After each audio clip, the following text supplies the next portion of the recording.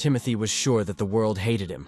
The streets of the cozy mountain town were filled with people going about their business. When people saw their friends, they would greet them and ask how they were doing, and a small conversation would start between the interlocutors. A girl was running down the street trying to catch up with her mother, and she turned around and asked her not to run, afraid that she might fall. But all the conversations immediately disappeared when Timothy walked by.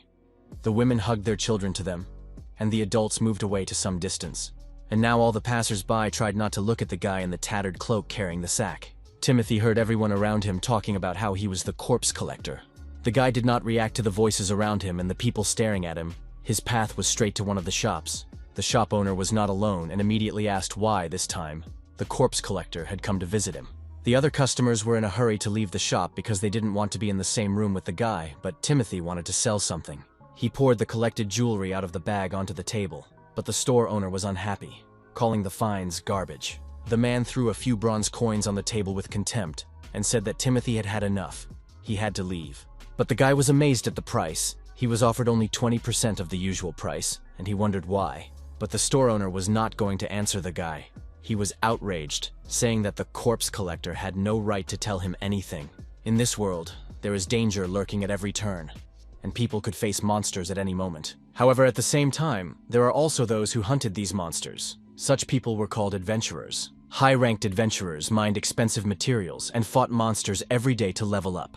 A slight difference in levels made a huge difference in power. Level was the basis of this world, and it was in this cruel world that Timothy's adventurer level was 1.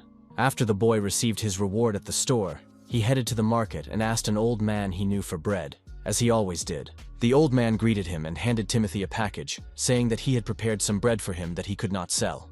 This was not the first time this story happened, but it was a sin for the guy to complain. He paid for the goods offered. His grandfather said that maybe the boy should find another vocation and quit his job as an adventurer. But Timothy replied that he could not do this, because he had already gained a reputation as a notorious corpse collector. No one would agree to hire him, and he had long wanted to become an adventurer. But after his dream came true, he learned about his curse. 0 experience. He turned out to have a rather unusual skill, or rather a real curse that was impossible to fight. No matter how hard he tried to fight, he failed to gain experience. His level did not rise. It looked like Timothy couldn't get any stronger thanks to this skill. But he didn't give up. The boy believed with all his heart that he would one day be able to improve his level. But the system was relentless. After a while, the guy finally lost faith in his abilities, and then started collecting materials from the corpses of monsters. He had nothing to do with killing the freaks. They were killed by adventurers. And that's how Timothy became a corpse collector. The materials of the first-level monsters were very cheap, and the guy needed to look for better monsters. Collecting small things in the wake of the adventurers, Timothy could not last long. While thinking about this, he did not notice that he had crossed the path of a group of young people, and he lost his balance. Timothy could not hold on to anything, and dropped a piece of bread and fell to the ground. The leader of the adventurers stepped on a piece of bread, which was Timothy's last meal, and said that the bastard was a corpse collector. The adventurers crowded around the leader and Timothy with arrogant smiles. Everyone in this town knew him as the corpse collector. Because of this repulsive nickname, he could not find another job. He could not understand why this was happening to him. But no matter how much he was despised, he could not stop searching the corpses. Otherwise, he would simply die of hunger. Moving through the goblin's cave, the boy hoped that he could find something worthwhile here. Suddenly, Timothy smelled a strong, unpleasant odor and saw a giant dragon corpse that had already begun to decompose. As he got closer, he realized that this monster was about 200 levels. But now was not the time to think about it. We had to gather materials, and Timothy would probably be able to make good money. The boy examined the body and realized that many expensive parts were gone, and he was left with a putrid sack. This is an organ that was in the appropriate category of monsters. Usually it is not touched because there is a very strong, unpleasant odor inside. But Timothy didn't care. He made his living digging through corpses, and when he cut open the bag, he realized that there was something inside. The guy made a bigger incision, and to his surprise, there was armor inside. As soon as the armor was freed from the tissues of the dragon's corpse, the cave was suddenly filled with red lightning. The guy realized that something bad was coming. He would not be able to cope with it, and a voice in his head ordered him to put on his armor. Timothy realized that this voice was coming from the armor, which meant that the object was dangerous, and he needed to get away as quickly as possible. But as the boy was heading for the exit of the cave, he suddenly saw a bunch of goblins preparing to attack. Timothy could not understand where they came from. It turned out that the corpse collector was rather inattentive. While preparing for the fight, he realized that his opponents were of the same level as him, but he didn't have good equipment. The goblins meanwhile rushed to attack, some of them armed, and Timothy realized that he was about to be killed. The corpse collector could not believe that he would really die in such a place, having achieved nothing in life. The guy did not understand how, but he was pushed back to the armor and the voice started to sound in his head again. The voice insisted on putting them on, and Timothy decided that, in any case, he was not going to live, so he had nothing to lose. He shouted that he was willing to put on the armor, which, in his mind, was better than being killed by goblins. The system confirmed the wearer's consent and registered and activated the quick dressing. Surprised, Timothy looked back in the direction of the armor, which began to emit lightning in his direction. A few seconds later, in front of the surprised goblins, the guy was dressed in the armor of the abyss and ready to fight. Timothy wondered, looking at his new armor, if the armor of the abyss was on his side. The armor replied that it would unconditionally follow the boy's orders, and the boy, preparing to repel the goblin's attack, believed it. Unlike his old sword, which had been knocked out of his hands, the blade he held now was much better. The guy realized that the goblins were of the same level as him, but with this blade, the corpse collector had a chance of survival. After slashing a couple of enemies, the guy suddenly felt a surge of energy in his armor. He didn't understand what was happening. Timothy felt that with each kill, his body became much lighter. He became stronger, as if it were not his body at all. Finally, believing that he could survive and win, the guy shouted that all his enemies would now come to an end. After the fight ended, a strange light from the corpses of the enemies began to penetrate Timothy's armor. The guy didn't realize what was happening until the system announced that his level had been raised. Surprised, Timothy looked at the ad in front of his eyes and could not believe what he was seeing. The system notified me that the owner's level was confirmed, and at the moment increased to the 6th. Timothy didn't know how to feel about this news, because he was already used to not being able to get experience points. He looked around at the remains of the monsters that surrounded him, wondering what this news could have meant to him up to this point. The system notified him that thanks to the armor of the abyss, he was able to use the level absorption skill. It turns out that Timothy was really able to raise his level without gaining experience. In fact, this strange armor allowed him to absorb the levels of his enemies. It turns out that he was not imagining things. He was actually getting stronger and faster all this time. At this point, Timothy has already gained 5 levels, in addition to his first, so now he can really get stronger. The guy was overwhelmed with joy. This incredible news was a blessing for him. His dream was coming true right now. The smell in the cave was just awful, but it didn't matter, because thanks to this dragon, Timothy was able to level up. Suddenly, the boy realized that if he overcame all the enemies in this cave, he could become even stronger. Putting his hands to his chest, Timothy thought that it was likely that his enemies would not be able to hurt him thanks to this armor. If you use all the advantages of this ammunition to its fullest potential and kill all the goblins, you can easily achieve your goal. The boy's thoughts were interrupted by a strange feeling of someone's presence, and he did not even realize that there was an enemy behind him. Looking around, he saw a giant goblin, but he knew that there shouldn't be any strong monsters in this cave. But the boy's eyes could not deceive him. He was looking at the Goblin Lord himself, surrounded by his subordinate minions. Timothy did not understand how the highest goblin of the 35th level, the defender of this cave, could have come here. The boy realized that he urgently needed to run to the exit of the cave, but behind him, small goblins had already begun to eat the dragon's corpse. The guy realized that the goblins were attracted by the smell of meat, and the system alert recommended that he retreat immediately. Timothy understood this perfectly well, but he was unable to do so. All the exits were blocked, and the Goblin Lord struck his first blow.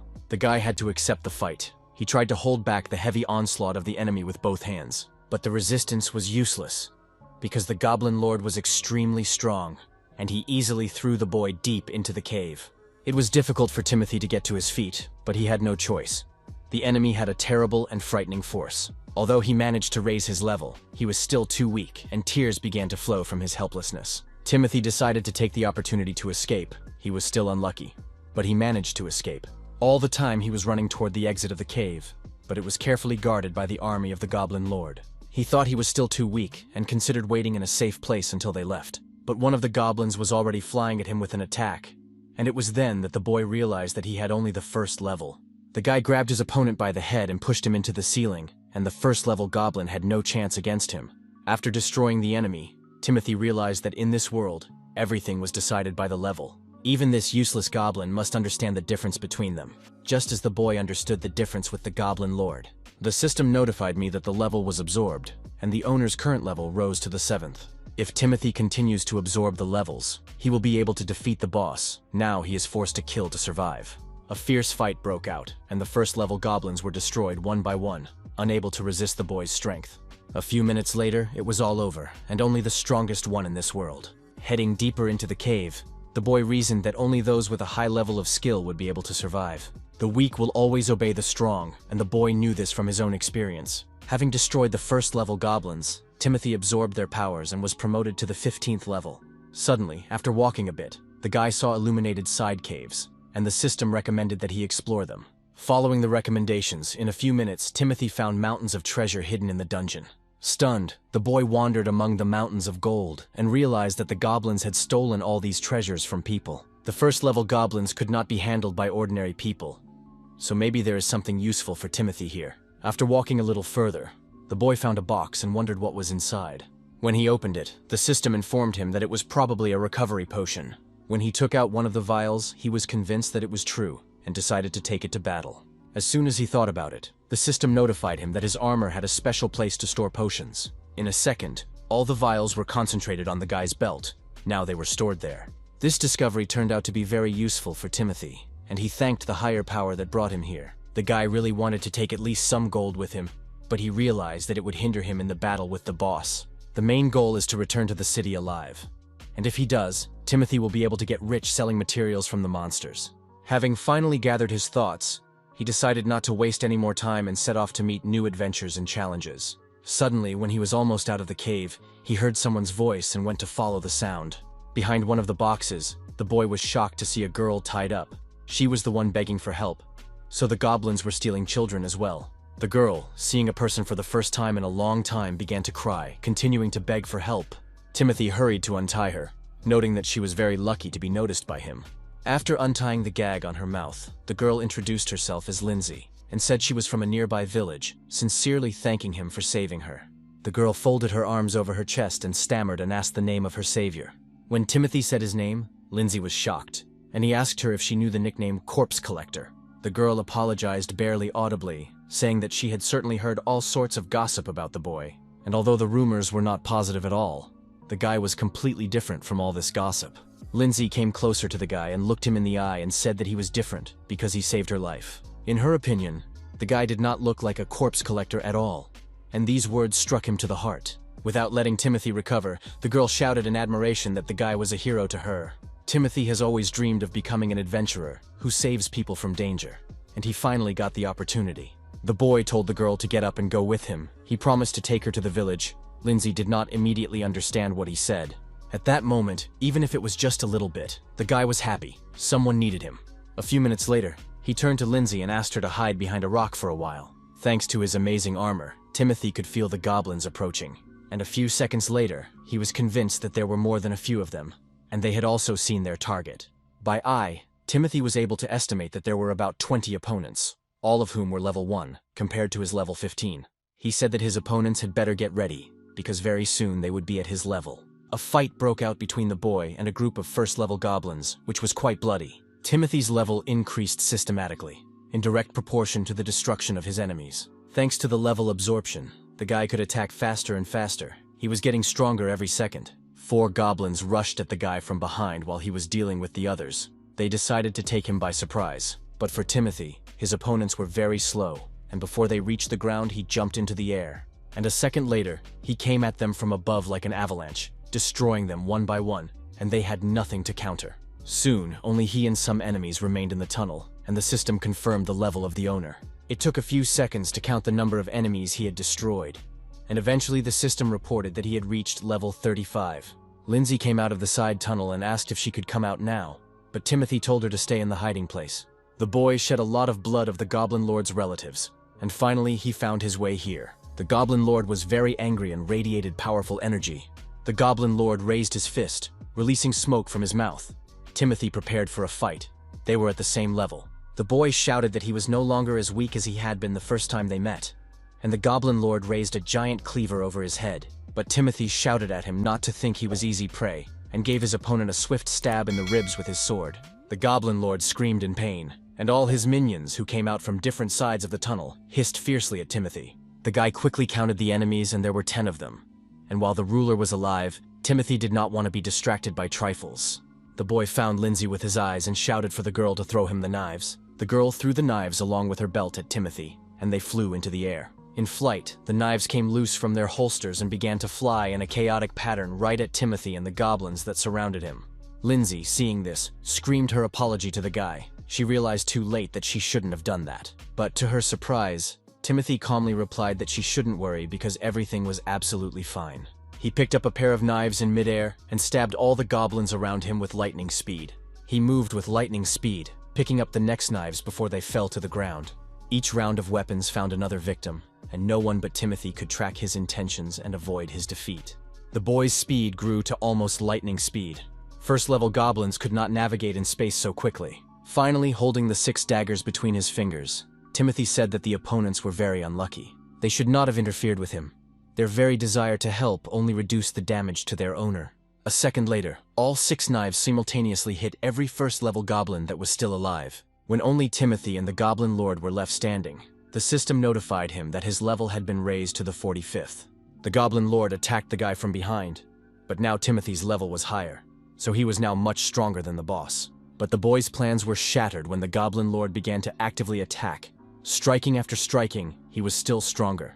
Timothy, barely holding back his opponent's blow, could not understand where such fierce pressure could come from. The armor warned that this monster had a bracelet that increased its performance in battle. Timothy was surprised. Usually the player's level was not so easy to raise. That is why, in order to become even stronger, adventurers equipped themselves with items that increased their characteristics. However, until that very moment, he hadn't even thought that monsters could equip themselves with objects.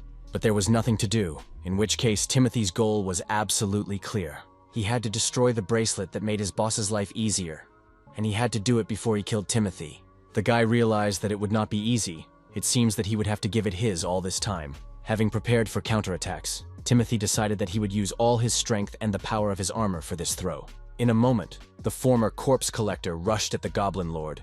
He decided to cheat a little, but the counterattack failed. The Goblin boss easily calculated the boy's maneuver and threw him into the depths of the cave.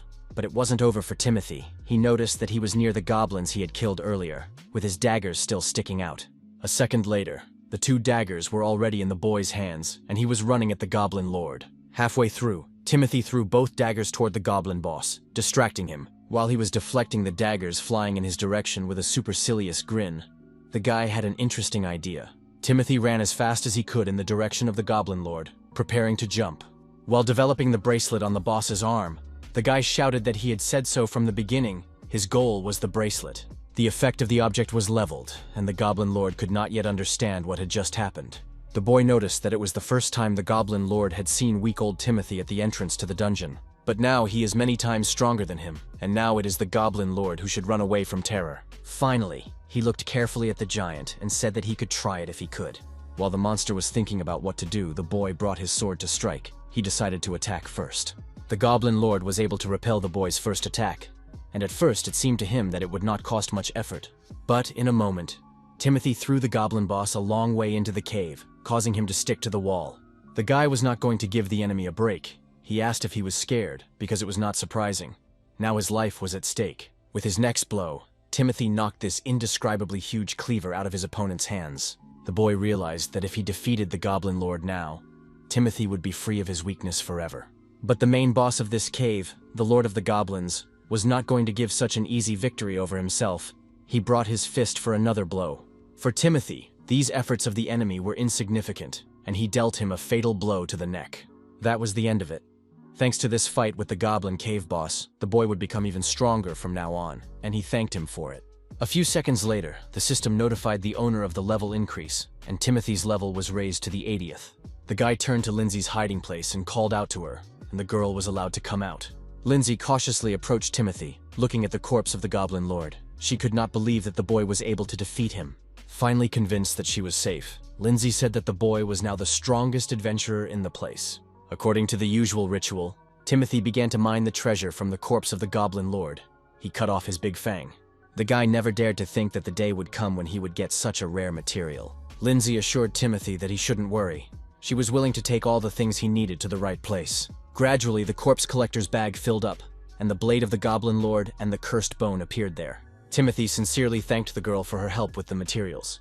He had never had anyone offer him assistance. Lindsay replied that the guy didn't have to worry. She wanted to thank him for saving her life, and it was easy to do. The only thing that worried the girl was what they would do with the body of the Goblin Lord. Timothy realized that he had already gathered good materials, and he didn't need to hide anymore. He could just return to the village. But if they leave the goblins to live in this cave as they are, they will be able to kidnap girls from the village again. Something had to be done about it, and the guy asked if Lindsay would stay with him a little longer, and she asked where they were going. The boy replied that he would no longer allow the goblins to kidnap people, let alone his fellow villagers, and that all the monsters in the cave would be destroyed. When the enemies were defeated, the boy took the girl to the village, and it was time for them to return home. Timothy was now at the 100th level. Although he left the village with the 1st level, he had risen quite a bit during this time. In addition, at the 100th level, Timothy will be able to defeat most of the monsters around him. Filled with pride in his achievements, the guy said out loud that he had finally become a real adventurer. Lindsay, who had been walking a little behind him the whole time, asked him what he had just said. The girl ran across the boy's path and shouted into his eyes that she had never heard of adventurers with a 3-digit level. Lindsay was sure that Timothy could no longer be considered a newcomer, but the strongest adventurer in the village. The boy agreed with the girl's statement, although her words made him think a little. No matter how much he tried to remember, he was sure that he had also never seen adventurers with such a high level as he had now. He could absorb the levels of defeated enemies. The girl could not worry about him. He was also surprised when he first saw it. This news only inspired Lindsay even more, and it turns out that Timothy will be able to become even stronger thanks to this ability. Smiling at the top of her lungs and clutching her hands to her chest, she said she would keep her fists crossed for him. Their sweet conversation was interrupted by a group of adventurers whose leader addressed the corpse collector. The guy's name was Michael, and he was curious how Timothy got such armor. Was it because the corpse collector could not raise his level that he decided to rely on the equipment? Timothy, in his eyes, will still be garbage, even if he puts on nice gear and armor. Michael said that the guy would remain a 1st-level weakling. No equipment would help him with such a difference in levels. At his mockery, the head of the adventurers' squad let his guard down, and Timothy immediately took advantage of it. Threatening the boy with a dagger, Timothy said he was fed up and asked him to shut up immediately. This unexpected turn of events took Michael by surprise, and his first thought was to run away, which he successfully did. But it turned out to be a deceptive move, and, in a moment, the head of the adventurers' squad, shouting that Timothy should not dare to be confused, ran to attack. But his attack was a failed idea, because in a few seconds he was on the ground, unarmed, not understanding how this could have happened. The members of his group were also surprised by this sight, and did not know whether to stand up for their leader. Seeing their hesitation, Timothy asked if they wanted to be next and try to fight him. Michael, sitting on the ground, looked at his hands and couldn't understand how he could lose to a 1st-level player. Timothy laughed in response, saying that Michael, with his level 20, was several times weaker than him.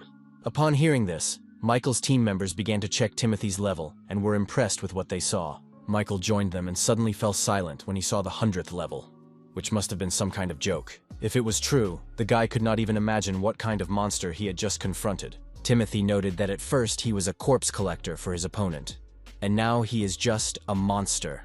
In fact, he was just an ordinary adventurer, and while explaining this, he suddenly realized that he could not see anyone next to him. Looking around, in one of the alleys, he saw a trio of adventurers running away from him. Lindsay, who came up to Timothy, noticed that he had really changed. Now people run away from him.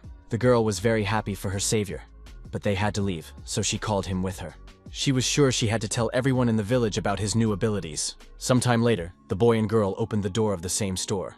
The store owner looked at the boy unfriendly and said that he was listening to him carefully, not expecting anything supernatural. Timothy, not paying attention to the interlocutor's reaction, said that he would like to sell the materials. The seller said that the corpse collector shouldn't waste his time.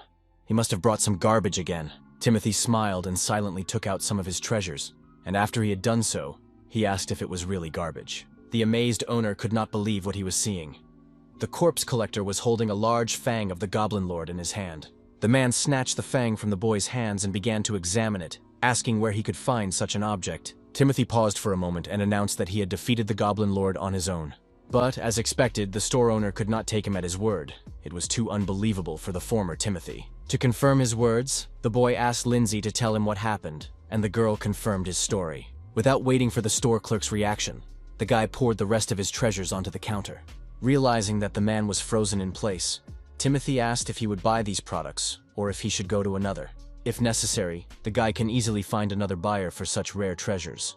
The The seller came to his senses and said he could buy it all. He couldn't refuse such rare materials. Timothy could only hope that the store owner would appreciate these things. Sometime later, the boy and the girl went to the market to buy supplies. They were both hungry. Timothy showed a bag of gold to an old man he knew, and the guy was overjoyed at his enrichment. My grandfather asked where the boy suddenly had so much money. It was incredible. The boy happily replied that he had finally managed to defeat a strong monster, and this was his reward for his work. After listening to Timothy's explanation, his grandfather sincerely congratulated him on his coveted achievement. But a second later, something happened that the boy never expected. His grandfather ran up to him and hugged him tightly. At that moment, Timothy was the happiest person on the planet. He was truly supported. When he saw something happening at the exit of the market, he asked his grandfather and Lindsay to wait at the counter. And it was a good decision, because werewolves broke into the village, and all the residents were in danger. One of the monsters had already seen its first target, and the girl was trying to run away from the danger with all her might. Timothy arrived in time to help her, and he dealt the monster a fatal blow, saving the potential victim. When it was all over, the guy looked back at the girl lying on the ground and asked if she was okay, and received a positive answer. Calming down, he looked at the remaining werewolves and asked what they were. But Timothy didn't really expect an answer. It didn't matter. They shouldn't have come to the village today. The first few werewolves were followed by a whole pack that climbed over the fence, and they lined up in front of Timothy, preparing to attack. The guy realized that he could not let them into the village. But meanwhile, the locals started looking for Michael and his group of adventurers. But Timothy realized that these recognized defenders of the village had fled because of him, so saving their lives was entirely his responsibility. He didn't mind, especially since the werewolves rushed into the attack. Each of them was level 8, and they were no threat to him. Of course, one guy would not have been enough for the whole gang, so some of them ran straight to the village to attack the locals while he was busy. Hearing the people screaming, Timothy saw that there were too many of them on the street, and he should never forget about them. If nothing is done about this invasion, the werewolves will simply kill all the locals. When one of the werewolves rushed at another victim, Timothy repelled the attack and punched the predator in the nose. He beat the werewolf until it stopped moving, and in the end, there was one less enemy. When it was all over, Timothy asked if the guy who almost died was okay, and he said he was not injured. When the guy remarked that Timothy was a corpse collector, he replied that he had more important things to do now. Although the locals considered him a corpse collector and called him names, he still had clear moral principles. He couldn't leave people to their deaths, so he had to finish off the huge flock of monsters as soon as possible. The guy was moving at high speed past local people who could not understand where he got his strength from. One by one, he defeated the werewolves, who had nothing to oppose the man with the 100th level. With each kill, the guy's level increased, he was absorbed, and eventually his level rose to 172. In a very short time, Timothy rose to level 72, but the werewolves were 10. If he had defeated all the monsters, he would have reached the 80th level. So, everything suggests that Timothy has lost a werewolf somewhere, and that he is now among the people in the village. The boy was right. One of the werewolves was sitting on the roof of a house and watching the girl standing alone in the street. Timothy, one might say, found the victim in time and got to him before the werewolf landed on the ground. The guy was well aware that, even with his high level of abilities and experience, he would not be physically able to save everyone.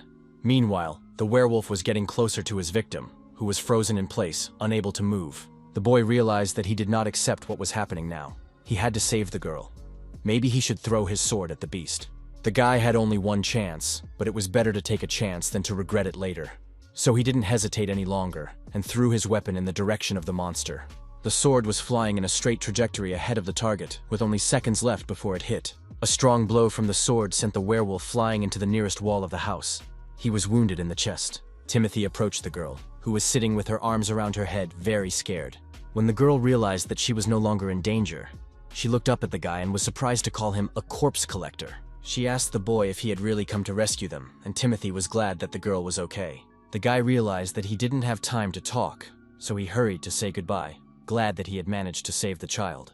But before Timothy could get far, he was surrounded by locals, and he thought that nothing good was in store for him. One of the locals said that they all had a conversation to have with the corpse collector. The guy understood that this was to be expected. People would be unhappy that they had been saved by a corpse collector. He did not want to listen to more insults at his expense and hurried to say goodbye, saying that they would not want to see his face. But before he could leave, he was stopped again, and people, on the contrary, wanted to thank him for their salvation.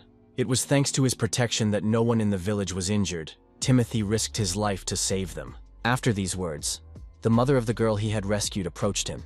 and he did not know how to react to this behavior. The woman asked him to listen carefully to her words and thanked him for her child, bowing low to the ground.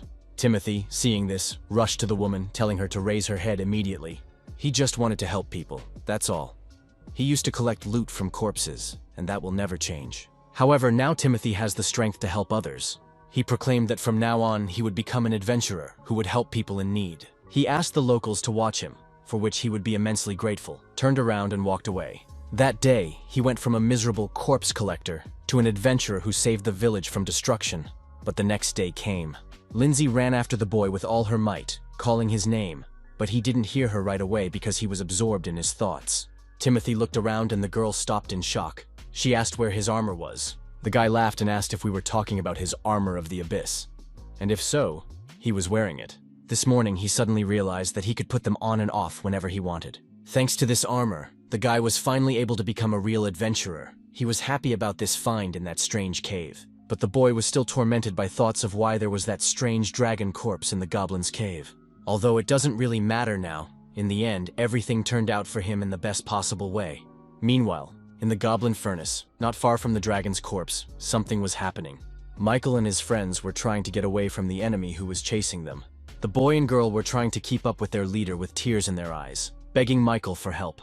Michael didn't understand what such a monster was doing here in these caves. He was trying to get away from the pursuit. But no matter how hard he tried to escape, it was all in vain. The monster was already in front of him, and the guy sat down on the ground, realizing that his time had come. Timothy, who was far away from the goblin's cave, still felt something strange. Before that, a group of adventurers led by Michael had chased the cyclops around the village, and they had wounded it badly. Michael was a little angry. He didn't like the fact that the monster was able to escape. They had almost finished him off. The boy told his friends to run faster, because the cyclops had already reached the entrance to one of the caves. When the monster disappeared inside, the trio stopped at the entrance, looking like a cyclops trying to hide in the tunnels. Michael realized that because they were not present when the village was attacked by werewolves, the group was fined a large sum of money. That is why, under no circumstances could they lose their prey.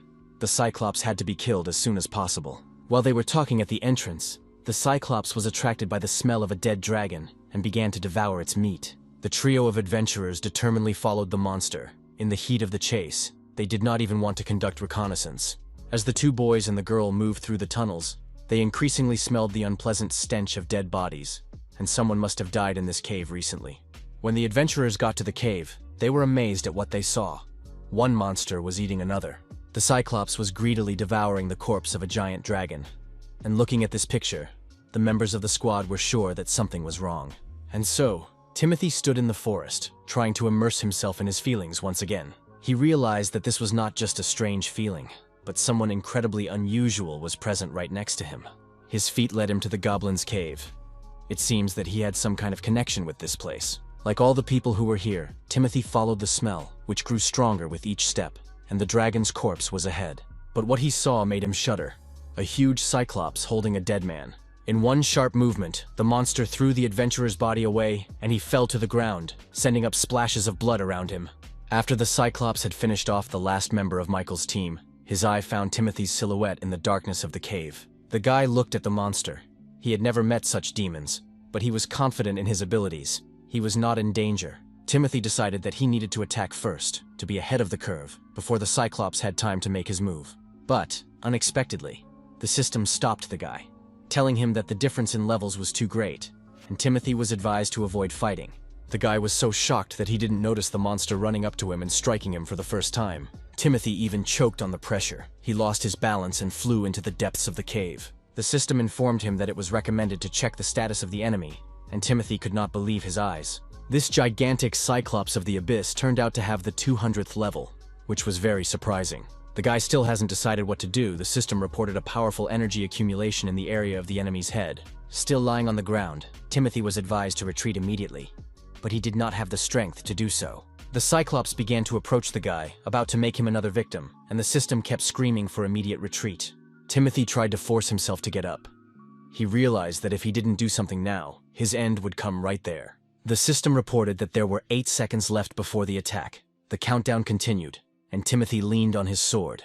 And, the second the countdown ended, the cyclops threw the boy away from him, emitting a powerful beam of energy from his eye. Timothy, unable to counteract the powerful opponent, screamed loudly from the blow, and was injured, having fallen to the ground deep in the furnace. The corpse collector felt like he was losing consciousness. But the Cyclops was not going to stop. The guy didn't realize how much time had passed, but something had definitely changed. The system reported that the enemy had left the cave.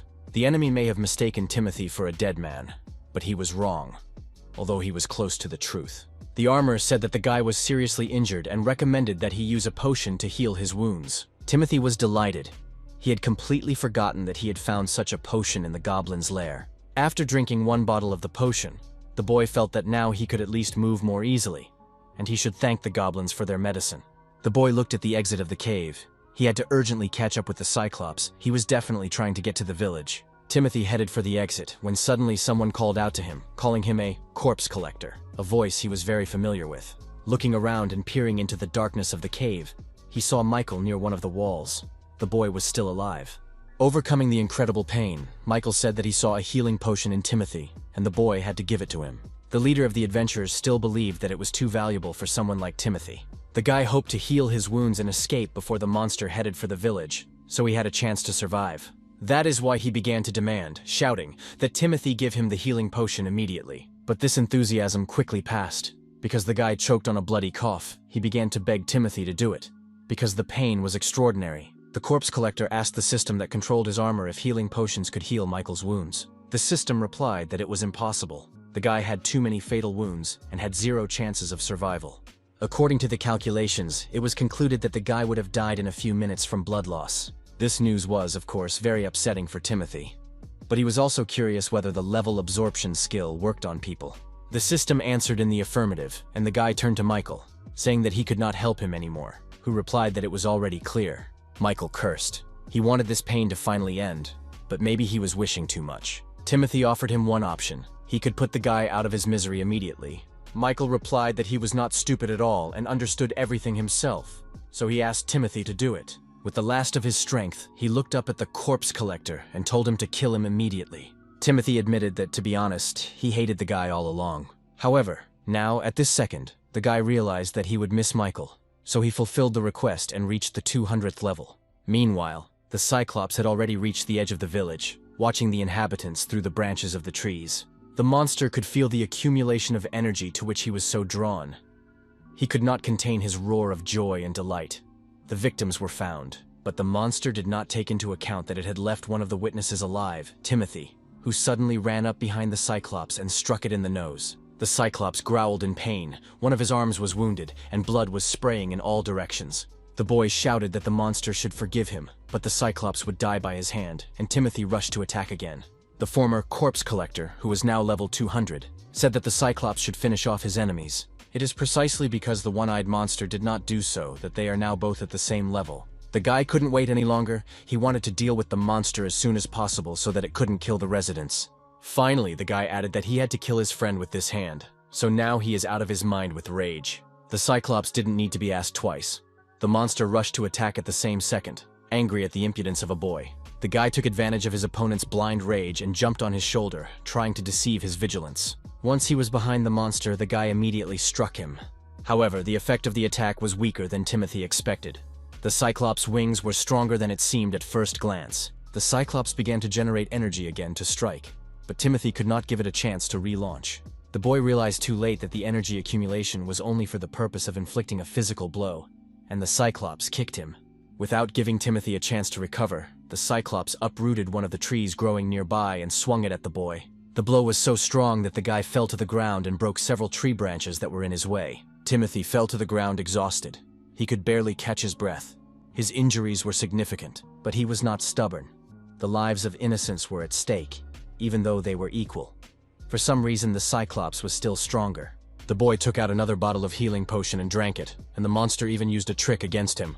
After the potion, his condition improved significantly, and wiping his lips, he said that it was not over yet. The Cyclops started generating power again, and the system reported that the guy was advised to retreat immediately. Timothy tried to orient himself in space as quickly as possible, but the Cyclops did not want to calm down. A second later, the guy was already avoiding the monster's energy beam, and the corpse collector was frantically trying to figure out a way out. There wasn't much choice. and Timothy knew that it was better to attack the enemy than to constantly avoid his attacks. The boy flew into the air and hit one of the wings with a lightning strike, which the Cyclops was using to protect its eye. Timothy's cry of pain was heard, but he managed to cut the monster's wing, although it was a difficult task. This small victory was very appropriate for the guy to believe in his abilities with renewed vigor. But what happened next made even the boy surprised. The Cyclops pushed off the ground. It turned out that the monster didn't want to fight anymore. He decided to run away, and Timothy couldn't stop him. The boy quickly realized that the Cyclops wanted to kill all the locals in order to restore his monster powers. Timothy ran as fast as he could after the monster, and he had to get back to the village as soon as possible, because it was in danger. The locals, meanwhile, had no idea until they saw the monster's giant shadow overhead. The good thing was that they all managed to run away from the place where the Cyclops landed, because it caused a real explosion. The first thing the Cyclops did after landing was to destroy the houses around it. The villagers started screaming and running in all directions, begging for help. This attracted the monster's attention, and he began to use an energy beam against the locals and everything around him. Timothy could not stand such vandalism. He struck the Cyclops unexpectedly and shouted for it to stop. As soon as the monster prepared to counterattack, the boy disappeared from its horizon, as if he had vanished into thin air. The monster looked up and saw his opponent in the air, preparing for another strike. And a moment later, when Timothy reached the target, the Cyclops easily repelled his attack, a smile on his face. Timothy wasn't going to stop. He kept hitting the Cyclops over and over again. His goal was to save the village. The Cyclops responded to such restlessness by concentrating energy in the eye area. He was not going to die so easily. In the heat of emotion, Timothy almost forgot about his own safety, and the monster tried to take advantage of it. But at the last second, he managed to avoid being injured. When the enemy saw that he had missed the target, he swung his huge fist to strengthen the attack. This blow was inevitable for Timothy. It was so strong that he sank into the ground, kicking up a huge amount of dust and stones. The Cyclops, meanwhile, turned around and headed for the center of the village, jumping from one roof to another. When the dust and smoke cleared, people saw Timothy lying in the crater. A few seconds later, the guy tried to get up, saying that he had not yet completed his mission. Timothy realized that only he could overcome such a strong demon, so he must never give up. Cyclops got to the central market and stood in front of his grandfather, who was the boy's food supplier, who calmly called him a thug. My grandfather looked around him and realized that even if he ran away, they would still catch up with him. In this case, there was no point in doing so. He could only buy time for the hero. And the hero didn't have to wait long. In a couple of seconds, Timothy appeared in front of the monster's face. The boy looked back at his grandfather and shouted that a scrapper like him could not be a hero. But my grandfather was adamant. He said that the guy was really a hero. Otherwise, why else would he come to his aid? The boy may have agreed with his grandfather, but he still didn't know how to overcome this strong and powerful enemy. The old man was silent and replied that it didn't matter that he and the monster were of the same level. Digging through the drawer, he told the boy not to keep so many unimportant thoughts in his head. A second later, when he found what he was looking for, he threw a piece of bread in Timothy's direction, and the boy automatically grabbed it. Only after he had the piece in his hands did Timothy realize that it was the same bread that the body collector ate every day. The old man asked if there was anything different now from the days when he was a corpse collector. Timothy said that the bread still tasted terrible, but thanks to his grandfather, he was able to pull himself together. Timothy thanked his grandfather and apologized to the monster for keeping him waiting so they could continue their fight. As soon as he finished his opening remarks, he immediately started running in the direction of the monster. Timothy flew around the Cyclops like a madman, striking it and avoiding answering. At some point he lost control and the enemy grabbed his arm, the monster waving it around like a rag. Having spun the boy around hard enough, the Cyclops threw him in the direction of one of the houses on the street. Soon, part of the street turned into a complete ruin. But Timothy was not going to give up. He was the only outpost to protect the people. Despite his best efforts, he could not find the path he needed to take to defeat this monster. Suddenly, Timothy heard a child crying and looked around to see a boy cowering in fear near the wall of the destroyed house. The corpse collector ran up to the boy, trying to protect him from the Cyclops, and shouted at him to run away immediately. The boy said through his tears that he was very scared. He could not move because his legs did not obey his head. In the end, all of Timothy's persuasion was in vain. The Cyclops' eye had spotted the little boy and had already made him its target. The giant monster instantly jumped up and landed right next to the frightened child, its mouth gaping open. The boy shrank back in fright, expecting to die, but Timothy covered him with his body, shouting that he would not allow this to happen. With all his desperation, the corpse collector resisted the giant fist of the Cyclops, which was trying to push his block with great pressure. Eventually, the monster retreated, and Timothy had a few seconds to catch his breath, and he asked the boy to run away as soon as possible. The boy replied that he still couldn't move, and the Cyclops began to generate an energy beam near his head. Timothy, realizing that there was not much time left, began to persuade the boy, saying that he was brave and would succeed. Inspired by such warm words, the boy got to his feet and shouted that he would not be afraid from now on. While the child was running away from the street to safety, Timothy was preparing for the next round of the battle. The system notified him of the accumulation of energy and the need to retreat, but Timothy didn't have the strength to do so. It seemed that this time he would not escape. The Cyclops' eye released an energy beam toward the enemy, and this time the energy was quite powerful. Timothy's body rammed into the building opposite and smashed it to pieces. After flying through the building, the guy ended up on the neighboring street, still breathing, but almost exhausted. Despite the fact that he and the monster had the same level, the difference in strength was too great. The Cyclops was too powerful an opponent. The system notified him that he needed immediate treatment, so Timothy reached into the compartment with the potions. But a second later, Timothy realized that the compartment was empty. There was not a single bottle inside. It seems that the healing potions were lost during the monster's last attack, and there is no hope for salvation. The guy realized that he had to be healed urgently, but gradually his consciousness left him, so the village was destroyed. If he could recover, he could save all these people, and Timothy really wanted someone to help him. And his request was heard. The bottle of the potion was already being emptied, providing the desired healing. Timothy gradually opened his eyes and saw a stranger helping him. Seeing that the guy opened his eyes, the girl shouted joyfully that he had regained consciousness. Timothy stood up and asked who she was, and the stranger introduced herself as Melissa. Melissa said that she was born and raised in the village, so she also wants to protect it. She is an ordinary village girl. The Cyclops couldn't wait long. It was destroying everything around it, so Timothy had to get back to the fight as soon as possible. The girl shyly said that she saw the boy fight the monster to protect their village. All the people also want to protect this village, despite everything that happened before, and they are very grateful to him for his sacrifice. She got to her feet and offered Timothy her hand, suggesting that we get out of here. But the guy said he couldn't do that, because he was the only one in the village who could defeat this monster. The guy leaned on his sword, trying to get up, and he had to come up with some plan to save people in his condition. But Melissa replied that if Timothy loses to the Cyclops now, then nothing will save the village. The boy saw the village burning and smoking behind the girl's back, the scale of destruction increasing with each passing second. Melissa believed that it was because Timothy was the only defender that he needed to avoid meeting the monster now. He can resume his duties only when his injuries are fully healed. The guy's whole body really hurt. It looks like he needs to rest a little more before fighting again at full strength. But Timothy and Melissa's plans were not to be, as the Cyclops landed in front of them a few seconds later, ready for a new round. Melissa once again held out her hand to the boy, who had to decide whether to run away or not as soon as possible. This time the boy wasn't going to argue. He grabbed Melissa's hand and ran as fast as he could away from the monster. The girl ran into an alleyway and Timothy, without stopping, asked her how she knew his name. Rounding another corner, Melissa said that the boy was extremely popular in the village. Timothy asked if this popularity was somehow related to the corpse collector, and the girl said that of course, but there were some nuances. Abruptly stopping and turning to the boy, she said with a smile that she considered him a hero. When the village was attacked by werewolves, she was also present on the street and saw everything with her own eyes. Suddenly blushing and closing her eyes, Melissa said that this is why she believes.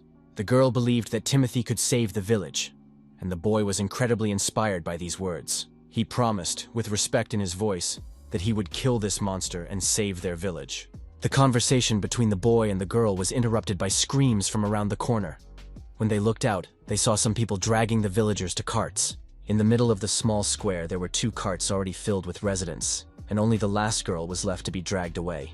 The leader of the robbers ordered his men to hurry up, because soon the monster would reach here. Even if they all openly kidnap people, no one can stop them now. The leader of the robbers and looters laughed out loud. Their time to make money had finally come. Timothy didn't understand why he had to come across these disgusting creatures, who couldn't even be called human. During such destruction, these creatures were going to take everything they could carry from civilians. Melissa was also very outraged by the actions of these people. Their actions were absolutely inhuman. Being fascinated by everything that was happening on the square, the guy did not notice that the girl was no longer with him. He looked around and saw one of the looters, who was quite strong, holding Melissa and threatening to kill her. The giant looter said that if the guy didn't want this girl to get hurt, he should drop his weapon. Timothy could barely restrain himself from killing the attacker on the spot, only stopped by the girl in the stranger's arms. Eventually, agreeing to the giant's terms, the 3 came around the corner and showed themselves to the leader of the robbers. The marauder scratched his head thoughtfully, as if he had informed them in advance that they did not need the men. But, in a second, all the attention of the gang members was directed to the girl, who was really very beautiful. One of the looters said that he was quite sure that they would be able to sell it for a high price. Timothy asked how these people have the nerve to do such things while the village is in danger. The head of the looters said that he did not care what happened to the village. They originally came to this village to plunder it, and the invasion of this monster was useful. Suddenly running up to Timothy, the leader of the looters said that he was lucky that they had not killed every single one of them. These words made the guy's blood boil. Were these crushed people really complete bastards? Timothy's reaction did not impress the leader at all. He laughed and asked if he was really an adventurer. Leaning down to the boy's ear, the robber said that he was very sorry. He was in the wrong place at the wrong time. Even with so much power, the adventurer could do nothing in this situation. The leader of the robbers no longer paid any attention to Timothy. He turned to his men and told them that it was time to get on the road. Looking at Melissa, who was still in the giant's hands, the man ordered him to watch her more closely. The robbers did not want the boy to interfere in their affairs. Timothy just needed a second. As soon as the right opportunity arose, he would have saved Melissa. And suddenly, that moment came. It was Lindsay. The girl was running so fast at the burly man that she did not have time to stop in time when he jumped aside. She tripped over a stone and fell to the ground, still holding the knife in front of her. The burly bandit said that she could never beat him. He was in a different weight class. But Lindsay replied with a smile that she did not have such a goal. The plan was a little different.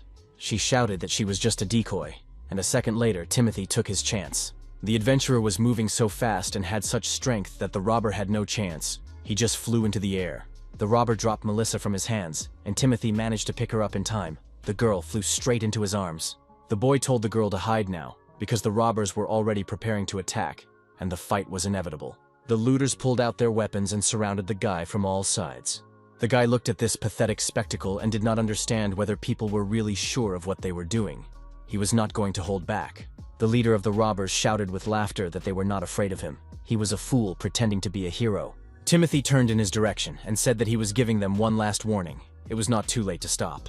They had too big a difference in levels, and soon it was over. The still living leader asked what Timothy was. Adventurers are not that fast. Timothy came closer to the robber and said that, unfortunately, he was no ordinary adventurer. Their marauding squad was unlucky enough to come across a level 200 adventurer. The leader cursed and jumped up from his seat, throwing himself at the guy with the sword. He could not stand such humiliation. When it was over, the system notified us that Timothy's level had risen and reached the maximum mark for a human. The guy was amazed. It meant that a person could not lift above the 250th level. He had never thought there could be a level limit, but he had never heard of adventurers with a level as high as his. He was brought out of his thoughts by Melissa, who threw herself around his neck screaming, and he could barely stay on his feet. She thanked him for saving her, but Timothy said he would never have left her. He could not have done that, because it was this girl who saved him when she gave him a restoration potion to drink. If it weren't for her, that cyclops monster would have killed him long ago. So Timothy's whole being screamed that he had to protect this girl. Melissa took the boy's face in her hands and said that after all that had been done, he had become a real hero to her. The guy was confused. He didn't think he deserved such words in his direction. He had never been praised. If he had left these robbers alive, they could have robbed other villages. These thoughts were constantly running through his head. He was well aware that there was no other choice. He had to take their lives, otherwise they would not stop. Melissa said that it was not his fault at all. He was not guilty of anything at all. He did not need to beat himself up. The guy had to take all these lives to save the villagers, who now had the opportunity to hug each other.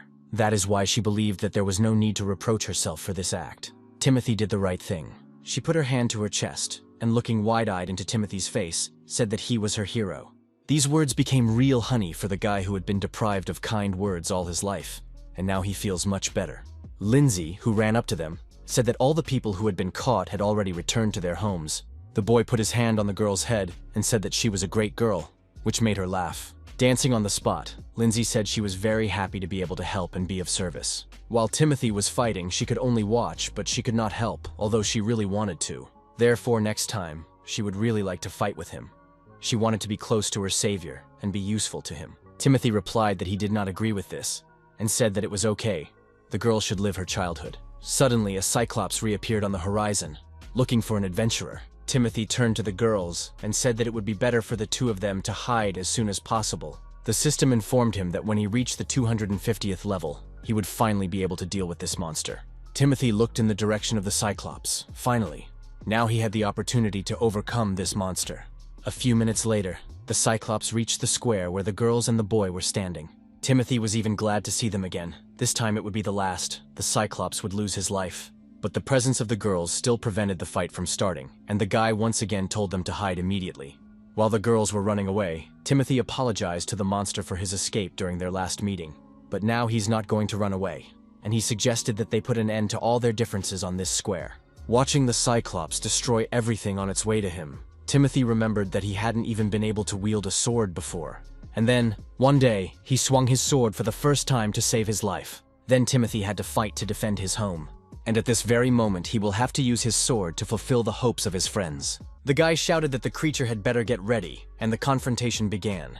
And now the Cyclops will feel the blow of a man who has surpassed human capabilities on his own skin. Such an impassioned speech completely deprived the monster of patience, and he broke the houses and rushed straight at Timothy. But the guy, without even moving, responded to this rage with a clear sword blow. Timothy said that the monster's attacks were in vain, because he was not the same guy he was last time. Timothy's counterattack forced the Cyclops to fly a long distance and fall to the ground. The guy stayed where he was, looking at the huge pile of dust that had risen to the sky. A second later, the Cyclops reappeared through the dust, generating a stream of energy and aiming at Timothy. The system reported that an incredible energy accumulation had been detected. But Timothy replied that the armor should not worry. The guy raised his sword and said that there would be no problem with that, because in this world, level decided everything. And now the Cyclops of the Abyss, no matter how gigantic, has less power than Timothy, with a level 250. The Cyclops made his move, and directing the flow of energy, hit Timothy's side. And the boy said that it didn't matter to him at all. The monster had no chance of winning if the difference in their levels was so great, and that's exactly what was happening. The Cyclops growled at the boy with rage. The monster could not understand how his opponent could become so strong during the time they had not seen each other. Timothy, looking at him, asked what was wrong, if the monster was scared. This was quite strange, given that the Cyclops felt strong when he killed the villagers. But karma exists, and now it was the monster's turn to be crushed, which the boy agreed to provide. The monster shouldn't be so surprised. The boy finally moved and ran at high speed towards the Cyclops. In this world, everything was decided by the level, and the guy proved it by stabbing the monster with a sword. The blow was so strong that the Cyclops could not stand on its feet and fell to the ground. The monster was very angry when it got to its feet, immediately firing an energy beam at Timothy. The boy said that the Cyclops had not yet realized, but it was his duty to show the creature what real despair was. The guy put his hand forward, which, in this case, acted as a protective shield and absorbed the energy of the monster's attack. Cyclops shook his head in despair, and Timothy asked him if he understood the difference between them. The monster, who considered himself omnipotent, could not accept such a loss, and after a couple of minutes, rushed into another attack. The punch with the giant fist was a mistake. The guy was not only stronger than the last time, but also faster. He managed to bounce back. Immediately after the physical attack, the Cyclops used an energy beam, hoping to take advantage of the effect of surprise. Timothy realized that he couldn't wait any longer, and he jumped into the air, intending to end the fight. Cyclops tried to track his trajectory, but it was all in vain. The guy was approaching him, so he had to defend himself. With a single lightning strike, Timothy cut off the hand that the Cyclops was using to cover his eye. This loss turned out to be very significant for the monster. It screamed in pain, holding the wounded arm with its surviving hand. Timothy wanted to finish the monster as soon as possible, because this story had dragged on for too long. The boy demanded that Cyclops kneel down in front of him, but the latter went completely crazy and began to emit energy beams in all directions. Saying that it was useless to resist, the boy ran up to the Cyclops and punched it in the body. The Cyclops fell to the ground. He saw his opponent running to him to finish what he had started. The guy said that the monster had harmed many people. Saying that it was time to pay his bills, the guy stabbed the giant creature in its only eye. The next day, a large construction project began in the village, and all the locals helped each other. Leaders immediately emerged among them, telling others what to do and where to use their strength. One of the guys who was carrying wood tripped over something and started falling. Suddenly, like a shadow, Timothy appeared from behind and picked up the boy with a heavy burden. The guy looked around and saw the corpse collector in front of him. He thanked him for his help, and Timothy told him that he should be more careful. Sometime later, Timothy stood under a tree at a distance from the village and pondered what level transformation meant.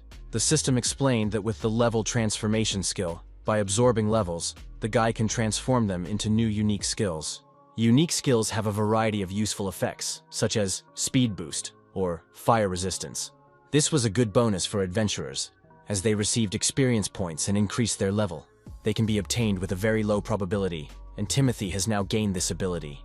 At first, he could not receive experience points, and therefore, unique skills were not available to him. This means that in exchange for levels, Timothy could now get very rare unique skills, which made me think. The main question for the boy was now, what was the Armor of the Abyss really like? The system recommended that he first learn the skill of breaking the limit, which allowed him to get an unlimited number of levels. The price of this rare skill was 240 levels, and that was the price to pay for it. If he buys this skill now, Timothy will immediately lose almost all of his 250 levels. But if you look at it from another angle, this skill was simply necessary for Timothy. When he realized this, he no longer hesitated, but resolutely paid the necessary price for the new opportunities. The system told him that to buy a skill, he had to say a code phrase and the name of the desired skill, the phrase being purchase request, which he did. After the conditions were met, the system announced that it was performing a level transformation. The guy did not realize what was happening to him, but a second later a powerful energy beam shot up into the sky. At the same time, an element on Timothy's armor was activated, and this skill was quite painful. As if from the heart, 240 levels began to fly out of the boy's talisman at the same time. A few minutes later, the system announced that the transformation was complete, and the break the limit skill was obtained. The guy suddenly had a new feeling, as if his consciousness had expanded. The system reported that the limit of the human level was exceeded. In other words, the guy is now a being that exceeds a human being. It was a long way. Meanwhile, a new traveler entered the village, and he was dissatisfied with the fact that he had traveled all this way. Despite all the adventures on the way, it turned out that the monster had already been destroyed, so the time was wasted. In addition, the man was interested in the adventurer who had defeated this demon and his current location. The system notified the owner that the maximum level had been exceeded, and 200 levels were waiting to be absorbed and were granted to the owner. The guy had completely forgotten that the last time he failed to absorb the cyclops level. After a few seconds, Timothy watched the scale of his level change, and active absorption took place. Although he had spent almost all of his levels on transformation before, he can now be calm and fight monsters. Timothy decided that he had to learn as many unique skills as possible. All these unique skills were very valuable if a guy could get a lot of them. Then he is likely to become the strongest adventurer in the world. He realized that first, he needed to think through his plan of action. Timothy's thoughts were interrupted by Melissa, who attacked the adventurer from behind, and the guy fell to the ground in surprise. The girl said that she was looking for him. After yesterday's victory over the monster, chaos broke out in the village, and she could not find him anywhere.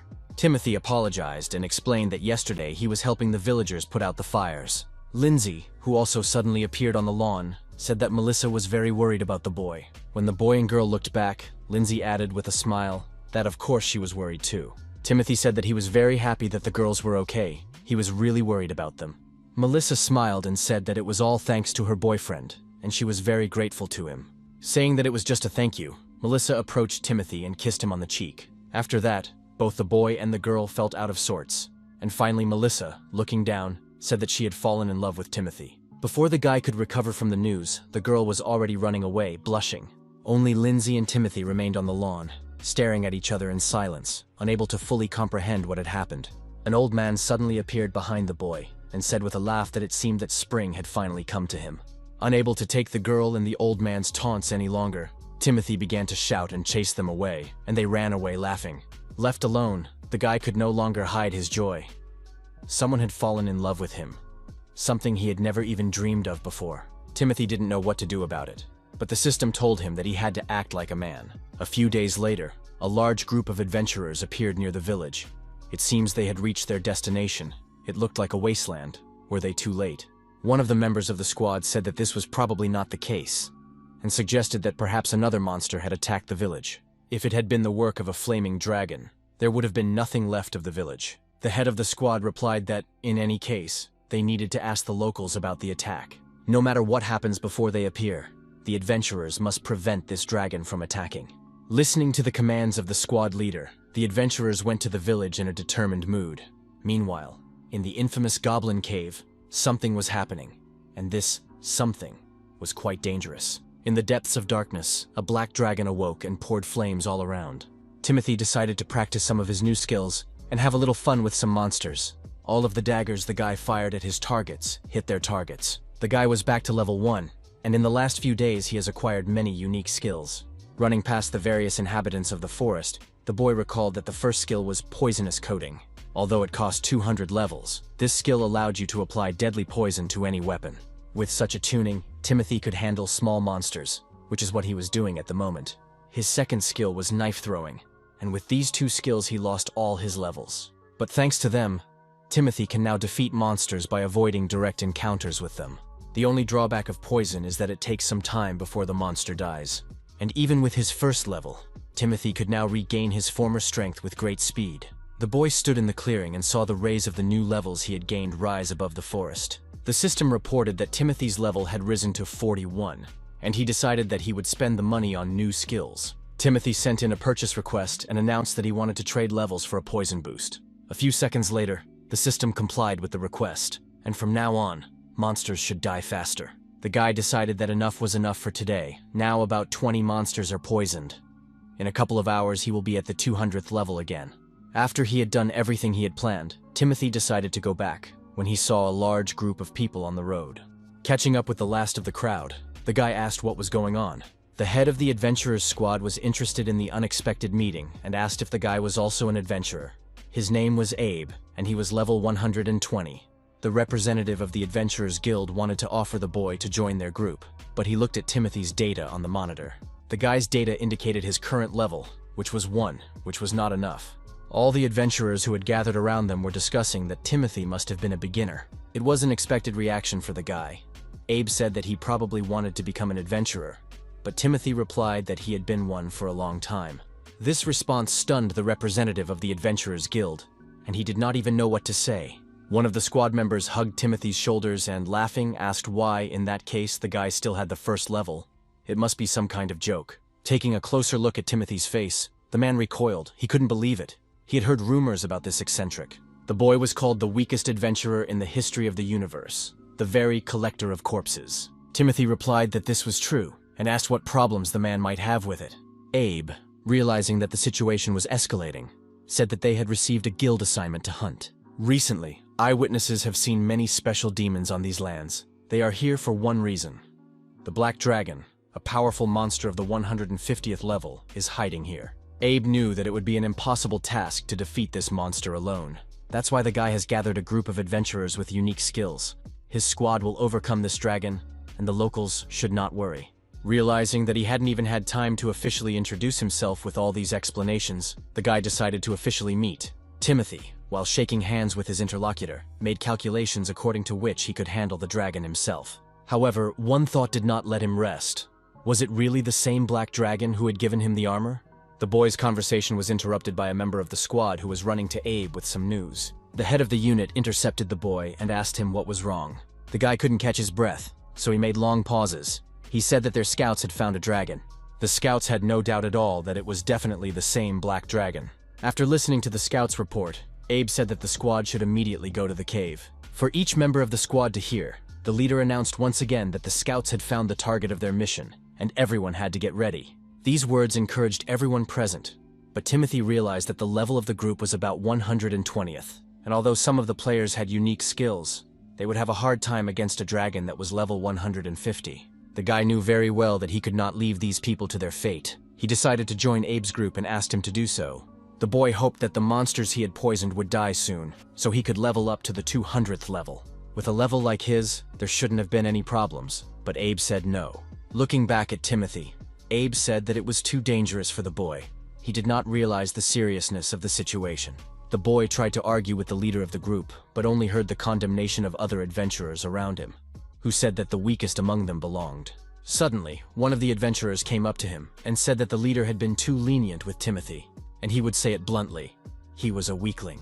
That was the end of the conversation between the adventurers and Timothy, and all the adventurers followed Abe. The guy was desperate. He realized that at this rate, all these people would die. But with the first level, Timothy really could not help them. He had nothing to do. So he decided to wait until his levels came to him, and then catch up with these stubborn adventurers. Sometime later, Abe looked at the horrific picture in front of him, something they hadn't been warned about at all. It was a black dragon of the 150th level, probably just a joke. It couldn't be a black dragon, because it was a catastrophe-ranked monster. A dragon that dominated all black dragons, and it was level 300. The Destroyer of Worlds killed all the scouts and greeted the newcomers with flames, ready to attack. Abe, seeing this terrible picture, shouted to his men to retreat immediately. Because none of them could cope with such an enemy, help was needed. The guy tried to give an order to contact the guild, but the dragon knocked him down with its giant tail. At that moment, Timothy felt that the battle had begun, and he had to run to the cave immediately. He saw the dragon from afar and immediately recognized it as the same monster from the goblin cave. Timothy couldn't understand how it happened, if he was just pretending in the oven. But the boy immediately stopped himself from thinking about it. Now was not the time to think about it. The Destroyer of Worlds raised its head and began to generate flames, preparing to strike. Timothy sped up when he saw that the flames had broken out and started killing the adventurers. When asked how long it could take to absorb monster levels, the system answered about 30 seconds. The guy said that the process should be faster, because the dragon did not wait.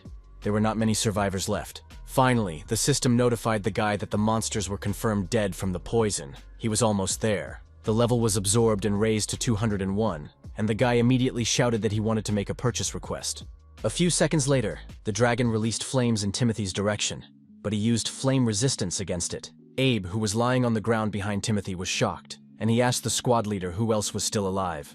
Abe couldn't string two words together. The only thing he said was his surprise at stopping the attack of the World Destroyer. The same impudent adventurer asked why they were barely standing, and the corpse collector was not even wounded. Timothy looked in his direction and replied that it was because he was much stronger than them. But even with this power, he couldn't save everyone, so he apologized. But it was too late. The guy was lying on the ground, dead. Timothy knew that no matter how strong he was now, he still couldn't save people. But, for the sake of the adventurers who died here, he must be decisive. The boy shouted in the dragon's face that he would defeat him here and now, and the dragon roared loudly in response. A second later, black flames flew in Timothy's direction, and Abe called out the boy's name in fright. Timothy half looked over to Abe and told him not to worry. And with one hand he captured all the dragon's flames and destroyed them. The guy looked at his opponent and said that such a weak flame would never hurt him. Along with Abe's surprise, Timothy was also facing the doubled anger of the Destroyer of Worlds. The guy remained as calm as he was during the monster's first attack. Timothy had to spend most of the levels to get the flame resistance, and now he has slipped to the 21st. The guy was invulnerable to the enemy's attacks, but now he didn't know how to win. He had to somehow raise his level. The dragon was not blind either and saw that the flames could not hit the boy and decided to use physical force against him. Timothy did not appreciate this decision. He barely had the agility to avoid such attacks. The boy realized that he could not withstand the attacks of the Destroyer of Worlds at this level. But in a moment, the dragon's head separated from its body. Timothy stared at this incredible sight, and the adventurer who did it said that the boy had disappointed him. Amazed by the rapid development of events and the fact that the dragon was destroyed in one blow, Timothy asked who the stranger was. The adventurer introduced himself as Tyler and said that he was the only one of his kind on the entire continent, radiating infinite self-confidence. The guy added that he was the only adventurer of the catastrophe rank on the entire continent. Timothy's jaw dropped at what this rank meant. Catastrophe. He had never heard of it. Abe, who got up from the ground and approached the boy, said that it was also the first time he had seen the boy. But the guy knew that this was an adventurer with extraordinary strength, which is legendary. This guy stood above all people. According to rumors, no one will ever reach the same level. This warrior is the one who is head and shoulders above all adventurers. 4 eyes were looking at Tyler, scrutinizing a man with the rank of catastrophe and realizing what it meant. Tyler laughed out loud and turned to Abe, flattered that the guy was well educated on the subject. Timothy, looking at the stranger's data, said that he was undoubtedly above all people. Tyler was at the 300th level. The system notified him that the target had the skill of breaking the limit from birth, and he realized that Tyler's skill was the exact opposite of his own. Finally, beginning to radiate real feelings of hatred, Tyler replied that the adventurer in black armor had disrupted all his plans. Timothy looked at the other man in surprise and asked him what he meant. Tyler asked if Timothy hadn't heard what they were saying about him in the village. He is described as a hero in black armor who defeated a demon one-on-one. Because of all the praise for Tyler, he wondered if the rumors were true, but the guy just disappointed him. Suddenly, the Destroyer of Worlds opened his eyes and growled, and the adventurer didn't even flinch, even though he was sitting on his back. A second later, the boy plunged his sword into the dragon's head and ordered it to shut up. He noted that they were having an important conversation here, and therefore, the dragon did not need to disrupt it. Tyler asked if the boys knew that the World Destroyer would continue to rebuild until its magical core was destroyed. The guy, looking ominously at his interlocutors, said that he had once killed a dragon in a cave with goblins. Timothy, although he knew in his heart that it was the same dragon, was surprised because his guesses turned out to be true. Tyler, meanwhile, said that he didn't destroy the core that time and just left the dragon to die in that cave. He watched as the monster eating a piece of dragon flesh evolved very quickly, became fiercer. The destroyer of worlds is too strong a dragon, and would not leave even a single piece of the village. That's why Tyler needed a monster weaker than him, and that one-eyed man was perfect for the mission. The adventurer said that the guys were probably wondering why he did it. He needed to set a monster on the village and become a hero. The second step would be to kill that dead lizard again and become even stronger. As a result, Tyler would have gained unlimited power and would have become famous throughout the world. However, this lowlife in black armor ruined everything. The guy could no longer contain his emotions and just screamed. Timothy asked if all this was planned to achieve such petty goals. Tyler laughed and called him a fool, saying that an adventurer like him needed power, fame, money, and women. He sincerely believed that with such power, he could live as he wished. Timothy called Tyler stupid, a real idiot, and the guy was very angry. Many residents and good adventurers died for the sake of the opponent's stupid desires. Scorching Tyler with his eyes, Timothy asked if he had ever thought about it. Without waiting for an answer, the boy turned to his armor and asked it to lend him its strength. He was eager to bring one arrogant bastard down to earth, and it was the right time for that. Tyler laughed arrogantly and asked if the boy really wanted to teach him a lesson. With a shout that Timothy should not overestimate himself because he is a nobody, the guy activated the power of his armor. Timothy looked at the enemy's actions with sadness, trying to come up with an alternative to the 300th level. The guy also realized that if they started a battle now, he wouldn't stand a chance with his 21st level. However, there was one detail that could help him, and that was the dragon's core. If the boy destroys it now, the armor will be able to absorb the level of a dragon, and the monster had the level of 300. Timothy asked the armor if it had a skill for ranged attacks that he could get right now. The system started searching, and it took a few seconds, but Tyler wasn't going to wait. He was already on the attack. Shouting that it was too late to beg for mercy, he ran right into the middle of the guys who were trying to jump away. The force was so strong that Abe and Timothy were thrown a long distance away, unable to keep their balance and avoid the shockwave. Eventually, Timothy fell to the ground and smoke was pouring out of him in all directions, and he couldn't get to his feet. He experienced Tyler's power on his own and realized what the disaster rank meant. Tyler wasn't going to stop. He said that Timothy must have gone crazy because it was his end. But Timothy himself realized that if this beating continued, he would be in trouble. Unexpectedly, the system informed him that the search was complete and recommended purchasing the small grenade skill. But Timothy didn't understand how it would help. Timothy believed that he could not destroy the kernel if he tried, but the system said that he did not need to. In fact, the armor recommended using poisoned knives to increase their level. The guy got to his feet and Tyler was disappointed to see that he could still stand. It all pissed him off, so he started shouting that his opponent couldn't even stand up properly, let alone fight him. Timothy decided to finally rely on the armor system and made a request for small grenades. Tyler watched the guy's actions but didn't understand what he was doing. His opponent's actions caused him to hesitate. Having acquired a new skill, the guy replied that everything was about to change and threw the knives in the adventurer's direction. This attack did not surprise or frighten Tyler at all. He laughed at his opponent. He thought it was child's play. What was the point of knives if they didn't reach the target? But Timothy replied that the enemy was not the target. The former corpse collector shouted that this time he was not aiming at his opponent, but at the dragon. A second later, Timothy shouted the command to explode, and Tyler didn't have time to do anything about it. With this new skill that Timothy has just acquired, the destroyer of worlds is finally finished. Tyler twisted his head in all directions as the dragon levels began to emigrate to Timothy's armor. The system reported that the level had been absorbed and upgraded, and Timothy immediately ran to attack the enemy. The two men faced off in a powerful confrontation, neither willing to give in to the other. To top it all off, Tyler was very surprised that his opponent was only level 21. Timothy replied that, at first it was true, but now the situation has changed a bit, and he is now at level 301. Tyler finally understood. He'd been wondering from the very beginning how the guy was able to overcome that monster. And when he struck Timothy again, he shouted that it was all because of the boy's damned ability. The enemy attacked again and again, forcing Timothy to fly across the clearing. Pausing for a moment, Tyler told the boy not to even think about joking with him. Is it possible that being one level superior to him, the guy thinks he can handle a catastrophe adventurer with vast combat experience? Tyler himself did not think so at all, and he told his opponent about it. He threw himself into another fight, but this time Timothy skillfully avoided his blow. In a moment, the guy was behind Tyler's back and struck him with a lightning punch. Stunned, the catastrophe-ranked adventurer barely repelled this swift attack. This crossing of the blades of the two enemies caused a huge whirlwind of shock. Timothy didn't understand what kind of experience Tyler was talking about. Such a greedy and arrogant bastard didn't need to mention it.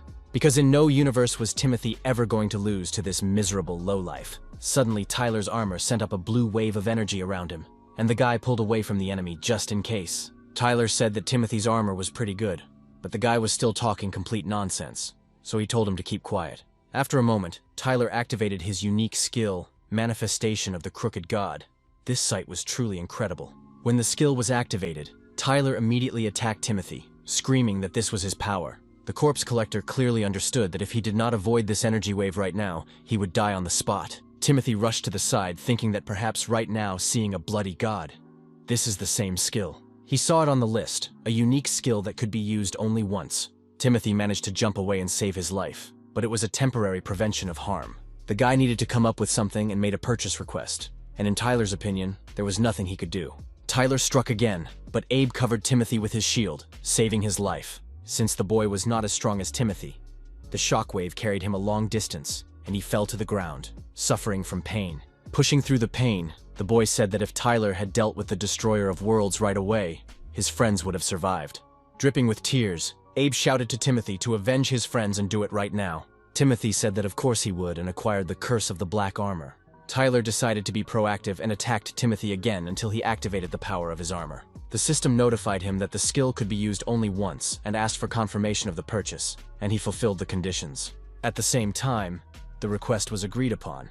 The cost ranged from 1 to infinity, and there was an option to pay extra for any number of levels. Timothy immediately announced that he wanted to add more levels because he was not satisfied with one. The next second, the guy announced that he wanted to pay 299 levels, which should result in a total of 100. The system accepted the purchase request, and at the same second, a beam of powerful golden energy shot up into the sky through Timothy. When it was over, with Timothy's level equal to 1, Tyler asked him what he had just done. When he saw that Timothy was back to the first level, he laughed and said that the guy was definitely dead. Tyler could not hold back any longer, and, in his excitement, rushed at Timothy, shouting that he was a complete idiot. The corpse collector stood calmly in place, only saying that Tyler could not defeat him. The guy activated the curse of the black armor he had just acquired, and at the same moment darkness spread in all directions. Tyler, who was running toward the boy, suddenly realized that he could not move and was rapidly losing his strength. Timothy replied with a smile that it was the curse of the black armor, which absorbs the opponent's level in proportion to the levels spent. He also explained that he had spent 299 levels on this skill, which means that Tyler would lose the same amount. Looking carefully at his opponent, Timothy asked what he thought his level would be. Tyler was beside himself with anger. He thought that Timothy must be joking. The guy demanded his immediate release. For Timothy and Tyler, everything was quite simple. But from this moment on, everything would change dramatically. From now on, both of them will have the first level, no matter how much the adventurer with the rank of disaster would like it. Sometime later, Tyler fell to the ground, exhausted from the stress he had experienced. He thought what had happened was impossible. Looking at the monitor with his readings, the guy shouted that it was complete idiocy. No matter how much he screamed, everything remained the same. He had the first level, 299 others were lost. Tyler called Timothy a bastard, but even with the first level of adventurer of the disaster rank, he can still crush the enemy.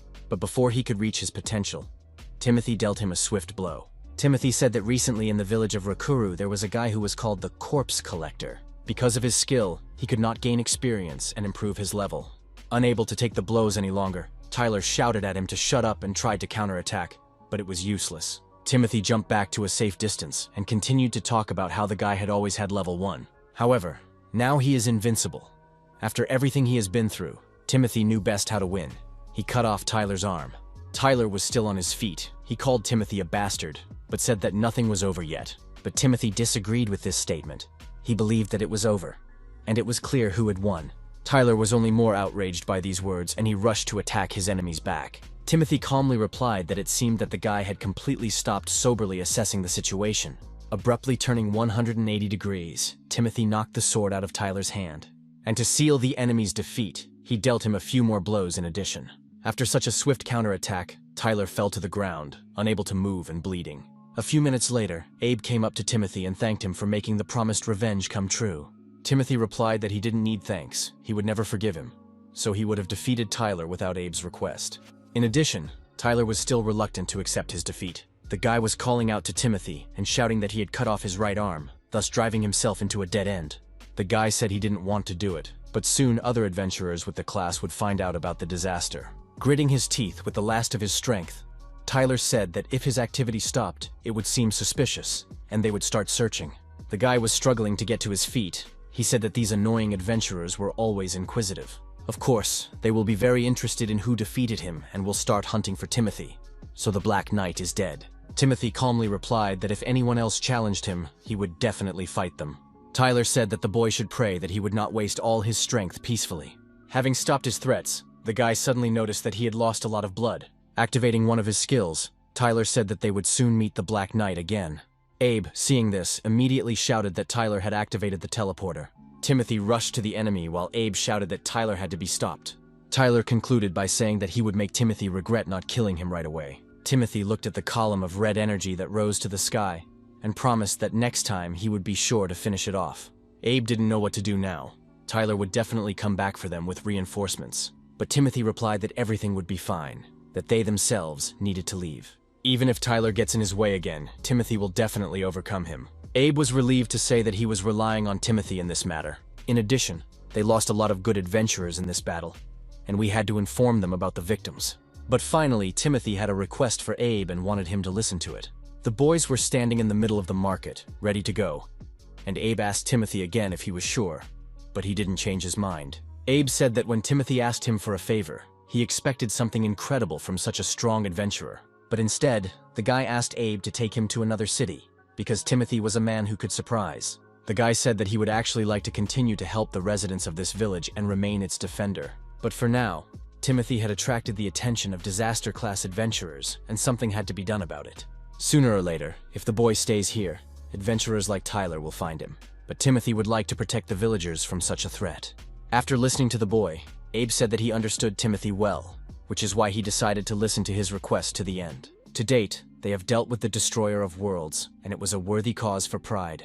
Abe said that he had already informed the guild about the losses and about Timothy himself, showing the boy the magic communicator. If Timothy is going to leave the village, Abe asked to send a couple of adventurers to protect him. It will be safe here for a while. The guys continued to walk through the market, talking, and they didn't notice that Lindsay was watching them. She was panicking. They approached the old man's store, but it was closed. Probably it was a day off. So Abe asked if the guy wanted to say goodbye to anyone. He would have asked them what they should do. He could have negotiated and changed the day of departure. But Timothy said it was okay. They could go. If the guy saw them, it would be a painful goodbye. And it wasn't just his grandfather. Timothy also didn't want to say goodbye to Lindsay and Melissa. The guy will never forgive himself if his loved ones suffered just because they got involved with someone like him. Abe, as he approached the exit of the village, looked back and said that if Timothy left the village now, he would not be able to return here soon. The guy asked again if Timothy would regret this decision, but he firmly replied that he would not, and left the village. Suddenly, the boy heard someone calling him, an old man with a package standing behind him. With a smile, the old man asked why the boy had such a sad expression on his face, if he was going to leave the village. The grandfather added that he had accidentally learned about Timothy's trip and handed him a package. It was for this reason that he decided to bake the boy some bread for the road, and does not take no for an answer. Timothy apologized for his decision to leave the village on a whim, but his grandfather told him to smile, that if he decided to leave the village, he must have a good reason. Timothy was an adventurer, and his grandfather was always watching over him from the first day, from the beginning of his journey. At least in parting, the old man asked to be allowed to see Timothy off with a smile on his face. Timothy decided to make his grandfather happy, and with a smile said goodbye to him and left the village. Abe noted that his grandfather was a good man and asked how the farewell bread tasted, and the boy replied that it was incredibly delicious. Abe said that they could go now, but first they had to visit the city where the guild he worked for was located. This is the southern headquarters of the Adventurers Guild, which was called Durham. That's how Timothy left the village of Rakura behind, and new adventures awaited him. After walking a bit down the road, the boys saw a group of armed goblins attacking a cart. Abe realized that the goblins had attacked a caravan of traveling traders, but Timothy calmed him down by asking him to hold his things for a minute. The former corpse collector took out his weapon. It was time for him to raise his level before arriving in the city. He began to absorb the power of the goblins. These creatures did not pose a great threat to Timothy. They were level 1, and their leader was level 5. Abe looked at this picture and couldn't wait for the boy to finally show his true strength. When the job was done, the guys left behind a mountain of corpses, and their next stop was the southern city of Durham. Sometime later, Abe and Timothy entered a street in the southern city of Durham. This majestic city was located in the northeast of the village of Rakura, a large city in the southern part of the continent. As he walked through the front gate, Timothy was struck by the large number of people around him. The atmosphere of this city was radically different from the village, but it was not surprising. After all, Durham was one of the largest cities on the continent. In the center of this city is the headquarters of the southern branch of the Central Council of the Adventurers Guild. There were many guild headquarters on the continent, with many talented adventurers as members. Abe explained that there are many talented adventurers in this city, just like Timothy. Against the background of these warriors, the guy should not stand out much, unless, of course, he raises his level again. Timothy smiled when he heard this remark. Currently, his level was 110. If not necessary, he would not raise his level. The boy looked at Abe and thanked him for his timely guidance. On the way to the city of Durham, he actually raised his level a bit by absorbing the power of the goblins. Abe advised him to stop raising his level for now, and Timothy asked why. The guy replied that if Timothy's level was radically different from the others, it would attract too much attention. You can imagine a situation where Timothy walks around the city with level 300. People will say that he is a new adventurer of the disaster rank. Timothy replied that if that was the case, then it would really attract the attention of disaster-rated adventurers. Abe noted that if everyone saw that the boy was the same adventurer who had defeated Tyler, many would want to compete with him. He had heard that there were a lot of eccentrics among adventurers with the rank of catastrophe, so it would be better not to attract the attention of strange personalities. Adventurers need to stick together, not compete, was Abe's opinion when he saw a rabbit nearby. They, the adventurers, are obliged to protect and preserve the peace of civilians. Timothy listened to the guy like he was mesmerized. In his opinion, Abe was a very talented adventurer. Many adventurers cared only about money and fame, and Tyler was the same way. Timothy wanted to become an adventurer who would be kind and just like Abe. The fact that the guy has such a high level now means nothing. He has to match this power and use it wisely. They continued to walk down the street, and Timothy decided to ask where exactly they were going. Abe apologized and explained that they had gotten carried away and he hadn't told Timothy. They need to report on the Destroyer of Worlds, so first, they will go to the guild headquarters. The guys reached their destination and approached the counter with an employee who greeted them and asked what order they wanted to report. Abe replied that he had transmitted the entire mission report on the communicator, and the girl said that if so, she would give him an award right away. The employee asked him with a smile to tell her the name of the mission he had completed. Abe, after a short pause, said that this was the incident in the village of Rakura, the Destroyer of Worlds. The smile immediately disappeared from the girl's face. She turned around and walked away, muttering that she would bring Abe his reward right away. A few minutes later, she put several bags of gold coins on the counter and said that this was the reward for this mission. Since all the members of Abe's group are dead, the entire reward for the mission goes to the only surviving adventurer. That person was Abe, who at that moment was looking at the girl, unable to say a word. Timothy was amazed, wondering why Abe had been so depressed all the way here. It was clear that the boy felt guilty for being the only survivor of that massacre, and this guilt tormented him. Abe eventually took the money from the counter, and the employee folded her arms across her chest and expressed her sincere condolences. On his way out, Timothy asked his silent friend what the girl had said to him. After pausing, Abe replied that members of his squad had died, and he, as a leader, had to take responsibility for their lives. The guys went outside and Abe stopped on the threshold. The guy sighed.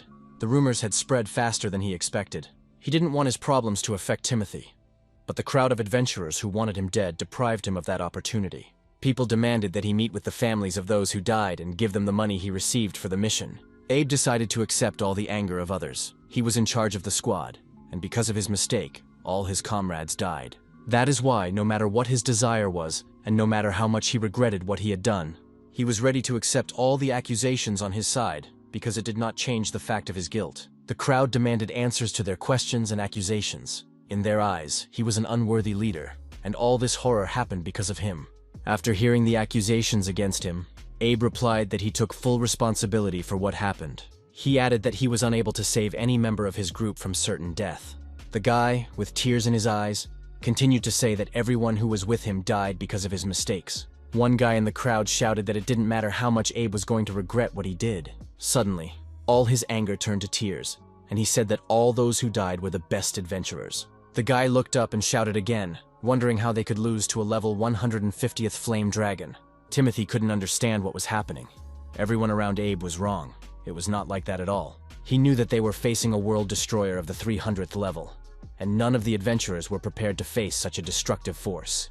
The guy couldn't stand this slander any longer. He shouted that everyone present was wrong and wanted to tell the truth, but Abe stopped him.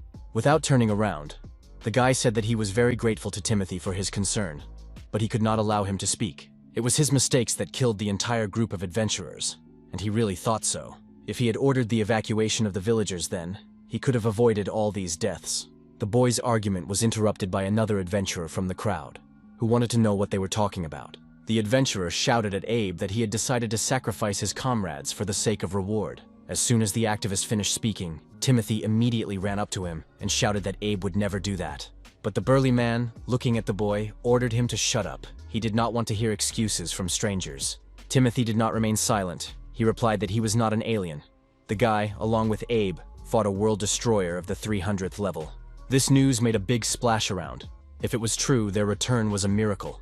One had to go to the guild for details. The burly giant said that the guy was talking nonsense, and he revealed the data to Timothy. But a moment later, he was surprised to see that Timothy had the same level as him.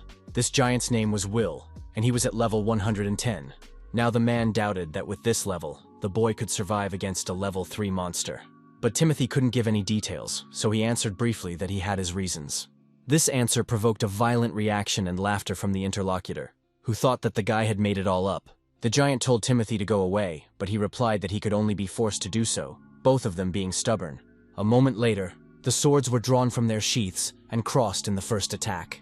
The first blow kicked up a lot of dust, and Abe, covering his face, asked Timothy to stop, saying that it was all his fault. He couldn't save his comrades and brothers in arms, and he considered himself a terrible leader. The fight didn't stop, no matter how much Abe wanted it to. Both opponents didn't want to retreat. Timothy shouted that it was not true, that all of the boys' friends had died, and that was a fact, but there were details. Continuing to attack the enemy, the guy said that no one could have foreseen such an end to these tragic events. Abe was with his comrades to the very end, even in the face of death. This guy didn't run away and abandon his comrades. Timothy knocked the sword out of the enemy's hands with a lightning strike, and it stuck in the cracks of the pavement. In conclusion, Timothy said that moreover, the one who arranged all these deaths for the sake of a reward would never mourn his friends like this. Abe was not a bad leader at all, and if he wants to take responsibility for the deaths of his comrades, Timothy will not object. Personally, he believed that it was wrong to take responsibility for everything that happened, as much of it was completely out of his control. That is why Timothy wanted to protect Abe from such thoughts. Timothy turned to his friend and called him a leader who, despite the situation, did not abandon his comrades and avenge their deaths.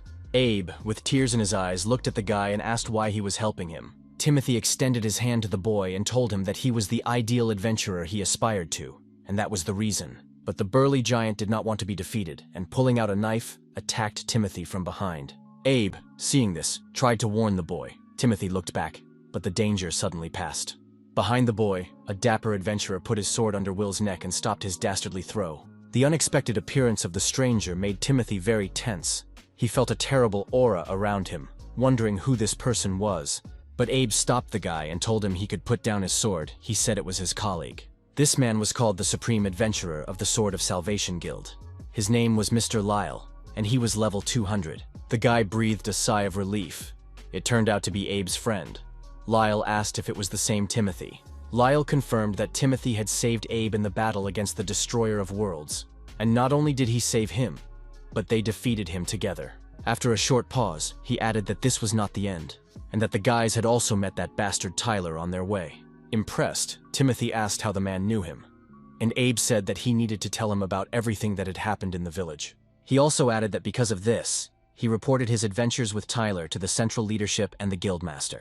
It was because of Tyler that the Destroyer of Worlds was not killed in his time, which caused a lot of problems. But thanks to Timothy, they managed to kill the dragon, which would not have happened if Tyler had destroyed the core.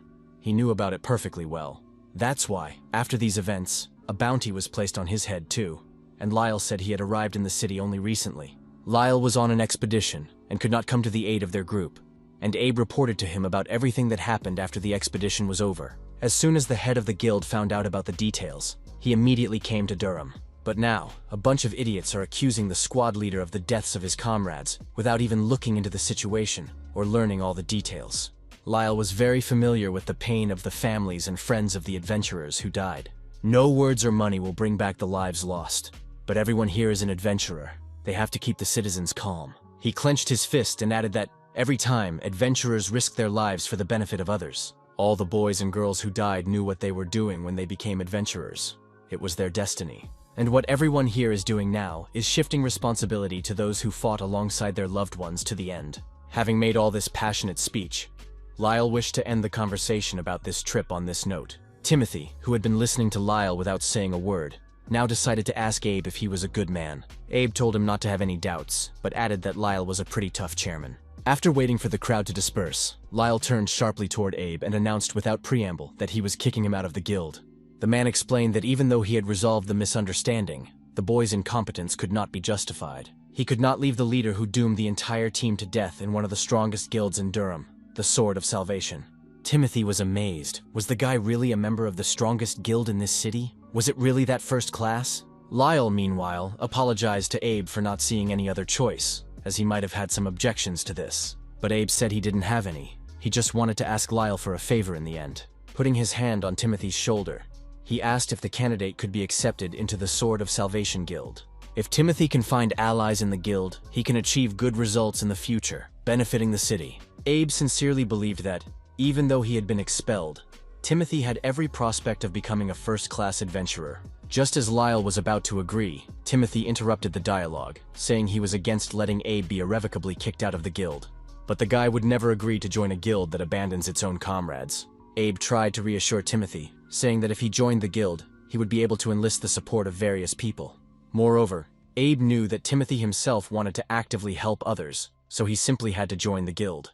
After listening to his friend's arguments, the guy replied that, in that case, he would create a guild himself, with his own hands. Sometime later, the boys were walking alongside each other in the narrow streets of Durham, not carrying many things. Finally, the boys came to a dilapidated tower and Timothy stopped, amazed. After looking at the questionable piece of architecture, the boy asked Abe if this was really the right place for them. Abe answered in the affirmative and added that this is where the story of Timothy's guild begins. This tower will be their direct base. Despite its appearance, it is possible. He decided to thank Timothy once again for inviting him to join his guild. He announced the creation of his own guild immediately after Abe's expulsion. And the very next moment, the boy became the first member of the new guild, right in front of Lyle. Timothy was well aware that he had a lot to learn from Abe, so he didn't want to hear him say thank you. The boy knew that in order to become a first-class adventurer like Abe, he would be happy to receive any advice on this matter. Timothy also realized that, even though they had their own base, they would still have to rebuild it from scratch. They are still not officially considered a guild, and they didn't have much money. Abe said he had to give away most of the money to buy the building. Their reward for the destruction of the Destroyer of Worlds, although large, was mostly given to the families of those who died on this expedition. He thought his money would be enough for everything, but he miscalculated. He miscalculated just like Timothy when he opened the closet and kicked up a pile of dust over his head. With the money they had left over, they bought this building to open their own guild. But things were not going well. Armed this time with rags and buckets of water, the guys had to finally start the general cleaning. A few minutes passed, and Abe was already trying to warn Timothy of the danger again. While washing the floor, the guy slipped on the water he was pouring and fell face first into a puddle. This situation made both friends laugh. They laughed out loud, unable to stop. At that moment, Timothy realized that when he received this armor, his whole life turned into a battlefield. But he also missed those peaceful days. Suddenly, the boy's joy was interrupted by the sound of the door swiftly opening, and a woman's voice apologized. When Timothy got to his feet, he was surprised to see Lindsay and Melissa in the room, looking at him with concern. While Lindsay shouted that the guy just wanted to get rid of them, Melissa sadly said that Timothy had left without even saying goodbye. Without waiting for Timothy's response, both girls rushed at him without any conspiracy. Meanwhile, one of the adventurers was running rapidly to the city. He had an urgent message. If there were any free adventurers in Durham, they had to go to the western gate of the city immediately, and some volunteered immediately. Behind the western gate, the warriors were waiting for the rapidly advancing monsters. Running out of the gate, the first volunteers saw a giant monster with a victim in its mouth, begging for salvation. But it was all in vain. Stunned, the adventurers froze in place, as they had not expected to see so many enemies. The monster, having eaten the boy, turned its snout toward the newcomers, squealing happily. Lindsay and Melissa pounced on Timothy with questions, wondering why the guy had just left the village. The guy was unable to tolerate such interrogation from two angry girls at once. The interrogation was interrupted by the cry of an adventurer who sounded the alarm, shouting that a crowd of monsters had appeared at the western gate. All the adventurers who heard him now had to immediately approach the western gate. Timothy breathed a sigh of relief and turned to Abe. It was time for them to move to the west gate. Turning to the girls, the boy announced that he would tell them the reason why he decided to leave the village later. For now, he would like Melissa and Lindsay to wait patiently for him here. Without waiting for an answer, Timothy headed for the exit. Their first mission as the new Durham Guild was starting now. Meanwhile, the first adventurers who ran out of the city faced a horde of monsters, one of which was gigantic. A giant monster was stepping on people, making terrifying sounds. It was a desert curse of the 210th level. Will was the first to jump into the fray, the one who was level 110, the man who thought the monsters were impudent puppies. Simple cursed nomads of the 20th level were an unequal enemy for him. But there were many such skeletons, all of them with swords, pushing the adventurers back to the entrance to the city. Despite this, Will held on. He shouted that no matter what his opponents thought, they would never overwhelm him in numbers. Will rushed to the attack, and in a few minutes the skeletons were finished. The man wondered where old Lyle was. One of his comrades replied that he had sent for Lyle, but he was still not there. And Will said that if this continued, they would have to attack without him. The man was so engrossed in the conversation that he lost his vigilance and did not notice how the giant monster appeared behind him. When he looked back, he saw a large number of blue energy balls soaring into the sky above the crowd of adventurers. In a moment, each of the energy balls found its victim. The bodies of the adventurers went limp, and they could not move. Will realized that the attack hadn't done any damage, but that was for now. But the man knew that the spell added to the energy balls was a desert curse. Will realized that he could no longer move any part of his body, but he could see the skeletons coming at him. At this rate, one of them would kill him, especially since they were not that far away from him. Suddenly, the cursed nomad's attack was interrupted by Timothy, who ran at him and smashed him to pieces. A moment after the skeleton was destroyed, Timothy was notified by the system that the next level had been absorbed. The boy called out to Abe, who was also nearby and fighting a small group of damned nomads. Timothy said that it was time for them both to improve their skills, and there were many opportunities for that now. Abe replied that, in the current environment, the guy could safely let himself go. From that moment on, the skeletons' heads fell like apples from trees, and the system did not have time to notify us about the levels being absorbed. Soon, Timothy had already reached the 250th level, and Abe shouted that the guy could leave skeletons on him. Timothy knew he could rely on Abe to always have his back, and now he had one goal left. His target is a love monster who has been sending curses, and it seems that he has already put one on several adventurers. Rushing at the monster, Timothy shouted that this time, the curse would have to be borne by the desert cursed himself. With a smile on his face, the boy said that he would be very eager to find out how the monster would cope with his curse. Meanwhile, Lyle, whom no one could find, went outside the city through the eastern gate, and there was a horde of monsters at the western gate. He decided to check the eastern gate as well, but he could not have imagined that he would meet another army of monsters there. The eyes of the monster and Lyle crossed, and the adventurer was 10 levels behind the monster. A moment later, the desert curse activated the energy balls with the spell, but Lyle said that even if all the monsters fought against him alone, they shouldn't think they could easily defeat him. The head of the guild admitted that, as his opponent, the desert cursed deserved to be captured. But unfortunately, no matter what army the monster assembles, it will not be enough to defeat Lyle. A second later, Lyle activated the legendary demonic coming skill. He shouted that the lives of the monsters would end in exactly 5 seconds. At the western gate, Timothy was fighting with the desert cursed, saying that it was the monster's turn to feel the curse. The guy struck the first blow, cutting off a limb. He was very curious how the desert curse would cope with an opponent like him. The desert cursed one was level 210, compared to Timothy's level 250. Soon after the first limb, the second one fell to the ground, and the guy was not going to stop there. The desert nomads came to the aid of their alpha and attacked Timothy from behind. This speed would have been effective if the guy hadn't been so fast. He instantly jumped to the side and launched a counterattack. Timothy was even a little disappointed, as if this was all these monsters could do to him. The guy realized that his opponents had no chance against him. They would all die now. Another level was absorbed, and it was quite easy for the guy to reach the 290th level in this battle. But there was still an obstacle in the form of a giant monster who wanted him dead. The desert curse swung at Timothy with its remaining limbs, trying to grab him, but the boy deftly dodged the claws. Realizing that he would not be able to capture the enemy, the desert cursed fired energy balls with spells in his direction. Abe, who saw this picture, began to worry about Timothy. He warned the boy not to touch those bullets. But Timothy reassured his friend, activated the power of his sword, and said that everything was fine. A moment later, a protective sphere of energy formed around Timothy, and he knew that the desert curse would never hit him. The two friends were so engrossed in the battle that they did not notice the eyes of the other adventurers watching them, including Will. While the adventurers who were conscious were trying to figure out who he was, Will recognized the scumbag he had fought in the square. After a series of lightning attacks, the desert cursed fell to the ground, draining the liquid that had kept him alive.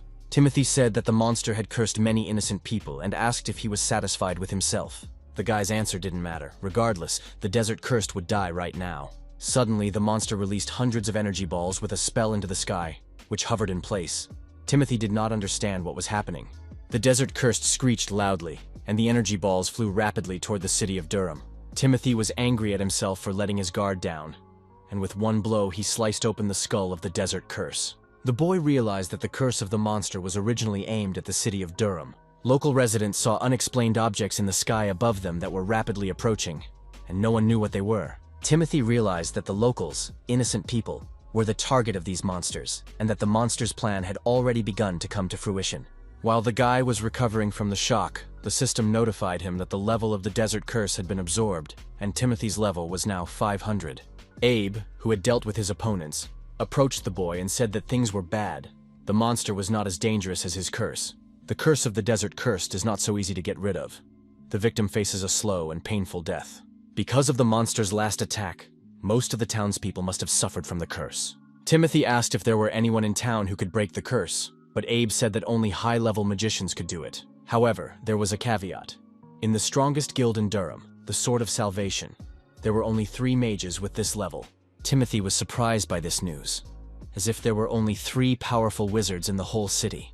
Abe assured me that he knew only 3 mages who could cope with the curse of such a monster. The guy's conversation was interrupted by newcomers who ran up to the cursed adventurers and asked how they were feeling. They were the same magicians, and they asked the victims to be patient for a while, and soon they would help them. One of the magicians called Ms. Helen and said that the curse was quite serious, and that they still had a chance to save the adventurers. Helen, who was also hurrying to the damned, shouted that it was good. Everyone should focus on supporting their injured comrades. She would never let anyone die today. Helen was a high-level sorceress from the Sword of Salvation Guild. Abe repeated what he had said earlier. He knew of only 3 mages who could deal with the curse, and they were the ones. But the problem is that the number of victims of this incident was growing every second. And at this rate, the magicians will not have time to save everyone. Suddenly, Helen shuddered and grabbed her hand. She didn't understand what kind of curse it was, even though she could dispel it. It would take longer than she had thought. It was not only her friends who suffered, but this was the most outrageous thing for the girl. Most of the victims were local residents, and Helen wanted to save everyone and considered it her duty. Suddenly, the sorceress recoiled from the powerful energy beam that pierced the adventurer she was healing. Timothy knew that if he stood out too much, he would not be able to avoid meeting with the disaster-ranked adventurers. But even though he understood this, there was a reason why he could not leave the adventurers in trouble. The guy's level was transformed. Timothy received the unique skill, Heavenly Good. He asked Abe if he did the right thing. Abe broke into a smile and answered why the guy was asking him about it. It was a really good cause. Timothy, having reactivated the skill, aimed his hands at another adventurer. Soon, each of the cursed was touched by the miraculous energy of the adventurer Timothy. The amazed Helen looked at this picture and could not believe that the boy had removed the curse from every injured adventurer. She looked back at the guy and asked who he was, but Timothy didn't have time to discuss such nonsense. He promised to talk to Helen about it later. For now, there was a curse raging in Durham. Walking to the western gate, Timothy said they had to save the locals and asked if the girl was coming with them. Helen immediately agreed, and she hurried to join her new friends. The girl said that she was one of the strongest wizards in the guild, and it was her duty to help the victims. Meanwhile, in the city, the curse of the desert curse has already consumed all the inhabitants. Timothy activated his skill. They had very little time to save the locals from death. Sometime later, Timothy was looking at the monitor. Many people had suffered from his mistake, and he wanted to save everyone. He decided to use the special skill Heavenly Blessing, and the system informed him that the request was completed and the skill was ready to use. At the eastern gate, Lyle finished the battle with his alpha monster and sheathed his sword. Looking up, the man saw that while he was defending the eastern borders, Timothy was not wasting time. The guy ran at maximum speed through the streets of Durham, dispersing the benefits of his skill on the victims. Helen couldn't keep up with his speed, and she approached each of the people who were bewitched and asked if they were okay. One by one, The victims regained consciousness and tried to answer something. Helen still couldn't believe what she was seeing. The stranger had completely erased all possible effects of the curse. In her opinion, it was brilliant, but Abe didn't think so. The number of victims was too high. He was afraid that, no matter how hard Timothy tried, he would not be able to save every victim. Eventually, Timothy realized that casualties were unavoidable, despite his best efforts. He managed only a small part of the curse and decided to ask the armor if there was any way to increase the radius of the heavenly good skill. The system accepted the query and started searching for answers while the boy continued to run. Finally, she said that she recommends using the territory expansion skill, which can enhance the effect of special skills. Timothy read that Wings of Seraphim is an improved heavenly good skill that casts holy magic on weapons to cleanse the area of a curse. The system was waiting for a request for a special skill, so Timothy decided not to delay and activated it. In a moment, everything around the boy was illuminated by a blue light. He was holding a winged sword in his hand, and the holy magic was activated. Timothy announced a request to use the skill to cleanse the entire city of the curse. A pillar of energy burst from the sword, which split into parts and found each victim, subsequently engulfing the entire city in its radiance. Finally, Timothy was caught up by Abe and Helen, both of whom were surprised by the sight. Helen could not believe it. She was seeing holy magic with her own eyes. The girl was very interested in whether Timothy was really a simple adventurer or a saint. The guy replied that he was no saint, but he would do everything possible to save the people of Durham. Unfortunately, he was just an ordinary adventurer. Timothy needed Abe's advice. He couldn't make an informed decision. The guy folded his arms shyly and said that he seemed to have gone a little overboard. He wanted to save the city's residents, but forgot that he was hiding his power. And now adventurers of the catastrophe rank will appear here. The boy needed rescuing again, and Abe looked at Helen with a smile, who did not understand what he was getting at. Abe's thought was simple. They could pin all of Timothy's exploits on this cute mage girl. When it was all over and all the residents were healed, they gathered outside the guild building waiting for their hero. Soon the door opened and Helen appeared in the opening. The girl seemed to be illuminated by divine light. People began to chant that she was the lady who had saved Durham from a terrible curse, their divine heroine to whom everyone was indebted. A little while later, at the central headquarters of the Adventurers Guild, the girl made a report on everything that had happened. She said that she had done everything as agreed. They defended the city from monsters, and she saved the inhabitants from cursing with holy magic. Timothy was sincerely grateful to the girl for her help. In the end, he did not become a hero who single-handedly saved the people of Durham from the curse. Instead, Abe suggested to him in time the idea of attributing all the feats of the day to Helen, the strongest mage in the guild, and it didn't seem suspicious. Helen said that she still had to write a detailed report on what happened, and the guys assured her that they would help her with this. Timothy once again apologized to the girl for putting all these worries on her shoulders, but Helen said that everything was fine. The boy had saved all the residents from this unspeakable horror. She wanted him to respect this as a repayment for saving the victims, and from now on he could count on any help from her. The guys looked at each other and liked the idea. Abe said that the guild seemed to have gained more people because of the stories about the heroine who saved the city. But the girl told him to be quiet. She didn't like being called that. Abe thought it was natural. Helen is one of the best mages in the guild, so the title of divine heroine who saved the city fits her. The most important thing, in his opinion, was not to pretend and to believe this lie himself. The divine heroine gives residents the confidence that they will always be protected by someone like Helen. Timothy, in the opinion of both boys at once, was not suitable for this role at all. That's why Abe decided to summarize that Helen was destined to play such a responsible role. The girl blushed. The word role seemed rather pretentious to her. She did not consider herself an actress. Timothy decided to ask Abe if he was sure that the plan would work, and he once again answered in the affirmative. The guy was sure that, thanks to Timothy's incredible abilities, they would make Helen a living legend in Durham. The girl magician simply could not stand all these Napoleonic plans of the boys. But no one listened to her. Abe grabbed Helen's hand and dragged her to a secluded spot, with Timothy trailing behind. The boy wanted Timothy to give the girl holy powers so that the townspeople would not be suspicious. If they wanted to maintain Helen's status as a divine heroine, she needed to be given that same divinity. Fear settled in the girl's eyes, and she asked how Timothy was going to give her the power if he was going to shoot holy light at her. Timothy simply apologized to Helen for his actions, and he won't harm her body, so everything will be fine. But finally, Timothy said that if Helen didn't want it, he would understand, and they would go their separate ways. After some thought, the girl replied that she had said earlier that she could be counted on. Timothy has saved lives in front of her, so she trusts his decisions. The guy came closer to her and thanked her once again for her service. If Helen allowed him, he could no longer hold back. A second later, the girl was illuminated by a golden divine light that almost knocked her down. The guy activated the wings of Seraphim and shared them with his accomplice. And now, people are already cradling Helen in their arms, calling her a divine heroine who illuminates them with warmth and light. Abe turned to Timothy and asked if Timothy could not spin Helen in the air. The guy replied that it was too hard to control. He still hadn't learned to use this skill. By the way, unexpectedly, the guy had just realized an important thing.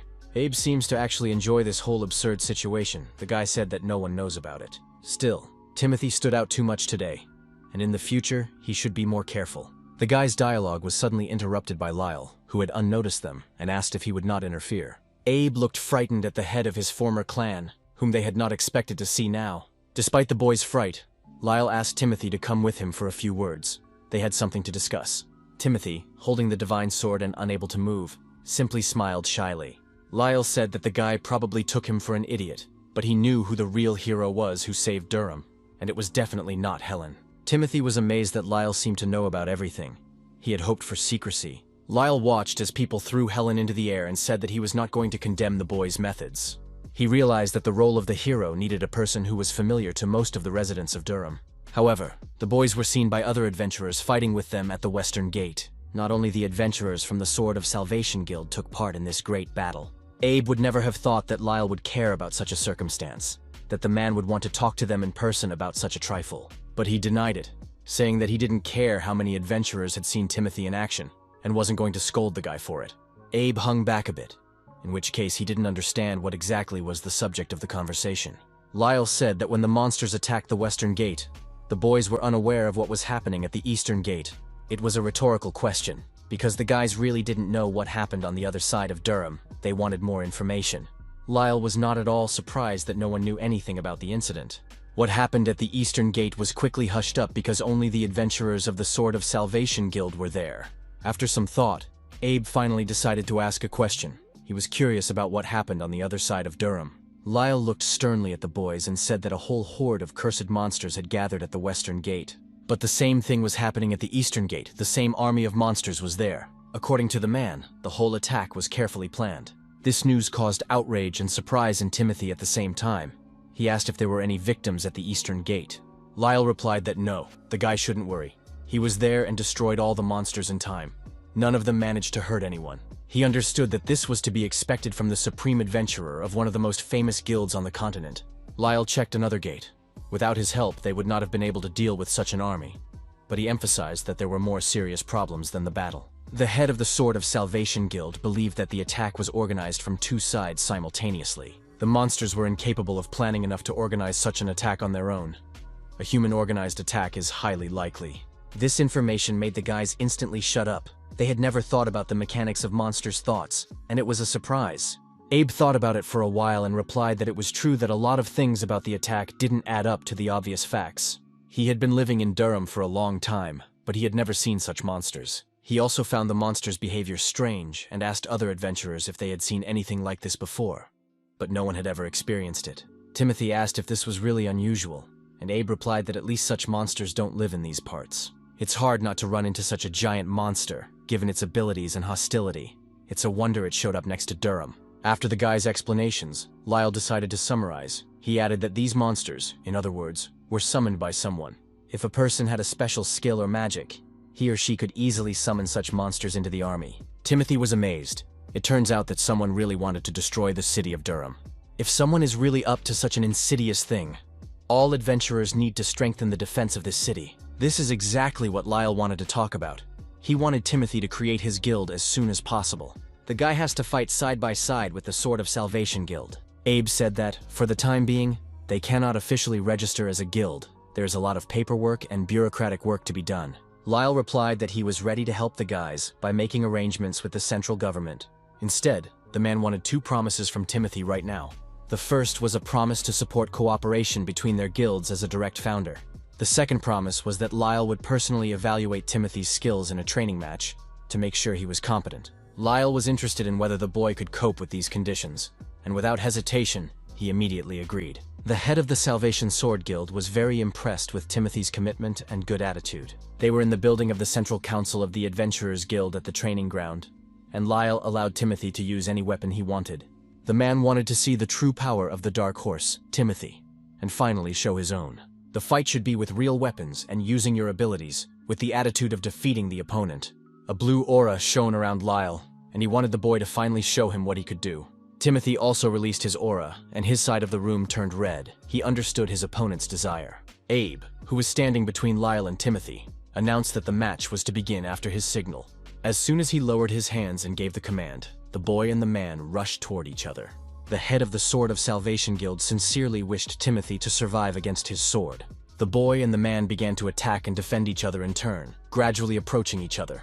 At the moment, after all the skills he'd acquired, Timothy was down to the 100th level, and it was really hard for him. Because his opponent, Mr. Lyle, the head of the Sword of Salvation Guild, was level 200. The guy realized that his victory in the sparring match was doomed to failure from the very beginning. With such a difference in levels, he would not be able to defeat Lyle. Timothy also realized that Lyle himself knew this very well. But the cards were laid out on the table. In this case, the former corpse collector decided that his task in this fight was not to defeat his opponent, but to show his best. If Lyle wanted to see Timothy's true abilities, the boy would definitely demonstrate them now. The boy managed to break through Lyle's counterattack and, as he approached, crossed his swords with the man. In a moment, his sword was knocked out of his hands, and Timothy gritted his teeth. He had never been disarmed so quickly. But Timothy had a trick up his sleeve. He called on the Sword of Seraphim and attacked Lyle again, and he barely managed to avoid being wounded. For the third time, the guy rushed toward the enemy, moving in an indirect trajectory. But he knocked another sword out of Timothy's hands with a lightning-fast swing of his weapon. Lyle really liked the boy's persistence. He didn't waste a single second, and, taking out a dagger, tried to wound the head of the guild for the fourth time. Unable to get to the enemy the first time, the guy continued to deliver swift blows in the hope that he would succeed. When Lyle flew away to a safe distance, preserving the integrity of his body, Timothy threw one of the daggers in his direction. Lyle had no trouble repelling this naive, in his opinion, attack by the boy.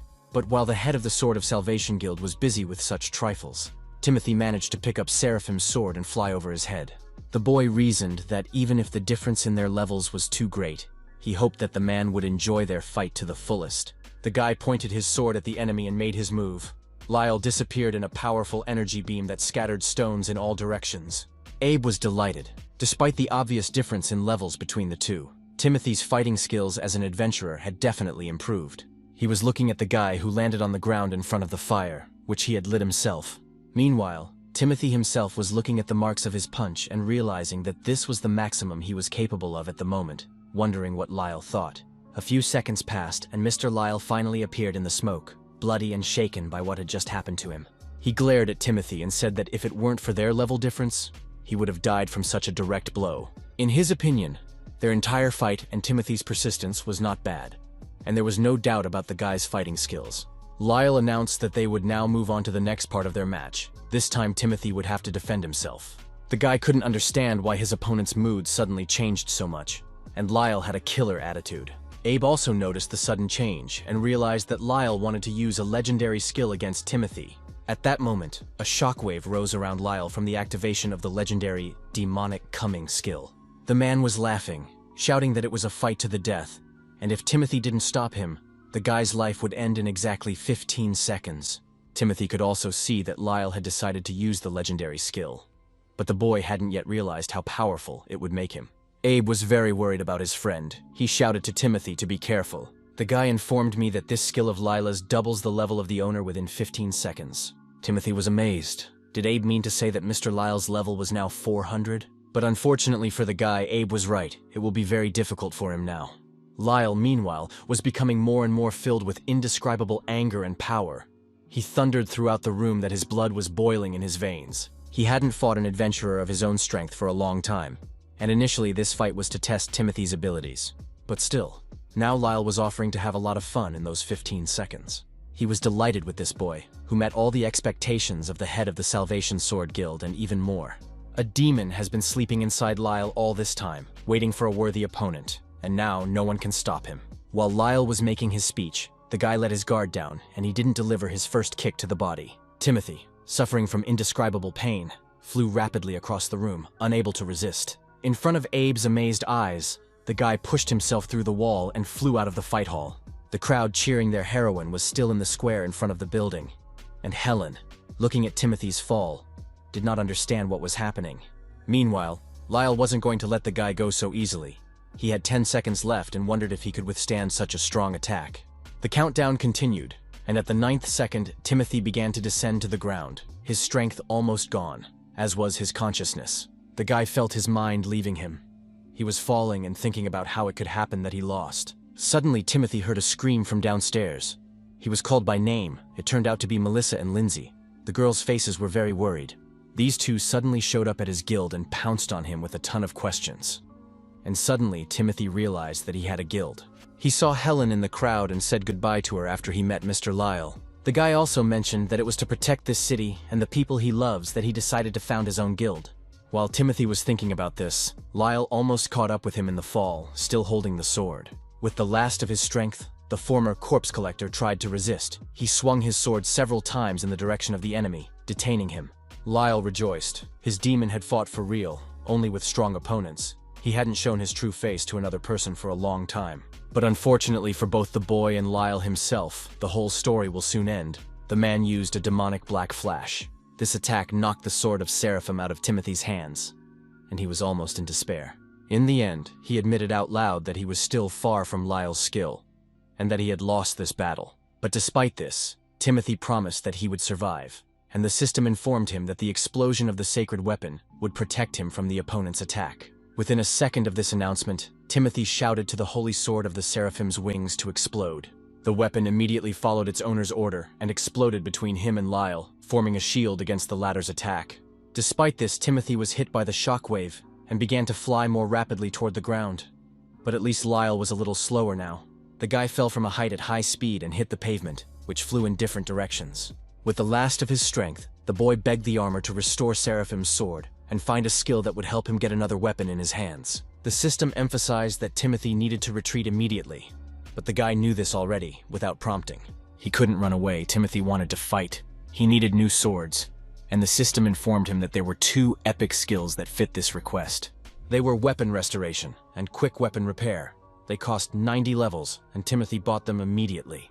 The system accepted the guy's request and confirmed it, and a few seconds later, swords returned to both of his hands. Timothy crossed them and called Lyle to the offensive, promising to cool his temper with his deadly blades. Timothy realized that if he could hold out a little longer, he would definitely defeat his opponent, but the world was already turning in a continuous wave. Falling to the ground, the guy was still talking himself into fighting, but it was no use. He was lying face down at Lyle's feet. Lyle calmly walked up to Timothy and looked at him, and after a few seconds, the man said that the boy needed to rest properly. Sometime later, Timothy woke up from a nightmare, jumped up in bed, and shouted that he could still fight. Looking around, he realized that he was at his guild base, surrounded by his comrades. Melissa took Timothy's hand. The girl was worried about him. She said that she and Lindsay had decided to go shopping for dinner. It was then that they saw the guy falling from the top tower, looking into Timothy's face, and she asked him how he was feeling. The guy looked at her carefully, and finally realized how the girls had ended up on the square at that moment. The conversation was interrupted by Lindsay, who suddenly ran up to them saying that everyone was worried about Timothy and noting that he had been hurt badly. Helen said that their duel with Mr. Lyle had damaged the tower of the guild's headquarters, and asked if they had thought about what they were doing. After listening to all the excited monologues of his friends, Timothy humbly responded with an apology for making them worry. Still, the main question for the guy was whether he passed the test. The answer to this was given to him personally by Mr. Lyle, who appeared on the doorstep of the room and said that the boy had passed the exam. Timothy was very excited by the man's appearance, and Lyle said that 15 seconds had already passed before the guy lost consciousness. The head of the Sword of Salvation Guild said that he had put all his skill and determination into those 15 seconds. He noted that Timothy was the first adventurer to survive those 15 seconds, and was only slightly injured. This news made Timothy very happy. He almost lost his mind with happiness. The condition was fulfilled. Abe asked if he had anything else he wanted to share with his friend. Lyle said that he acted very immaturely by using a legendary skill in sparring. It was because the man's emotions got the better of his mind that the guy got hurt, and Lyle sincerely regretted how things turned out. Abe added that they both wanted to protect the city, but instead he almost killed the guy. Lyle's remorse was not enough, in his opinion. The guy insisted that the head of the Salvation Sword Guild apologize to Timothy properly. Lyle cackled a little and apologized to the boy again, adding that he had passed the first part of the test. As soon as Timothy has rested and gained strength, he will start the second part of the challenge. They need to clear one of the dungeons together, and Timothy has already guessed it. Lyle confirmed his guesses and added that there are underground ruins to the east of Durham, in the desert. Adventurers who knew about them called this place the Old Witch's Workshop. Helen's jaw dropped in surprise, wondering if it was the Old Witch's Workshop she was talking about. Lyle explained that a very powerful witch used to live in these ruins, but after her death, the place was overrun by monsters. Timothy, fascinated by the story, asked what kind of monsters lived there. But Lyle, looking at the boy, said that the rating and type of monsters was unknown to anyone. Helen said that over the past few years, unusual magical anomalies have been born through this workshop. It was because of these anomalies that the monsters became stronger and more aggressive, and many merchants traveling to Durham were attacked. Lyle added that no one has ever found out the source of these anomalies. They only realized one thing. The anomalies come from a monster that has taken up residence in these ruins. The guild wizards came to the conclusion that the level of this monster was around 300. Timothy thought about it. The 300th level was much higher than the desert cursed. Lyle said that the ruins themselves are not dangerous. No adventurer has ever reached the depths. However, the man believed that the boy would be able to cope with this task, because he had already passed the first part of the test. Lyle wanted Timothy to investigate the Old Witch's Workshop and destroy the monster that caused the magical anomalies. The head of the Sword of Salvation Guild clenched his fist and asked if the boy accepted his challenge. Meanwhile, somewhere in the ruins, a giant pendulum began to swing from side to side. This mechanism illuminated a figure sitting in the center of a giant library. Suddenly, the figure moved. It was an old witch, and she began to wake up. The monster opened her eyes. When she looked up, she felt that some snot-nosed kids had tried to break into her room again. The witch's anger grew along with the lightning she emitted around her, and the magical creature wanted to kill the uninvited guests. After recovering, Timothy immediately set out for the desert east of Durham, wanting to fulfill his mission as quickly as possible. After moving through the desert for some time, the group of adventurers finally came to the entrance to the Old Witch's Workshop. When the friends looked inside, they saw the remains of the adventurers scattered on the floor, which had long since turned into skeletons. Timothy was the first to go down into the dungeon. He asked if Lindsay was really sure she wanted to go with them. The girl smiled sweetly at him and winked. She was 100% confident in her decision, even though she was a 10th level novice adventurer.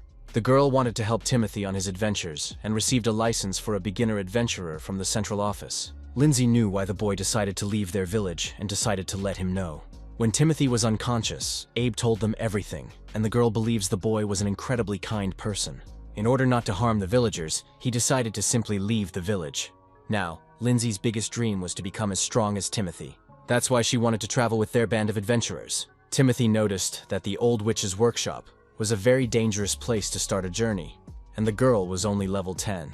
But Lindsay, waving her arms hysterically, shouted that Timothy himself was also a 10th level and was leaving.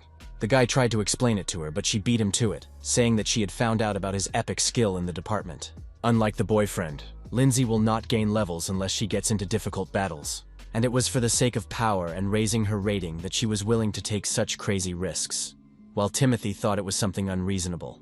To finally tip the scales in her favor, Lindsay said she knew he would always protect her in case of danger. Timothy scratched the back of his head. He was too tired to argue, so he let the girl go with them. These ardent persuasions were finally interrupted by Abe, who asked if they were finally ready to go inside.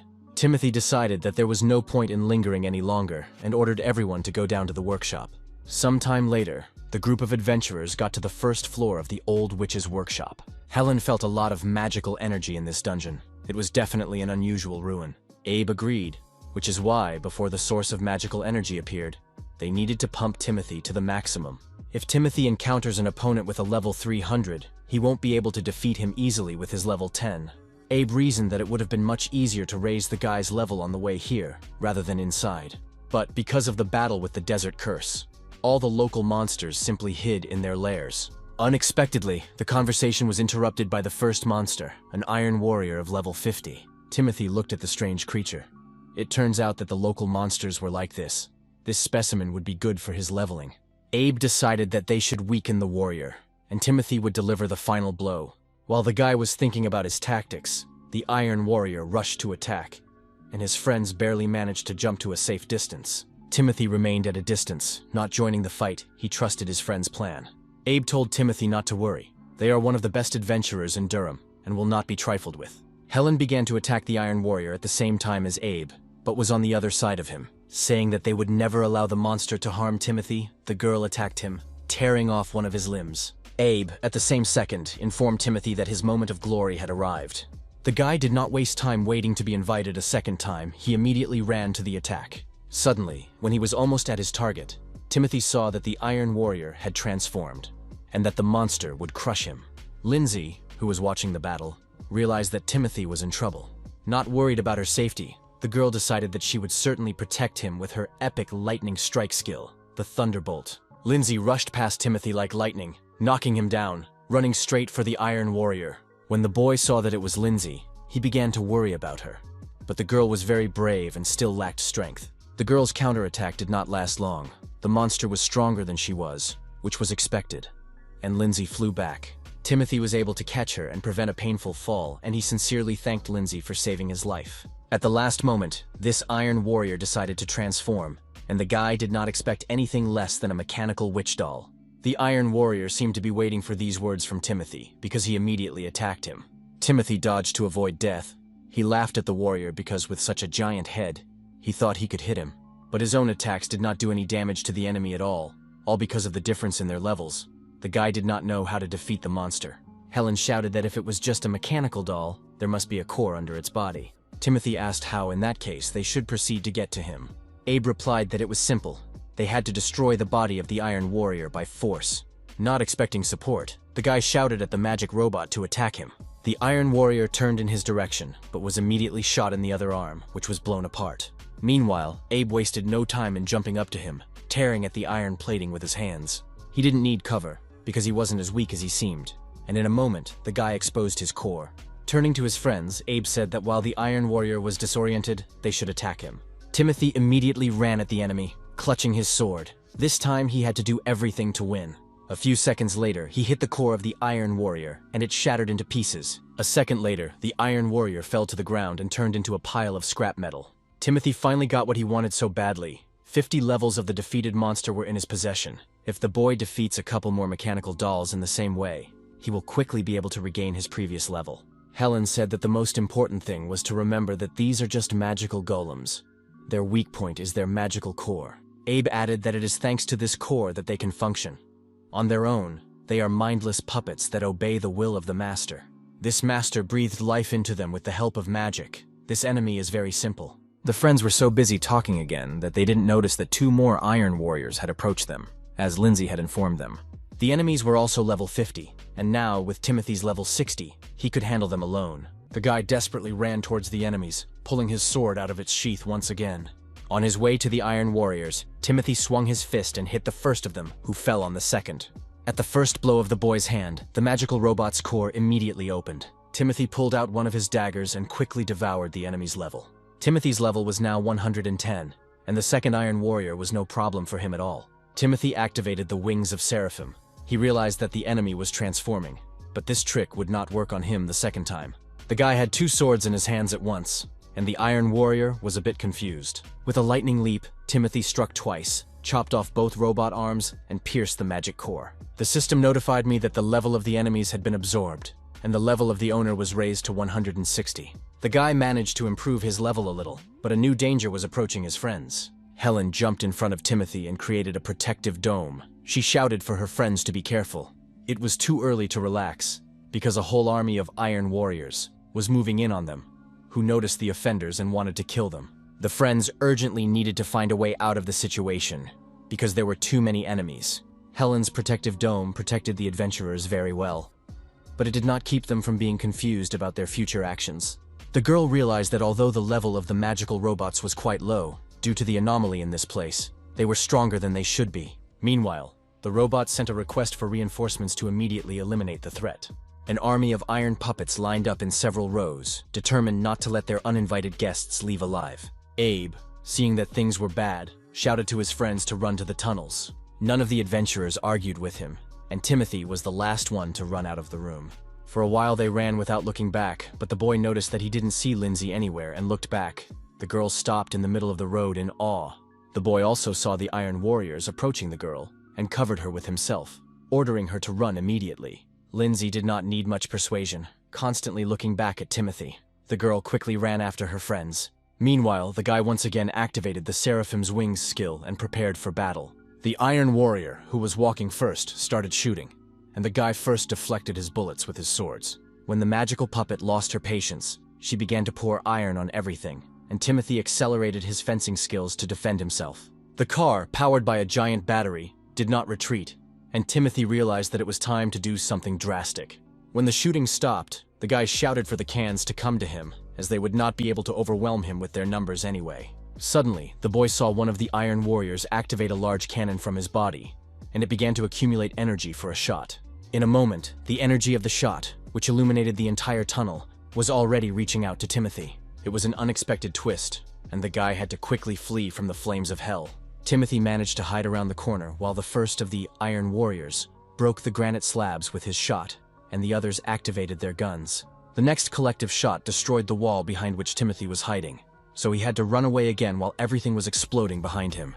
Meanwhile, Abe, Helen, and Lindsay ran to another entrance to a room and stopped at the threshold. Timothy, who ran up to them a few minutes later, asked what they were doing here, and they needed to run as fast as possible. Robot shooters, who were also canners, were no longer an option, and we had to hurry. Abe replied that they would have loved to do so, but they simply had nowhere to run. This room was a dead end. When he went inside, the guy could not contain his cry of despair. He did not understand why they were so unlucky. The Iron Warriors were already behind them, and Helen managed to create a protective dome in time to prevent the bullets from hitting anyone from the squad. The friends gradually retreated from the entrance, and finally found themselves in the center of the hall, while the enemies began to enter and surround them from different sides.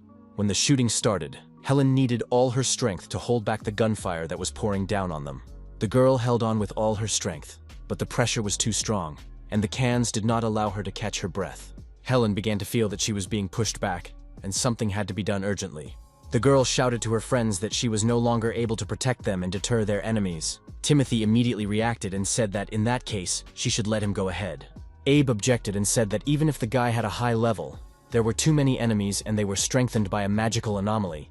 He would not be able to defeat them.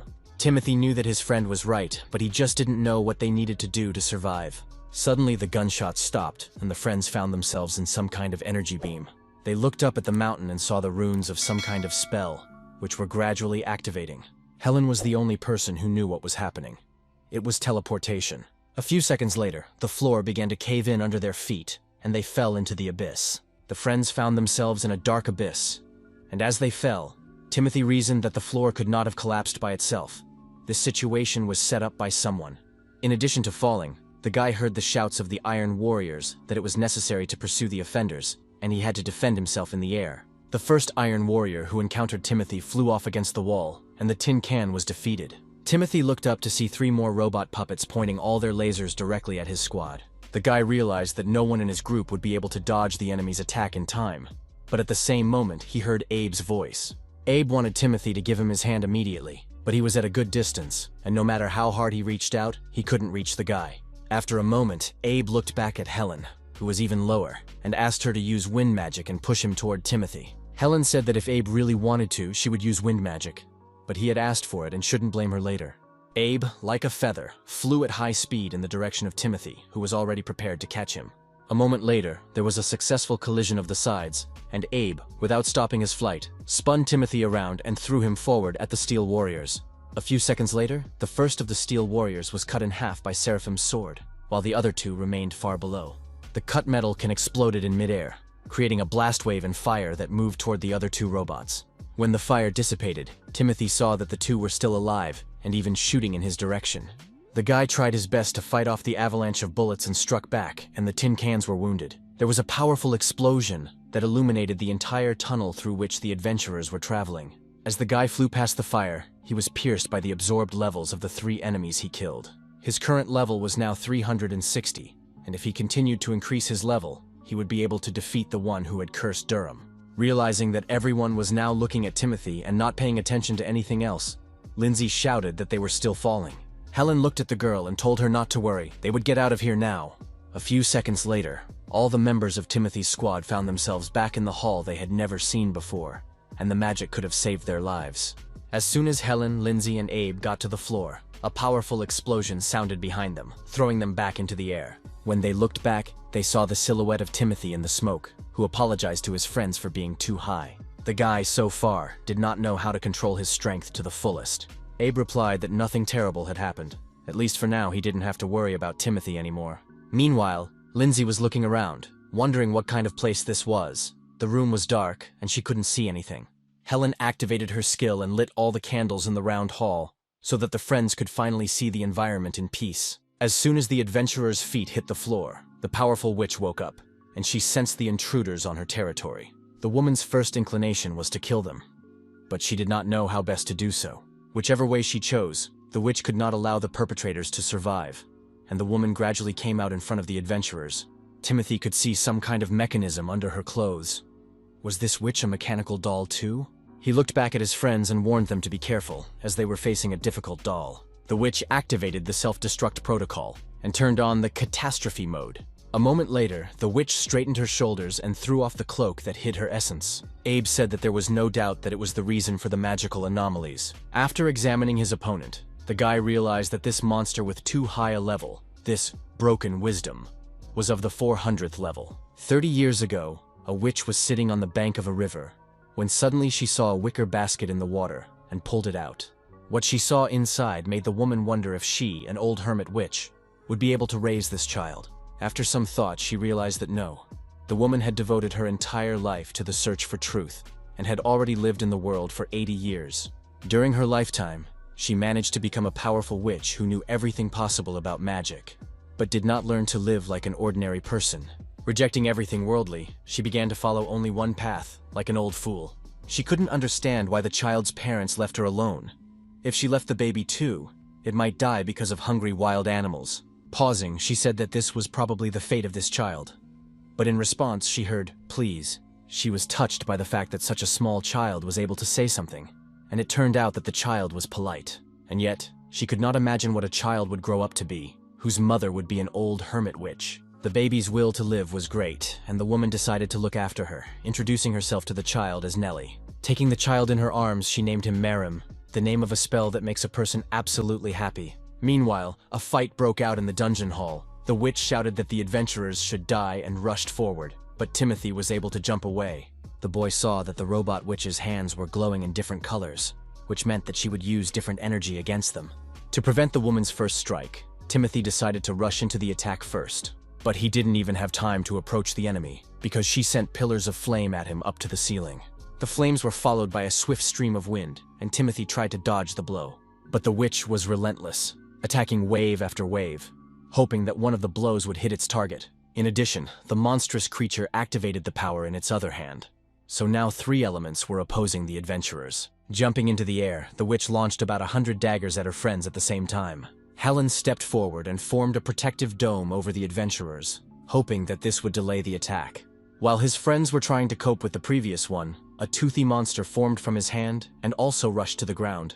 This giant toothy snake destroyed the protective dome that Helen was building, and the friends had to duck to the ground. The witch was just waiting for this and at the same moment rushed at the adventurers with a giant sword. Timothy turned to Abe and told him that they needed to cut off the witch's hands so that she would not be able to do magic. But in a second, the guys were forced to defend themselves from the attack of a giant monster. The witch shouted that they would die, but then asked why they should be killed. And Timothy did not understand why these questions were asked, because she was the one who attacked first. The girls, who were kneeling in fear a little further away from the boys, also could not understand what was wrong with this woman. Not only did she have an abnormally high level, but the witch could also use various types of magic, something Helen had never seen before. Abe had a thought about this, and was quick to share it with his friends. 10 years ago, a powerful witch lived in this workshop, and she knew how to use various types of magic. Abe knew the woman was long dead, but what if she had found a way to live in these ruins forever? Timothy shouted that if this theory was correct, it might turn out that they were not looking at a doll at all. It could have been the soul of an old witch imprisoned in a new mechanical body. In the process of thinking, the boys managed to deal a significant blow to the witch, and she flew away for some distance. Landing opposite Timothy and Abe, at the other end of the hall, the mechanical monstrosity prepared for a new fight. Timothy asked his friend if the old witch had always been so inhospitable, and he replied that the old men from the city of Durham said that although the woman was a hermit, she never harmed anyone. Now the witch looked like a completely insane creature, ready to kill any living thing that came before her. They were looking at the witch's snags, who could not find a place for herself, and shouted to the whole hall that the uninvited guests must die. Abe said that it seems that the soul of the old witch in question is trying to fight the body of the mechanical doll. In any case, it was now absolutely impossible to know who the enemy was. Suddenly, dozens of giant mirrors began to form under the ceiling of the room they were in. The witch made an energy shot upwards, and the beam began to ricochet off each mirror. The mechanical doll was very dangerous. 18 years ago, in an old witch's workshop, a little girl was trying to assemble her first robot. The witch was unhappy that the child was fiddling with these dolls again. Apparently, the girl was attracted to strange things. Miriam replied that she did not have the same strength as the master, but she wanted to achieve her mastery. The witch replied that she certainly understood that the girl could not match her, but if she continued to study hard, she would gain the same power. The girl believed that she had no talent for magic, which is why she decided to become an inventor. Miriam dreamed that one day her dolls would definitely be able to defeat the Witchmaster. The witch said that the girl could do as she pleased, because it was only her life, and she was able to live it as she wished. 8 years later, the girl was standing by the bed where his master witch said goodbye to her life. The woman asked me not to scream in vain. Very soon her life will come to an end, that's all. Miriam shouted that she could not die so soon. She had not yet created a creation that could match the master in power. She added that she was just a little bit away from creating her most important masterpiece. She begged me not to leave her halfway, large, abundant tears rolling down her eyes, but the girl did not pay any attention to it. The witch asked her not to cry and assured her that Miriam would finish her work, because she had devoted her entire life to studying dolls. Even though she died, the girl's life was just beginning, and she hoped that she would have a wonderful future because she was a good girl. The witch turned her belly up and started attacking the boys again. She was running fast right at them. Turning at the last second, she found herself face to face across from Lindsay. Timothy, seeing this, called out to the girl in warning, but it was too late. One of the witch's arms flew up, generating another stream of energy to attack. Timothy had never run so fast in his life, and the entire impact of the doll fell on the boy, who covered the girl with his body. Without letting go of Lindsay, he flew away from the witch, breaking the magic mirrors. When the movement stopped, Timothy was left lying on the floor, unable to move from the pain. When Helen and Abe saw this picture, they became very excited, and the girl immediately rushed to help, despite the fact that the boy stopped her. Helen quickly ran up to one of the magic mirrors and pierced it with her hand. At the same second, the girl's body was thrown into the air and carried away by the blast wave from the epicenter of the fight. Abe watched with indescribable horror as Helen flew unconscious across the room, losing her hat. While he was distracted, the witch took advantage of this and approached the boy, about to attack. For Abe, what happened next was like ping pong, only he was the ball, and the witch was running around the room, knocking the wind out of him. The boy felt firsthand how fast this witch was. Her hands never stopped for a second. When Abe saw the doll attacking again, he wondered how much longer he could dodge the blows. The TV immediately hit the guy with a powerful energy beam that knocked him down. Abe flew across the room and crashed into a bookshelf, causing a powerful explosion. Timothy looked at this picture from a distance, thinking that if things continue like this, they will all be killed here at this rate. Something had to be done urgently, and Timothy had no choice but to activate his skills again. As soon as the boy did, the witch immediately felt the change and, looking back, flew in his direction, attacking him. During the fierce fight, Timothy realized that he had managed to wound her, and this motivated him greatly. But it turned out to be completely in vain, because the attack did not seem to have any effect on the witch. Instead, the witch got even angrier and attacked the boy with renewed vigor, which made Timothy fall to the ground. Falling to the ground, the boy tried to understand what this old doll was up to. He saw the witch standing in front of him in the center of a solid pillar of fire. Timothy realized that it seemed that nothing could stop this witch. No matter what was happening to her body, it would not stop her from fighting. Timothy decided that he shouldn't prolong the fight because he simply couldn't withstand the pressure. This powerful witch was, after all, an ordinary mechanical doll, and therefore must be powered by a magic core. The only problem was to get to this magical core and stay alive. Screaming about death, the witch attacked the boy, and he began to dodge the swift attacks at top speed. Timothy realized that if he continued like this, he would be able to get close to her. But the second he saw the Iron Warriors, a squad of 4 robot puppets landed on the floor and immediately found their target in the boy's face. Timothy was excited. These cans had never been so useful, and he would be able to improve his level. The boy killed all 4 Iron Warriors one by one, and the witch did not interfere in this fight. The system announced that the levels were absorbed, and the current level of the owner reached 560.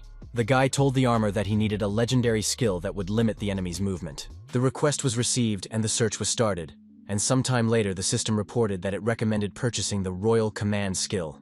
The skill bound a target with a lower level than the owner with countless black spears and cost 150 levels. The guy requested the legendary skill King's Order and prepared for the test. It was great that the monster was at level 400, and Timothy was at level 410. The guy shouted that the witch should kneel before the royal majesty and activated the royal command skill. At the same moment, the witch, who was running towards the boy with all her limbs, was pinned down by a large number of spears, unable to move. 10 years ago, Marim, proud of herself, rolled something bulky into the bookstore, and she succeeded. Although she tried to transplant the soul of the Witchmaster into the doll, she failed. The man told her about a forbidden technique that would help her bring the master back to life. If you put the soul of a Witchmaster into a doll, the woman will live as long as Marim is alive. Although she would never be able to be with her mentor again, she considered it a small price to pay for her life. The doll will have to turn on automatically, and the master's soul will remain inside forever as soon as the girl leaves the room. Looking back to say goodbye, Marim lingered, although she was consumed by evil. The girl hoped that the witch in the doll's body would live a happy life for both of them. Now, this half-crazed witch doll was pinned down by the spears that were formed with Timothy's skill, and she was resisting. The floundering continued for several minutes, and finally the doll broke free of its captivity and started running in the boy's direction again. Timothy was amazed that his plan didn't work, but he decided to keep going. Timothy pointed his hand toward the doll and activated his royal command skill once more. Dozens of spears again caught the witch, piercing her limbs through.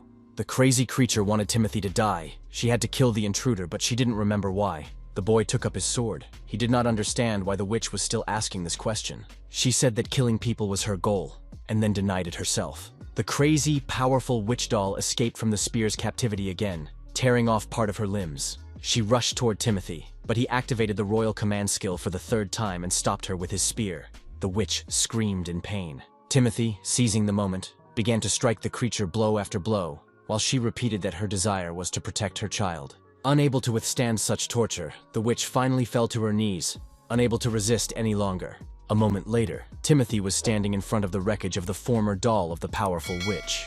The guy couldn't even realize at first whether he had defeated her until he saw the blue light that came out of the wreckage. It was the soul of a powerful witch, and it was trying to get to some door that appeared behind a bookcase that had moved aside. Timothy was surprised to see a secret door, and he immediately had a desire to explore what was behind it. Suddenly, his thoughts were interrupted by the system's voice announcing the level's absorption, a powerful energy beam bursting from the doll's remains. Timothy was overjoyed. It was the first time he had defeated such a high-level opponent, and it was supposed to raise his level to the heavens. The system did indeed announce a few seconds later that the current level of the owner had already reached 810. At the very moment the announcement ended, Timothy was surrounded by darkness, which was so heavy that he fell to the floor.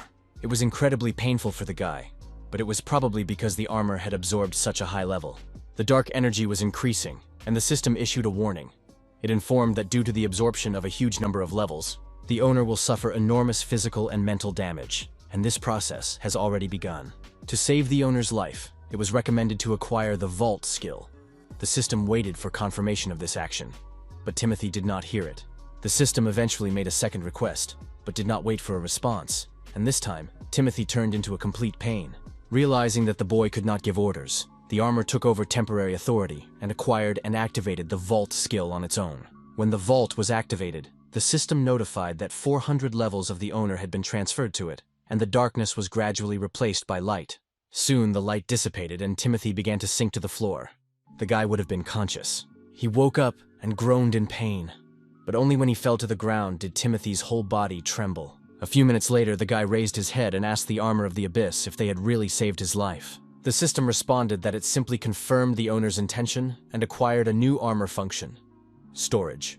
Timothy admitted that it was a complete surprise for him, because, to be honest, he doesn't remember much because of the enormous pain. The guy asked what kind of capabilities this storage facility had. The system replied that the storage skill allows you to add or remove your levels at the owner's discretion. Previously, the ruler had the 810th level, but the system took over and took away 400 levels. Finally, Timothy understood everything, which is why his level did not increase, all thanks to the storage skill. Timothy realized that this was quite convenient. As soon as he got to the city, he could lower his level to avoid attracting too much attention.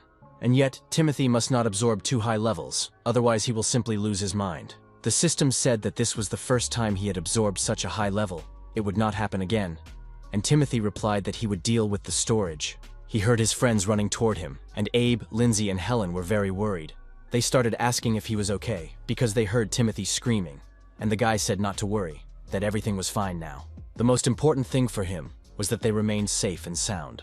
The friends smiled at each other and clashed fists. The mission was accomplished. Suddenly, Timothy remembered that after he overcame the old doll, a ball of light flew out of its body. Abe wondered if it could be the soul of an old witch, and the boy asked what happened next. Timothy replied that this so-called soul of the old witch had opened a secret door behind the bookcase. Lindsay looked at this door with admiration. She asked if they would go there. Helen replied that of course, but if the old witch's soul was still there, behind this door, their band of adventurers may be in serious danger. A group of friends, led by Timothy, began to approach the mysterious door. Taking hold of the handle, Timothy announced that he would open the door in the next second, and everyone had to get ready. Amazed, the friends saw an incredibly beautiful lawn with a neat little house in the middle of it. Timothy didn't understand what kind of place it was, because they were like, deep underground, and here was some kind of Eden.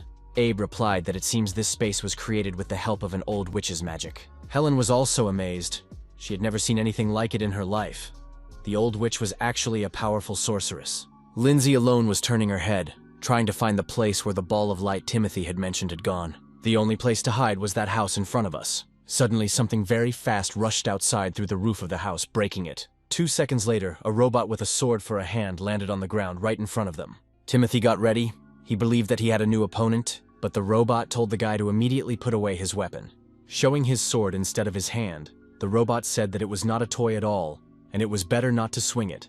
Timothy noticed that the robot also has a sword and walks around with it, but the robot replied that it would lose part of its arm if it could. In the end, the newcomer threw the jokes aside and said that she actually had to thank them. The robot called itself Nellie, and officially, on behalf of the old witch who had settled in these ruins, thanked him once again for saving her soul. She added that she would never have thought that a witch like her would be able to live so long. The witch said that this terrible mechanical doll, which her friends had defeated, had held her soul for many years. As soon as the boy and his team destroyed the doll, she woke up in this new body. And finally, her will was not being oppressed. Abe admitted that he thought so. The witch's consciousness was clouded by negative energy, and Lindsay asked why the witch's soul had not found peace. The witch replied that after the destruction of her old body, her soul found refuge in this old doll. Logically, she really should have found peace and finally left this world, but this immature boy used a forbidden magic technique on her. Helen, disbelieving, even asked what kind of forbidden magic technique they were talking about. Timothy was also very curious to find out what the powerful witch meant, and it was more pleasant to talk to her now than the previous time. The witch replied that this was a list of spells that had been rejected by the wise men and were forbidden to be used by anyone. In the wizarding community, the use of these techniques is a real taboo because of their dangerous consequences. Timothy asked what this unknown guy had done to her soul. The witch replied that a forbidden technique number 95 was used on her, a soul seeking rest in another's body. Because of this technique, no matter what efforts the adventurers make to destroy her body, its soul will always find another shell to continue its existence. Helen, having heard the witch's story, said that if she wanted to die, they could always cast a spell on her. But she said that was impossible. The witch said that her soul could only be freed by the one who had put this forbidden technique on her. Helen wondered if even a powerful witch like her could not free herself from this technique. But it was a sad truth. She replied that the person who had cast the spell on her knew that she would try to free herself, and did everything to make sure that no one but him could do it. Helen did not back down. She was curious to know who had used such a powerful forbidden technique against the powerful witch. The robot witch, with her hand over her face, said that this person was her student Merim. Merim could not accept her death, and decided to take this desperate step. That's why she used this forbidden technique. No one dares to disturb the natural course of things. The dead cannot be brought back to life. The witch thought this act was surprisingly stupid. She wanted the girl to live her life in happiness, but she chose a different path. In any case, she wanted to deal with this girl herself and teach her a lesson in her new body. For now, the problem was different, and Timothy asked what exactly the woman meant. Merim was not smart enough to master such a complex magic technique, and she never taught her such things. The girl made a deal with a wizard who helped imprison her soul, and Merim enslaved her and forced her to create the strongest war dolls for him. As far as she remembered, the sorcerer's name was Damon Fortin, and as soon as the name was spoken, a stranger teleported to the clearing. Damon said that the wizard's lodge expels strong magicians who use such techniques, but he thought it was nonsense. The forbidden techniques are wonderful. They have helped many people live happily. In the hands of such magicians is the power of God himself. Damon waved his staff and looked haughtily at everyone present. He said that this is why he teaches forbidden magical techniques to anyone who needs them. The powerful witch rushed to the sorcerer, trying to shut him up. She said that Damon is a very power-hungry person. He broke into her monastery. He took everything from her, her disciple and her soul. She will make him go through the same hell. Turning to the mechanical dolls, the witch ordered them to kill the intruder in the person of Damon Fortin. But her spell was powerless against the sorcerer, and with a single wave of his staff, the boy bound all the metal cans that appeared on the lawn. The guy saw the reaction of others, and therefore, he began to boast of his strength even more, laughing out loud. In a moment, all the Iron Warriors were scattered into pieces around Damon. The boy looked at his friends and the robot witch and said that the jokes were over for now. Closing his eyes and smiling, Damon Fortin turned to the witch Nellie and asked for permission to kill her. The powerful witch Nellie asked if Damon had really decided to kill her, if he didn't realize that it was impossible to do so because of the forbidden magic. Damon laughed and replied that of course he knew, but that was why he helped Merrim put the spell on her. The robot witch lit up everything with lightning and anger, and only a spellcaster could remove the forbidden equipment from the victim. Simply put, the only person who can kill her is Damon. The sorcerer laughed out loud. He was enjoying this moment. The witch was right. Only he could free her soul from this tin can. The boy was torn apart by the realization of his greatness and cunning, and it was he who showed the witch all the charm of the forbidden technique. Damon pointed his staff at the witch. He was going to destroy the body of her mechanical doll. As soon as he does, the soul of the powerful witch Nellie will leave this world forever. Nellie couldn't understand why the guy would do this. He could have broken into her home at any time. But why he came now? Damon replied that this was indeed a very good question. In fact, he did not want to kill her. But the situation had changed in 10 years. That's because right now the guy was on the verge of fulfilling his cherished dream. To get the desired result, Damon must make a very big sacrifice. And this victim was to be the entire southern capital of Durham. Damon stuck out his long tongue, laughing. He could already imagine all these buildings, each with people living in them, who would become the backbone of his goal. The guy said that people still remembered Nellie, and only a powerful witch like her could stop him. He wouldn't want people who remembered her kindness to come to the workshop and beg for help. It would be easier to just kill her.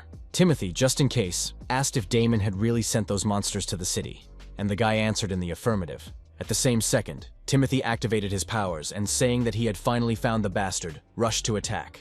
Damon met the boy's blow with a smile, and the boy was able to defend himself with a staff. Timothy's pressure was very strong, so Damon had to jump to a safe distance. Timothy said he didn't know all the reasons, but he didn't really care, and he wouldn't allow Durham to be destroyed for selfish reasons. He was going to kill the arrogant sorcerer personally and promised him to do so. Timothy was at level 410, and Damon was at level 500, and the latter was very curious how the guy would manage to do it. Until that moment, Damon believed that only Nellie could stop him, but he hadn't seen adventurers of such a high level in these parts for a long time.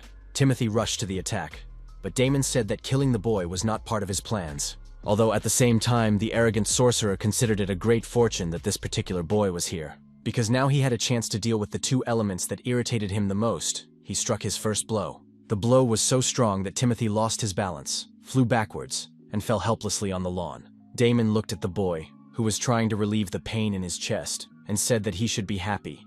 He would give the boy a quick death. Suddenly, the figures of Helen and Abe appeared behind Damon, and when the boy looked back in surprise, Abe said that he shouldn't forget about them.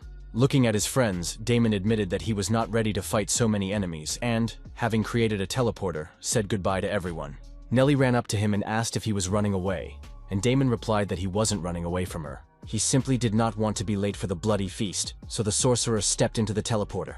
Looking back at Timothy's squad, Damon said that if they really wanted to defend the city, he advised them to speed up. The teleporter had already gone out, but the friends continued to hear words that at that very moment Damon's subordinates had already begun killing the people of Durham. Meanwhile, Durham was as crowded as ever, and the city was bustling with life. Damon watched the residents from the highest point in the city, and he knew that everything would change soon. This idyllic world will end today, and the process has just begun. The bloody feast had begun, and Damon had helpers for this, the first of whom had just teleported to the city. The appearance of the first subordinate caused the sorcerer to laugh sinisterly. He liked to dare to do what others were not capable of. The city was flooded with teleporters of Damon's people, and the sorcerer wished death to all the inhabitants, wishing them to become food for the new god of this world. The moment the senseless bloodshed began in Durham, the magical core inside the witch, Nellie, cracked. Feeling some changes inside her, the robot witch leaned on one knee, and Timothy asked what was wrong. The witch replied that her friends need not worry. It seems that before leaving, Damon had modified the forbidden magic technique. Timothy tried to continue her thought, which meant that in the event of a situation where the witch's body broke down, Nellie replied that if her body was damaged, she would simply die in this world forever. But to be honest, she didn't care about that. She had already died once, so death didn't scare her. But a scary doll was different. When she was imprisoned in this terrible doll, she could not leave the confines of her studio, and her mind was clouded. Now everything was different. She was free and could finally leave this place, because her body was not subject to the old restrictions. What Damon said was important, and the woman drew her friend's attention to these words, asking if they remembered them. Lindsay said that this sorcerer was going to kill all the inhabitants of Durham to achieve his dream. Timothy asked the witch if it was true, and the woman replied that she didn't think Damon was lying at all. Abe said that they had better get back to Durham as soon as possible and stop Damon from harming the townspeople. Helen replied that they would not be able to reach the city on time on their own. Timothy agreed that even if they tried, by the time they reached Durham, it would be in ruins. The witch Nellie said that the boys and girls had probably forgotten who they had met today. Even Damon was afraid of her as the only equal opponent, and she asked him to leave the way to her, the powerful old witch. Meanwhile, a bloody harvest began in Durham, with Damon's henchmen executing people right on the streets. Another victim was a local man who begged for help, but Damon's subordinates were not impressed. Looking at the sorcerers standing over him, the man begged them not to do it, swearing that he would do anything to survive. Melissa was in the Timothy's Guild building at the time, and she heard the man's terrible dying cry and looked out the window. She left her work and went out into the yard, and was surprised to see that the sky over Durham was purple. One of Damon's henchmen, who was on the other side of the street, saw a new victim. The sorcerer said that she should cry and beg, tremble with fear in anticipation of the inevitable. The girl's suffering was to become food for their new god, and the sorcerer sent a deadly energy beam towards Melissa. At the last second, Timothy managed to rush in front of the girl and eliminate the attacker. He struck the enemy with a blow of such power that he was thrown against a building standing opposite. Looking at Melissa, the man told her not to worry, that all the people of Durham were safe now. Helen, who appeared the next moment, said that those who use forbidden techniques are real weaklings. These are people who have not been able to master the magical arts in their entire miserable lives. Melissa looked at her friends around her and sincerely thanked them for saving her, saying that they had arrived just in time. Nellie, the robot witch, said that Damon had managed to change the nature of this body of hers. The witch was standing in a teleporter that didn't work, and now she couldn't get back to her workshop, while her friends risked their lives to save others. Timothy thanked the powerful robot witch for teleporting them in time. The witch Nellie told the boy to stop calling her that, because it was a relic of the past. In response to her friend's mute questions, the witch said that she didn't even mind if they called her their friend. Several of Damon's henchmen have already received their punishment for killing innocents. Lyle said that doing such things was a great sin, and that he would punish everyone for it. The head of the Salvation Sword Guild told the rescued man to run to the headquarters, where all the survivors were hiding, and promised to protect them. The man obediently did what Lyle said, and he also reasoned that the enemies he met were approximately from the 80th to the 100th level. Until now, Lyle had never met anyone in Durham who looked like them. Suddenly the man heard the clapping of hands behind him, and a stranger's voice said that he was a good warrior and the head of the Sword of Salvation Guild. Lyle turned around and looked at the stranger, asking if he was to blame for the chaos that was happening in the city. Damon laughed. He said that human anger, in his opinion, was very beautiful. At that moment, Lyle, in his eyes, looked irresistible. When asked, the guy answered in the affirmative, admitting that he had organized a bloody celebration that spread throughout the city. The head of the Sword of Salvation Guild looked at the interlocutor carefully and asked what kind of bloody celebration he was talking about. Damon replied that only humans can experience this sweet cocktail of sensations. It is always possible for people to cry out of suffering, anger, or incredible rage, and these feelings make the blood boil in their veins. These angry feelings of people will be useful to the new god whom the boy wanted to awaken.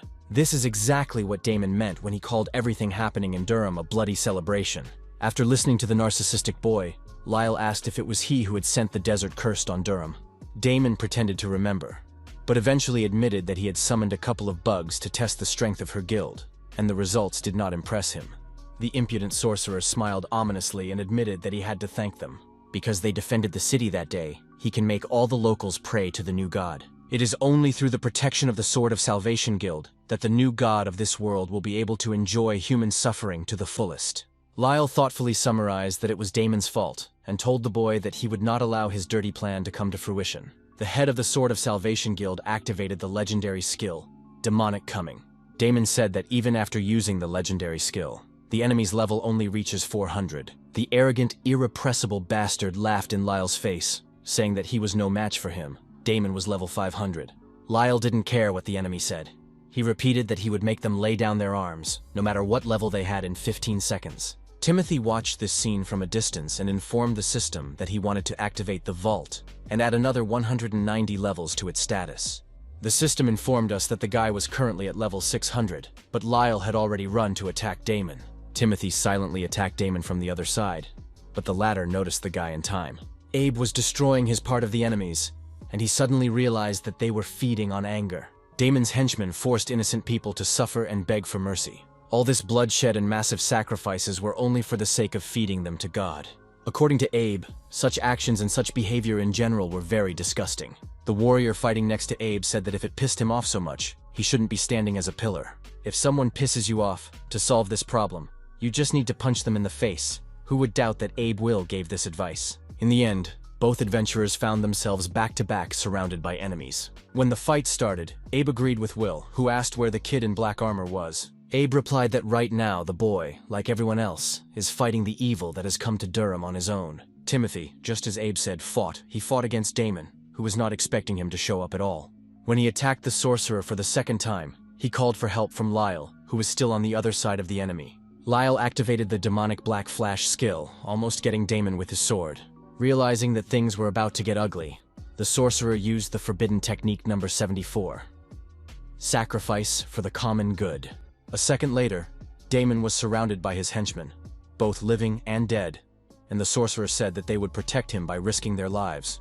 He looked at some of them and said that he would certainly be very sad if the enemy killed everyone. But he doesn't need followers who can't handle lousy adventurers. The sorcerer was most interested in how Timothy had raised his level so quickly, which, in his opinion, was abnormal. Still, he probably should have killed the guy in the workshop when he had the chance. Lyle, realizing that Damon was distracted by talking to the boy, decided to attack him. But all of the man's attempts were in vain. After a series of attacks, the guild leader realized that Damon's forbidden technique was undoubtedly strong. However, it seems that the technique consumes a lot of the sorcerer's energy, and that is why he cannot use it all the time. Timothy, hearing the words of the head of the Sword of Salvation Guild, rushed to attack Damon. He believed that, if this was true, they both had to get rid of the sorcerer before he could activate his forbidden technique. At the last moment, Damon managed to jump to a safe distance from the boy before Timothy touched the spot where he was standing. Timothy shouted that they should hit together, and then the guy would definitely not be able to dodge. And Lyle called it a good idea. The sorcerer looked around and saw two enemies flying at him simultaneously. Lyle and Timothy simultaneously activated the demonic black flash skill. Dark energy enveloped the two adventurers, and the sorcerer realized that he had been caught off guard. At the last second, the guy managed to activate the protective shield, relying entirely on its strength. In this battle, the persistence of the adventurers and the self-confidence of the sorcerer crossed paths. And in the end, persistence won out, and the protective shield crumbled. A second later, the head of the Sword of Salvation Guild and Timothy surrounded Damon on both sides. The sorcerer was no longer able to resist. His clothes were completely bloody. Damon said that the taste of blood was still beautiful, and Lyle and Timothy put a sword to Damon's head and said that he had lost. The adventurers added that as long as they both stand guard, the boy is not destined to destroy Durham under any circumstances. Damon's reaction was incomprehensible. The sorcerer covered his face with his hand and laughed sarcastically. Looking at his opponents, he finally admitted that he had indeed underestimated them. He was especially reproachful for underestimating Timothy's strength and power, and not taking advantage of his advantage earlier. The street where the fight took place was completely empty with damaged buildings, and the echoes of the words of confession of defeat echoed off the walls. The sorcerer began to cry out that he had not offered enough sacrifices to awaken the new god, but it was far from over. A second later, servants appeared between him and the adventurers. Damon said that the new god does not care who is sacrificed for him. With the last of his strength, the sorcerer bent back and activated the forbidden technique number 76. This technique was called the death cry of the crowd, and the guy used it against his men. Finally, Damon said that they should taste this divine taste of their own blood. The sorcerer's henchmen were in incredible pain, burning as if on fire. Eventually, the guy magically pulled a dagger out of each of them and stabbed them. Lyle and Timothy didn't know how to react to this. The guy was bleeding all over himself, and it was the blood of his own people. Damon said that his followers should not worry. Their sacrifice would not be in vain. Although this is not enough, the sorcerer is unlikely to be able to get new victims. Timothy could not stand it. He rushed at the sorcerer, saying that he would not allow him to do whatever he wanted. Damon got to his feet and said that the guy was really fast, but it was too late for him. From that moment on, Timothy responded to any attack by laughing, not even intending to engage in a fight. The demon was in anticipation of something extremely beautiful for himself. He said that the time had come. Lyle and Timothy must suffer and beg for mercy, merging into one for the sake of their new god. At the same second, blood began to rise to the sky from the bodies of murdered civilians all over the city. All the blood flowed through the air to Damon and his staff, and the sorcerer said that God could taste his blood as well. If the new god needed Damon's flesh and blood, the sorcerer was ready to give him anything he wanted. Finally, the staff Damon was holding began to gradually open, revealing that there was a red stone inside the petals, at the tip.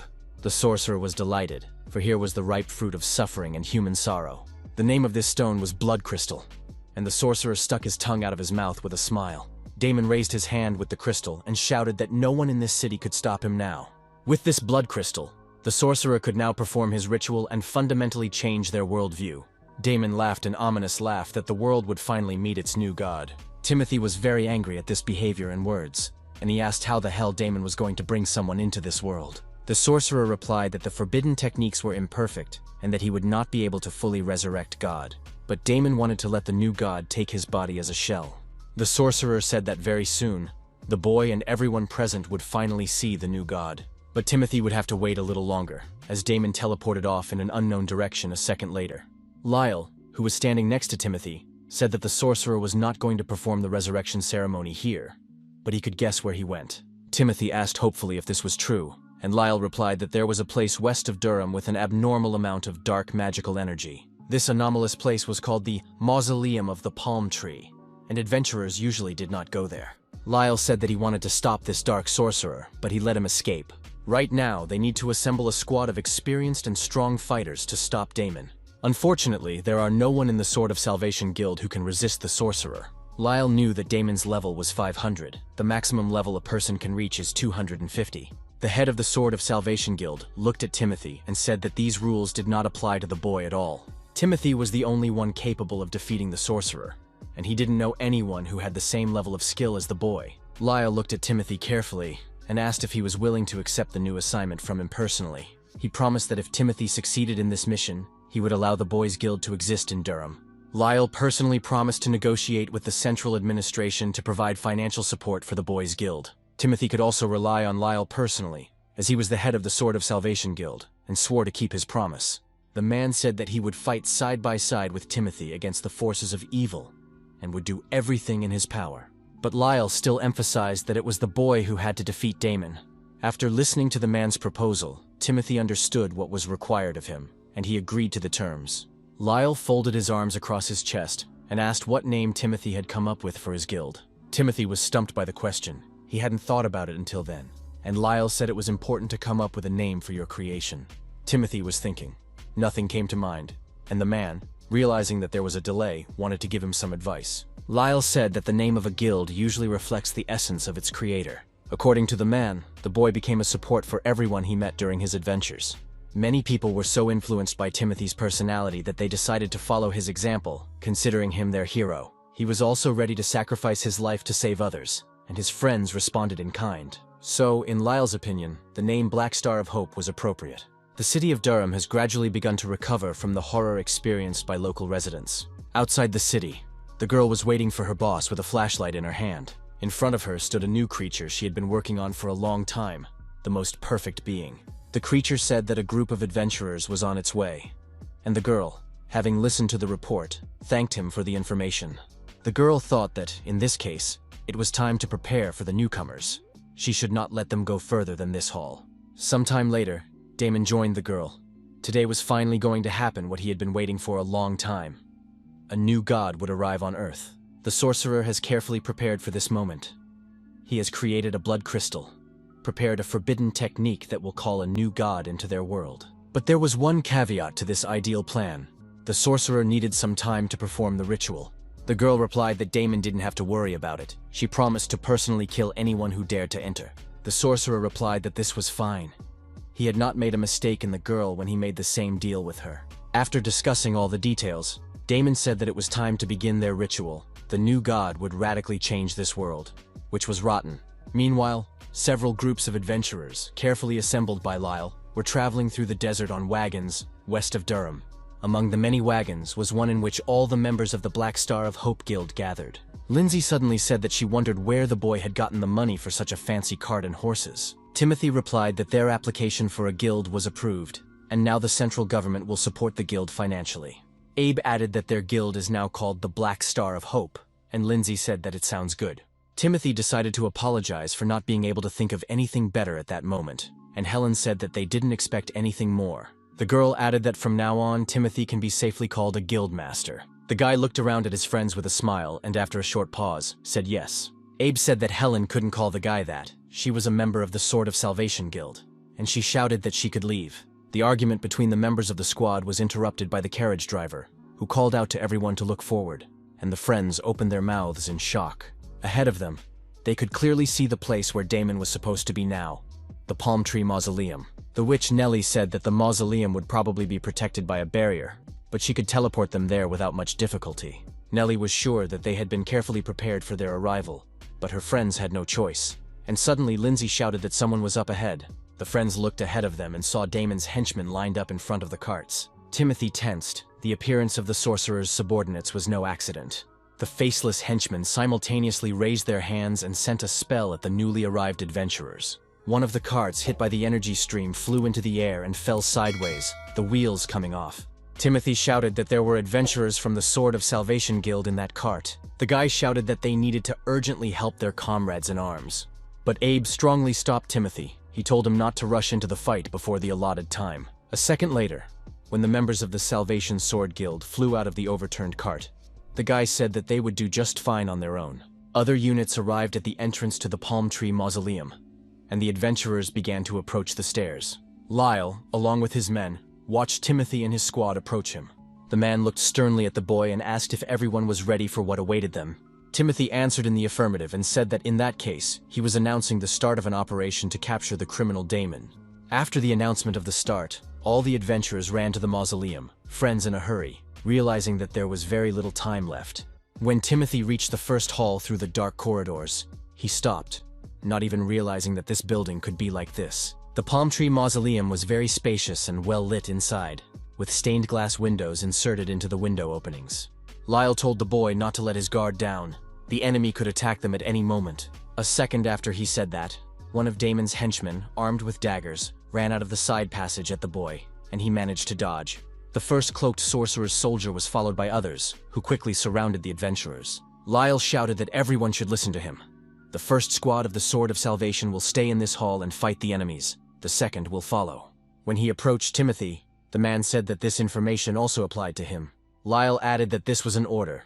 They had to catch Damon, and there was no time for arguments. Other related goals and problems can be handled by people from his guild. A second later, the comrades were already running further, deeper into the mausoleum, ready to attack again at any moment. Abe said that they needed to hurry up if Damon was telling the truth. Right now he was calling an evil god into their world. The adventurers have no time to deal with the sorcerer's henchmen, so Abe believed that when the time came, Timothy would have to deal with Damon while they covered for him. Without objecting to Timothy, the guy asked him if he really thought Abe couldn't handle a bunch of sorcerers. Timothy replied that Abe had misunderstood him. He hadn't said that, and that's where the guys agreed. Finally, Abe said that he counts on Timothy as his guildmaster. A second later, the adventurers saw 4 more of Damon's minions advancing on them. Lindsay looked back and shouted that there were enemies behind her and there was no end to them. Without looking back and without stopping his run, Lyle shouted that he was leaving these candidates for death at the mercy of Will. The adventurer was even happy about this decision. Seeing a delay among the enemies, he said that they would not overcome him alone with their numbers. A few of Damon's henchmen nevertheless dared to confront Timothy, who was rushing at them like a speeding train. Damon scattered his opponents like pins on opposite sides of him. The system informed me that the level of the henchmen was impossible to absorb, all because of the dark magic that the sorcerer had cast on these people. Timothy shouted that it didn't matter at all, that his level was enough to overcome Damon. Looking back, the boy shouted to Lyle that the path was clear for him. The head of the Sword of Salvation Guild rushed forward, but at the same second, the wall next to him shattered, and the man saw the claws of a monster in front of him.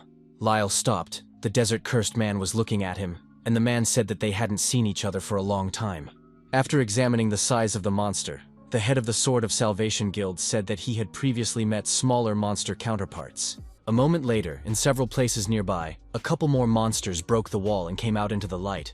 It turns out there were many of them. Looking back, Timothy saw that Lyle was surrounded by freaks, and he was about to return to help. Lyle, looking around, shouted that there was no time for that. He promised to detain the freaks. The guy had more important things to do. With the fate of the world now resting on the shoulders of Timothy's guild, the friends hurried to the main hall. In the next room, Helen felt as if the air was saturated with dark magic, and she could hardly breathe with every passing second. The witch Nellie replied that it was not surprising at all, and the group saw a door opposite them that probably led directly to Damon.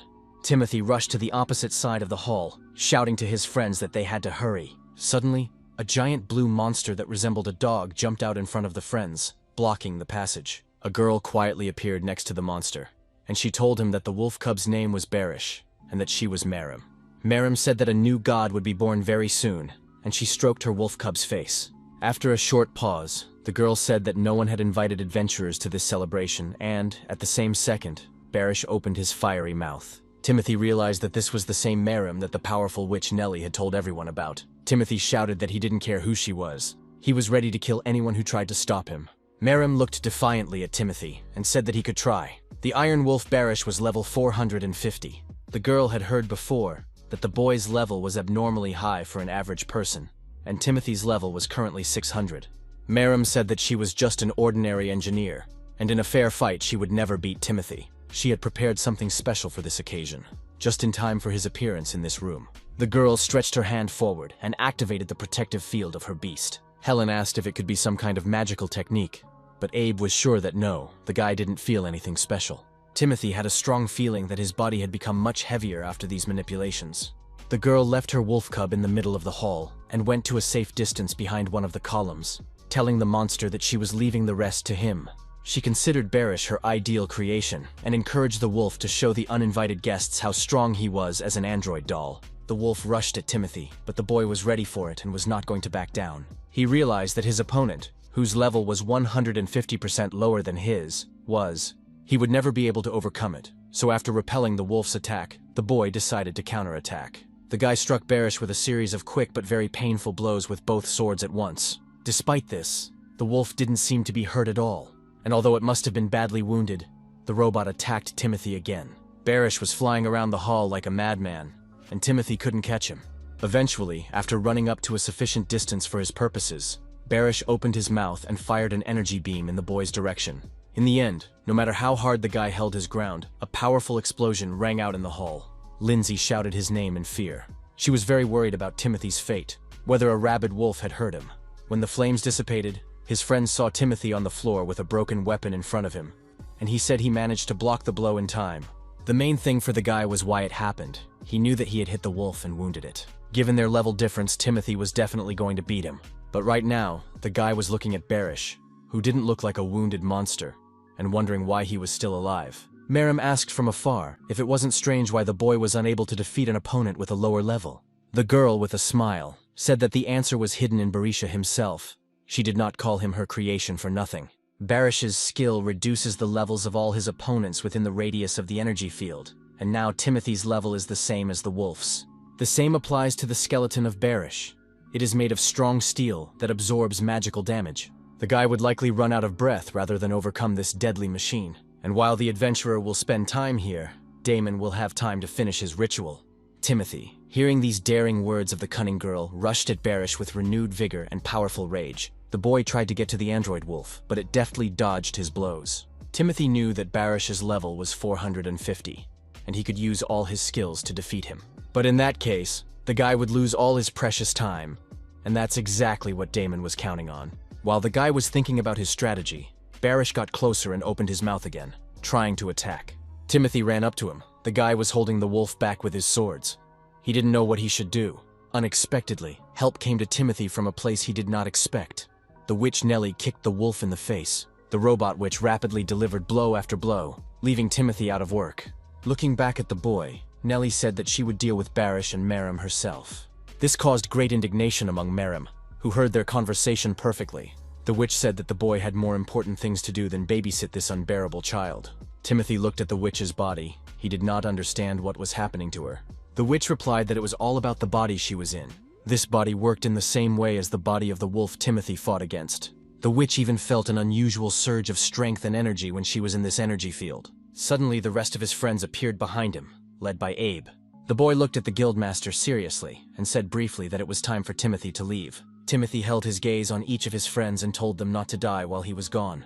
Abe immediately laughed. He was pleased that the guildmaster was concerned about him. The guy watched Timothy run to the door of the main hall, and at that moment, probably in his eyes, the boy actually became the main one.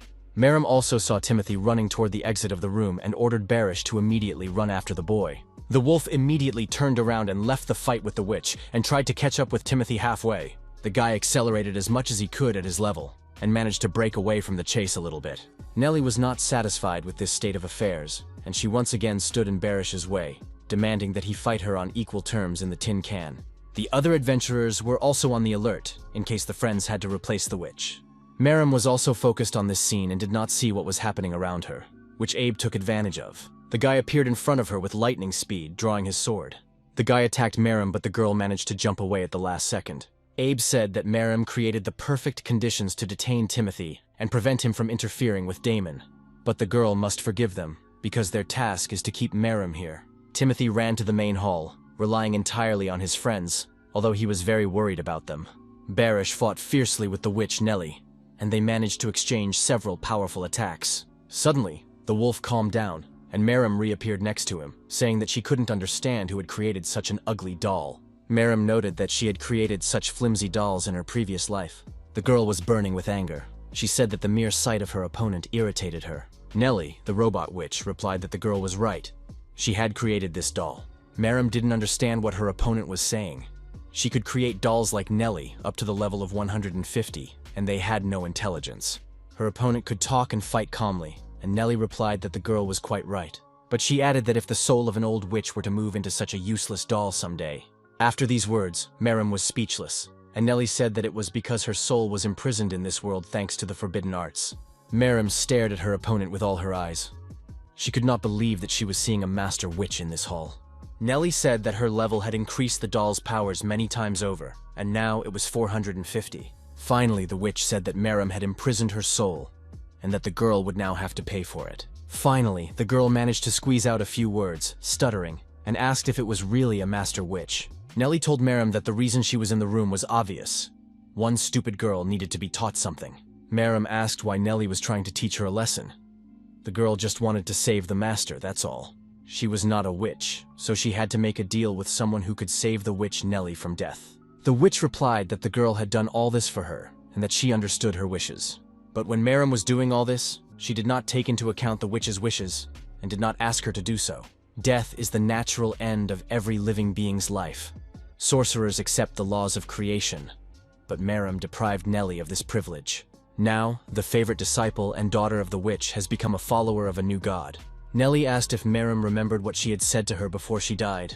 She said she wanted the girl to live a happy life and not dwell on the past. Merrim lowered her head. She remembered those words very well, but it was painful for her to recall those events. The girl admitted that she was unable to fulfill the will of the witch master.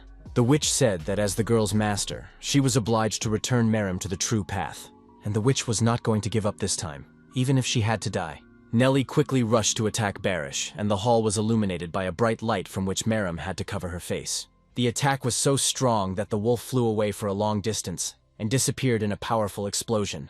Despite this, within seconds Barish reappeared in Nellie's view, spitting saliva in all directions and attacking.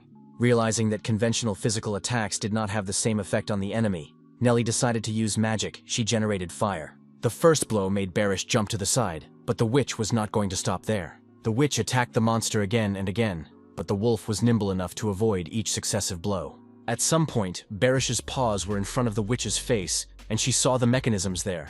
Nellie decided to waste no time and quickly rushed at the wolf and stabbed it in the paw with her sword, which gave way easily and cracked. Barish growled very loudly in pain, which stunned everyone present. For the first time, the wolf was wounded.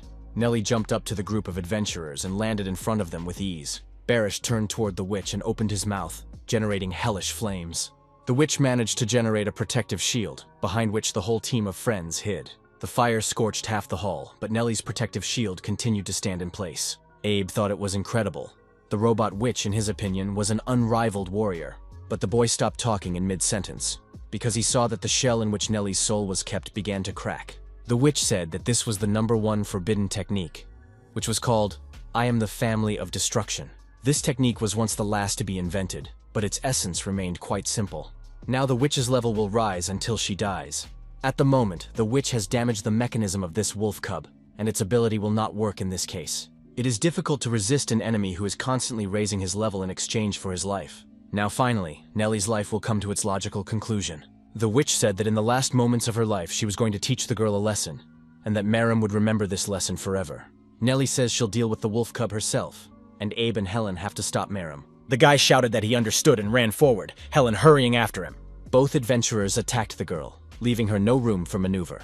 Merrim's attention was focused on her witchmaster, and she had never worried about anyone in her life as much as she did about Nellie.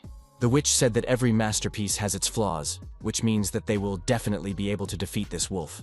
The witch saw Lindsay running toward Barish from the other side, and she was of the same opinion as Nellie, so she wasn't going to sit idly by. Lindsay activated her lightning strike skill, Thunderbolt, and slashed her sword at Barish's paw. The wolf howled in pain. This wound was even worse than the previous one. The whole hall was illuminated by lightning. The impact was so strong that Lindsay herself was unable to stand on her feet, and the girl was thrown back by the blast wave. She fell to the ground, but still could not take her eyes off her opponent. The witch praised Lindsay for her work, and now it was time for Nellie to deliver her final blow. Barish was preparing for the enemy's attack, but he could barely catch his breath, and his mouth was dripping with saliva. Abe and Helen blocked Merrim, and the boy ordered the girl to stand still and watch. The powerful witch also added that the girl should watch how she would destroy this wolf, and Timothy would save the whole world. Merrim was seriously scared, but she didn't know what she could say to stop this madness. After this blow, the witch will finally be able to become truly free, which is what she had wanted for many years. Nellie's last words were the catalyst for Merrim to finally move, and she screamed, begging the witch to stop. Merrim shouted that if the Witchmaster died now, she would have no reason to live at all. The witch told the girl not to talk nonsense. She had saved her as a baby. The witch gave the rescued child a beautiful name so that he could live a happy life. Now, as a master witch, she is obliged to save Merrim from the evil that has taken up residence in her soul. The witch was going to finally deal with the wolf cub Barish with her fist alone. Nellie rushed into the attack and generated a powerful energy blast, and Barish disappeared in its epicenter. The shock wave spread rapidly in concentric circles throughout the hall. Soon, the remains of the columns in the hall's decoration began to fly around the room. Finally, Nellie looked back at Merrim and said that she sincerely asked the girl to give this world another chance. Merrim's eyes flashed back to her childhood with the Witchmaster, a woman who made the girl's life truly happy. The powerful explosion drowned out all the girl's screams, but the tears that appeared in her eyes did not. When Timothy ran up to the door to the main hall, he felt his level recover again, as if he had left the energy field. Gritting his teeth, Timothy vowed that for the sake of all his friends he would stop Damon and his wicked plan. The guy abruptly opened the door and shouted Damon's name, ready for a fight. In the main hall, Damon was sitting on the edge of a giant torch, and he said that it was a shame. The guy was late. Smiling a predatory smile, the sorcerer said that the preparations for the birth of the new god were already complete. Finally, the new god of this world will be here. Damon was very proud of his work and did not hide it. The sorcerer jumped down from the torch to the ground. He was very curious to know something. Although his friend's attempt was unsuccessful, did Timothy still want to challenge him? A second later, he raised his right hand up and called on his god, asking him to let sinful people know suffering.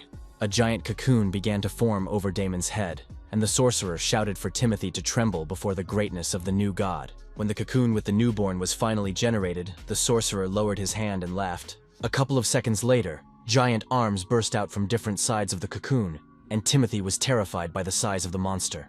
Damon shouted for the boy to look carefully. Before him was the true god of their sinful world, the god of pain and suffering, the abyss of evil. The sorcerer said that what he had been preparing for years had finally come to pass.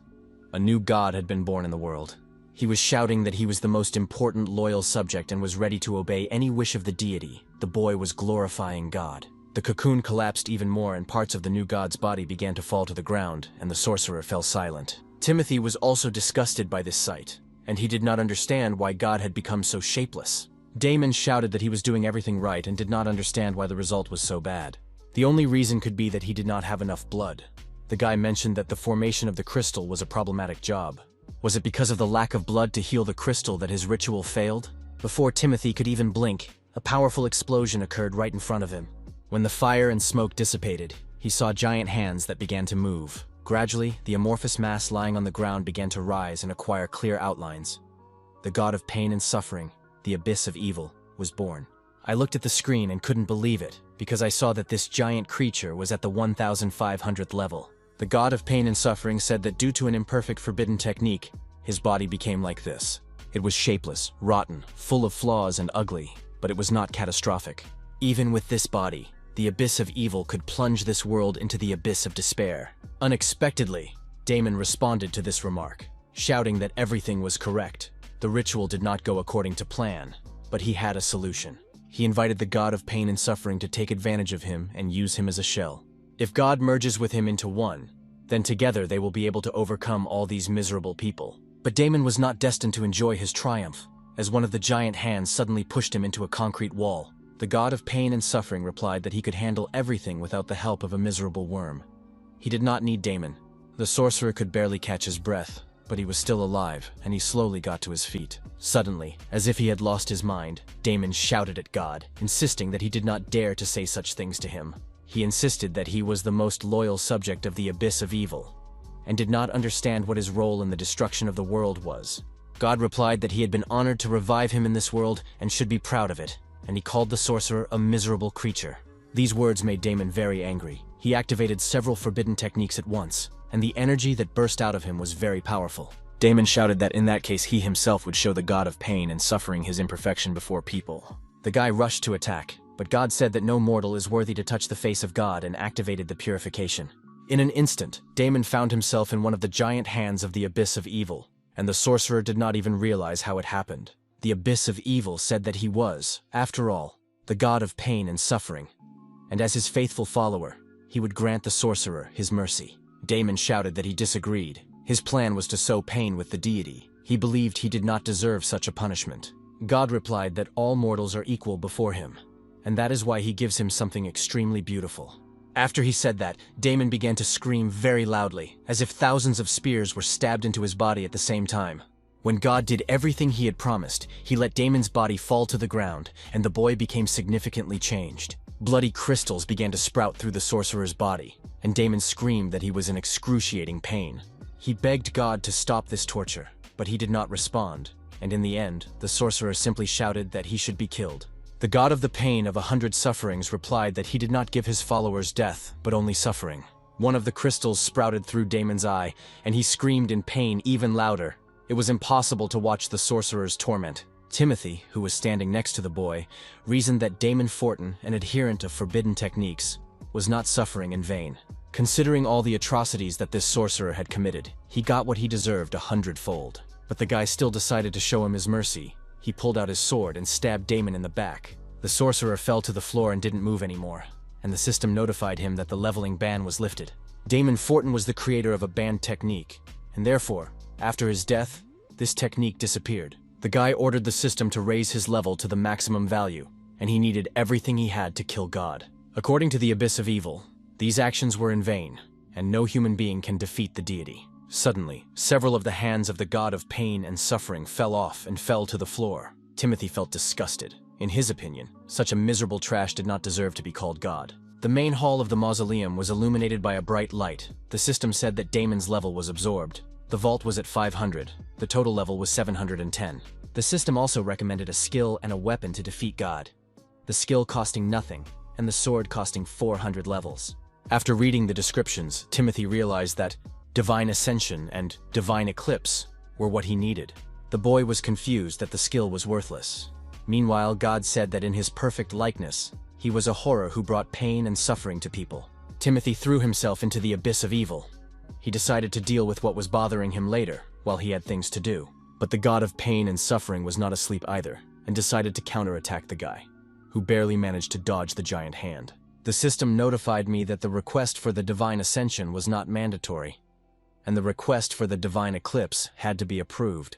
The guy coordinated all the nuances with the system and received a sword that could kill God himself. Timothy hit the god of pain and suffering on one of his arms, and it seems that his attack this time was successful. Despite the significant difference in their levels, the guy managed to deprive the abyss of evil of a little bit of arrogance. With this sword, the boy can cut the flesh of the god of pain and suffering into small pieces. If the abyss of evil likes pain and suffering so much, the boy was willing to give it to him in its original state. The abyss of evil replied that this was a waste of time. A person would never attain the power that would be sufficient to kill a deity. Humans were created to glorify the gods, and the gods in turn give them their mercy or cruelty. And the opposite is not true. Timothy, standing in front of the bloodthirsty monster, calmly replied that they could check it out now. The abyss of evil said that the wretched stinker who dared to seduce the body of God should be severely punished. The god of pain and suffering added that the boy was not his follower, but only an ordinary sinner. And people like him must be destroyed by the god of pain and suffering in this world. This time, Timothy had a hard time, barely managing to dodge the deity's attacks. He understood well that although God's body was rotten to the point where it would be easy to overcome him, his power was too great. The abyss of evil has only to hit a guy and he will immediately become dead. Unexpectedly, the system informed Timothy that the enemy's level had dropped, and the current level of the god of pain and suffering was 1,450. Continuing to run away, Timothy asked the system why the level of the abyss of evil had suddenly dropped. The system answered that the hand the guy had cut off contained fragments of a bloody crystal. It turns out that it is the blood crystal that gives the god of pain and suffering such enormous power. Fragments of the crystal are located throughout his body. If Timothy cuts off the parts where the fragments are located, the level of the enemy will decrease significantly. The guy looked at his enemy, and finally, he had a plan on how to defeat this disgusting creature. Timothy asked if he needed to cut off the parts of his body where the crystals were visible to lower the enemy's level, and the system answered in the affirmative. Timothy flew at top speed to one of the monster's arms and swung his sword at it. After a moment, the arms separated from the body and the system reported a decrease in the enemy's level. The guy was not going to stop. After performing several combinations, Timothy managed to lower the deity's level even further, and he realized that he had just a little bit more to go. But the god of pain and suffering decided to be proactive and attacked Timothy with both hands, and the boy managed to dodge at the last second. The abyss of evil said that the boy seemed to have figured out how to weaken the divine power. However, the guy's efforts were in vain, and it was time to accept his punishment as a sinner. The god of pain and suffering promised to destroy the boy because sinful people like him had no right to live in his world. The abyss of evil activated its power and directed it directly at Timothy, and the boy realized that this time he would not be able to dodge. Timothy reasoned that, although he had weakened the enemy, it was not enough, so the adventurer would really die. Timothy realized that he had no choice. He laughed in the face of the abyss of evil. He could not destroy it. The guy turned to the system and ordered to open the vault and provide him with all the levels that were stored there. When the fire from the attack dissipated, the god of pain and suffering saw that the guy was still alive, and it surprised him.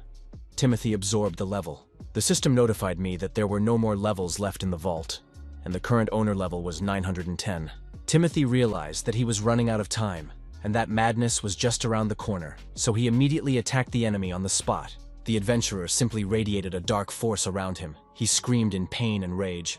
A second later, the system notified him that the enemy's level had dropped, and Timothy struck again. The god of pain and suffering said that the sinner was trying to reach the power of God, and for no reason, fell into the fury of the beast. The abyss of evil considered such behavior disgusting, and it was not going to tolerate such treatment. The deity decided to attack the enemy, but no matter how hard the abyss of evil tried to grab the boy, he deftly escaped his grasp.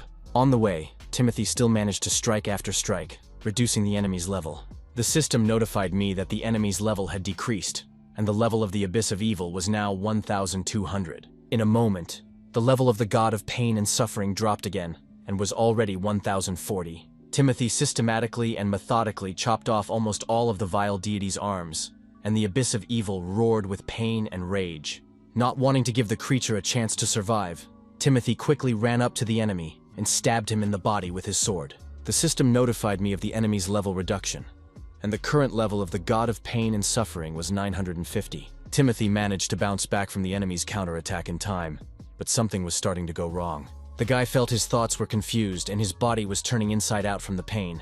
His consciousness was so clouded that Timothy could not understand what was happening to him, and had little control over himself, and the enemy took advantage of this.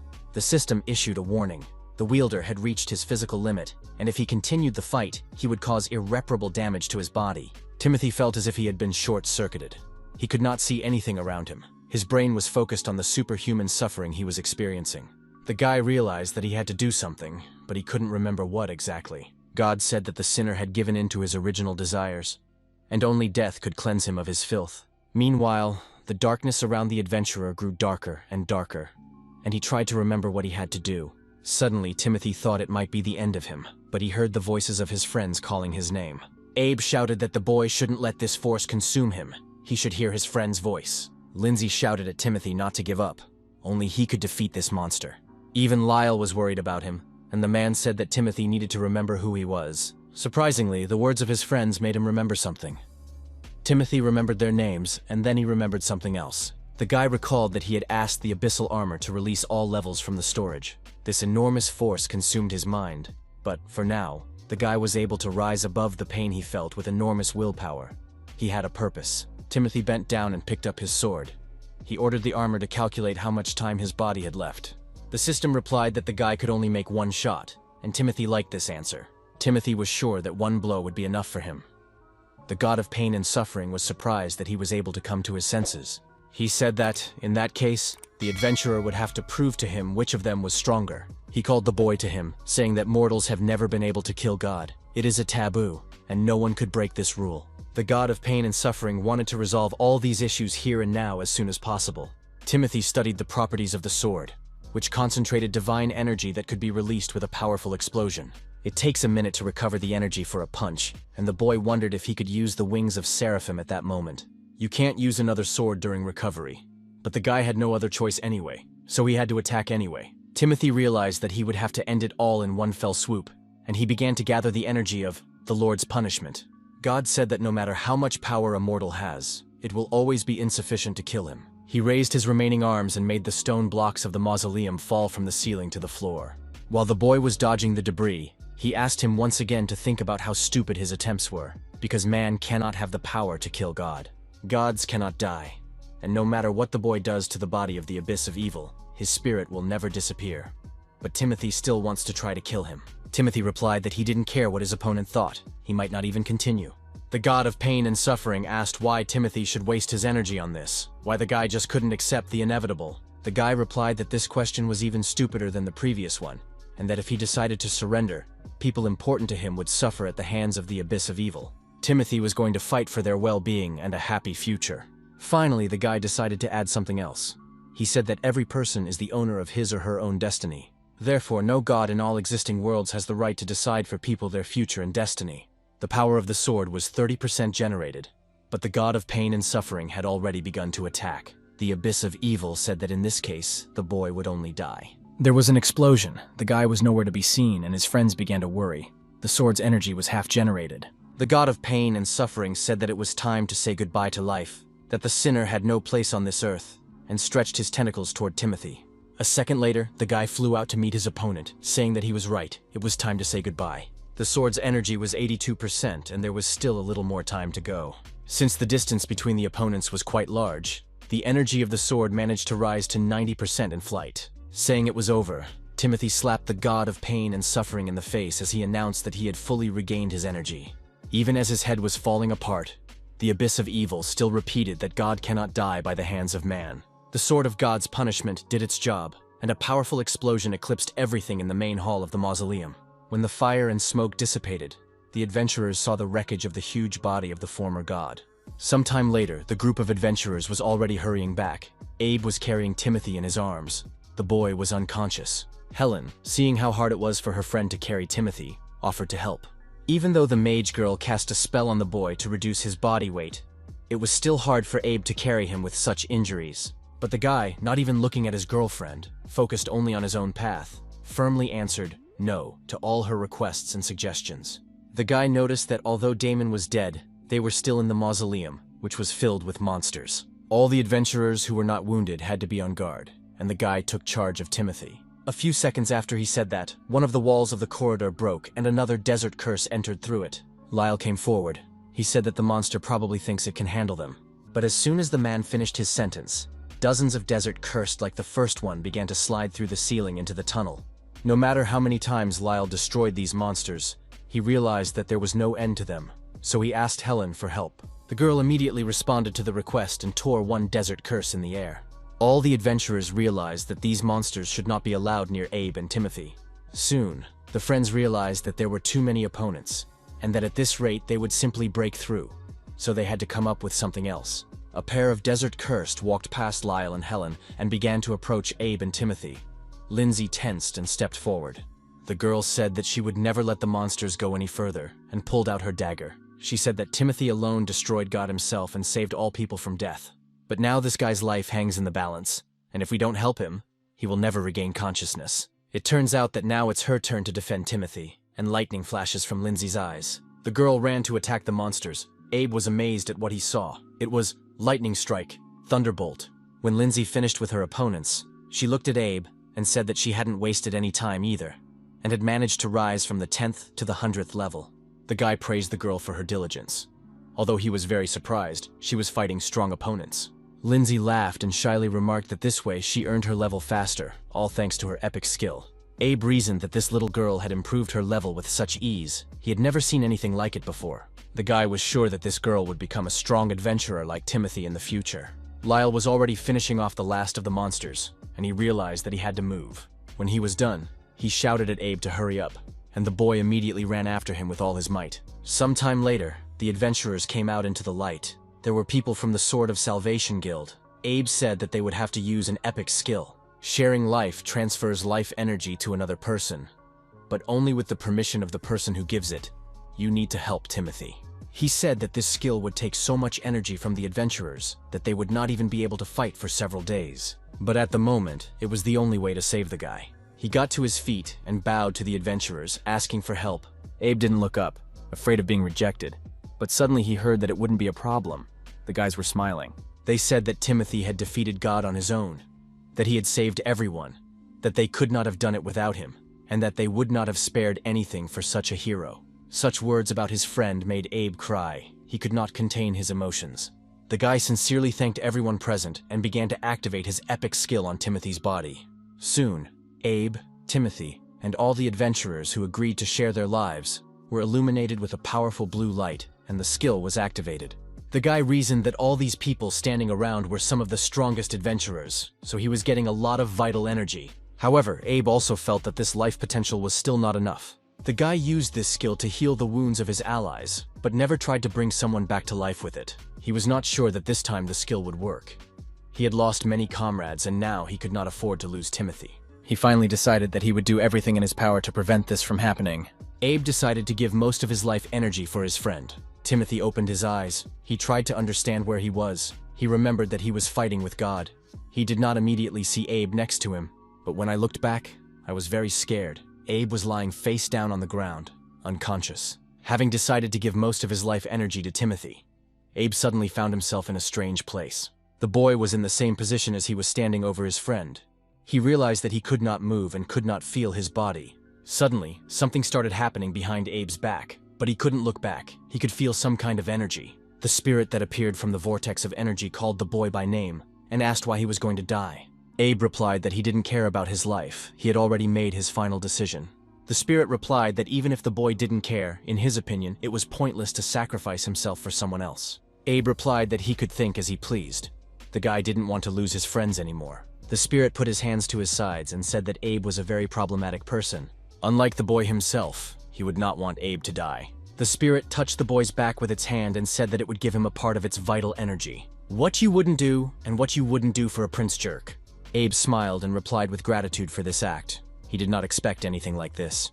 The spirit replied that the prince was not obliged to apologize to him, and it was true. However, the spirit said that he would only help Abe in half, sharing some of his life energy. The guy would have only a few days left, but Abe said that it didn't matter, just like the fact that he was sacrificing himself right now. The spirit replied that this was not true. The boy's life could still be saved if efforts were made. But for this, Prince Abe will need the help of his loyal friends. Having done its job, the spirit said goodbye to the boy, saying that it would be waiting for him in the spiritual lands of Repialum. Seeing that Abe was not moving, Timothy rushed to him, but Lindsay stopped him. The girl told the boy that Abe was trying to bring him back from the dead. Timothy was amazed that the guy would do such things for him. Timothy took him in his arms. He shouted for the boy to wake up immediately. Abe could not die like that. Suddenly, Timothy saw some blue spots on the guy's neck and cheek, and he asked what they were. He looked around at everyone present and shouted if anyone knew what it was, but the adventurers only scratched their heads. Realizing that he would not get an answer, Timothy called Helen over and asked her if she knew the nature of the stains. Helen paused as long as she could, but still had to tell Timothy that she knew nothing about it. Suddenly he heard a response. Someone said that it was a disease of the spirit. Merrim said that the strongest adventurers in Durham were here now, but none of them had heard of it before. It was very disappointing for her, because the disease of the spirit is a mystical disease, during which the body will be destroyed. The girl entered the circle, and everyone saw that it was not her who said it.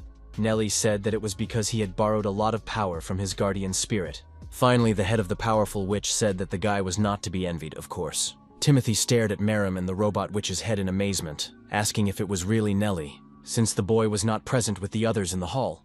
He could not understand how only the head could be left of a powerful witch. But the witch didn't appreciate Timothy's speech.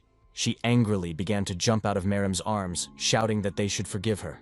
After calming down a bit, Nellie said that everyone present had better listen to her very carefully, because this disease can be cured. Timothy's whole being turned into an ear. He was ready to memorize every word. The powerful witch said it was quite possible, but the friends had to act very quickly. This disease will destroy Abe's body until he is nothing but dust. The disease is spreading rapidly, so, at best, the guy has less than 1 week to live. Abe and his friends were at the Black Star of Hope Guild base, and everyone was thinking about what to do to save him. Timothy took the boy by the hand and asked him to be patient a little longer. He had to save Abe from this disease. Merrim and Nellie's head were sitting next to each other, and the witch said that only spirits could cure the spirit disease. The only thing is that the spirits no longer live among people, and the only place where they can be found is the land of Repayalam. Spiritual decoration is located on the border of the continent, and talk of this country brought back good memories to the witch. The powerful witch had been there only once in her younger years. Timothy remarked that the witch Nellie's younger years were more than a century ago, a remark that made the witch's head explode with anger again. Anyway, the woman said that only in the spiritual lands of Repayalam could they find a cure that would save Abe from death. The door of the base opened, and Lyle appeared on the threshold with Melissa, who said that they had already prepared a cart. The head of the Sword of Salvation Guild came to the bed and took Abe in his arms, saying that he would carry the boy himself. The man was ready to hit the road as soon as his friends finished talking. Timothy didn't want to wait at all, so he ordered everyone to leave as soon as possible, and he went to the door. Merrim, who was sitting next to him at the patient's bedside, looked around half a turn. Timothy looked at the girl, not understanding what was happening. Maybe she wanted to go with them. Suddenly, Merrim stood up from her seat, and, approaching Timothy and bowing low, handed him the witch's wand. She begged to take the witch with her, leaving her at the base, but Nellie shouted that Merrim was talking nonsense. Although, after a pause, she noted that it was up to Timothy to decide what to do with Merrim, because he was a guildmaster. Timothy asked what the problem was, and the guy saw no reason to resolve any conflict situations. Merrim replied, after a bit of silence, that she had almost killed everyone, and that was the problem. The boy replied that the girl was doing all this for her master witch. In addition, during all her time on the side of evil, Merrim has never even harmed anyone. Or he's wrong, and she, as Damon's former subordinate, has taken many lives and feels guilty for what she's done. Merrim replied that this was not true, that she could not kill innocents on orders, and often lied to Damon that she was fulfilling his whims. She laughed and said that in fact she was a weakling by nature, unable to fulfill even simple errands. Timothy replied that, in that case, there was nothing to worry about. He didn't see any problems. The boy invited Merrim along, thinking that the witch Nellie would be happy to have such company. Looking at each other, all three participants in the conversation agreed with this statement, and the agreement was reached. Timothy asked when the last time the two of them fought against each other. If it was Merrim who had stripped the witch of her body, leaving only her head. The witch replied that she had used a forbidden technique to overcome Merrim. As a result, her body simply exploded and only her head survived, and now everything became clear to Timothy. Melissa peered through the doorway again and asked if everyone was ready to go. Timothy replied that they were ready. It was time to explore the spiritual lands, and the friends set off on another journey. Lyle was in a great hurry, and the wagon, along with the members of the Black Star of Hope Guild, was heading to the country's border. Abe was lying on the floor. He was getting more and more sick. He was unconscious all the time. The witch said that she could teleport her friends only to the border of the spiritual lands, and that magic could not be used to get there. Timothy asked if Nellie was sure that she had teleported them to the border of the spiritual lands. The spiritual land of Repayalam is a place where nature reigns and crystal-clear rivers flow. But where they were now, there was literally nothing, only bare stones. The witch replied that it was really very strange. She remembers that there used to be steppes here, and now there is a stone desert. Lyle warned all the expedition members to be on their guard, just in case.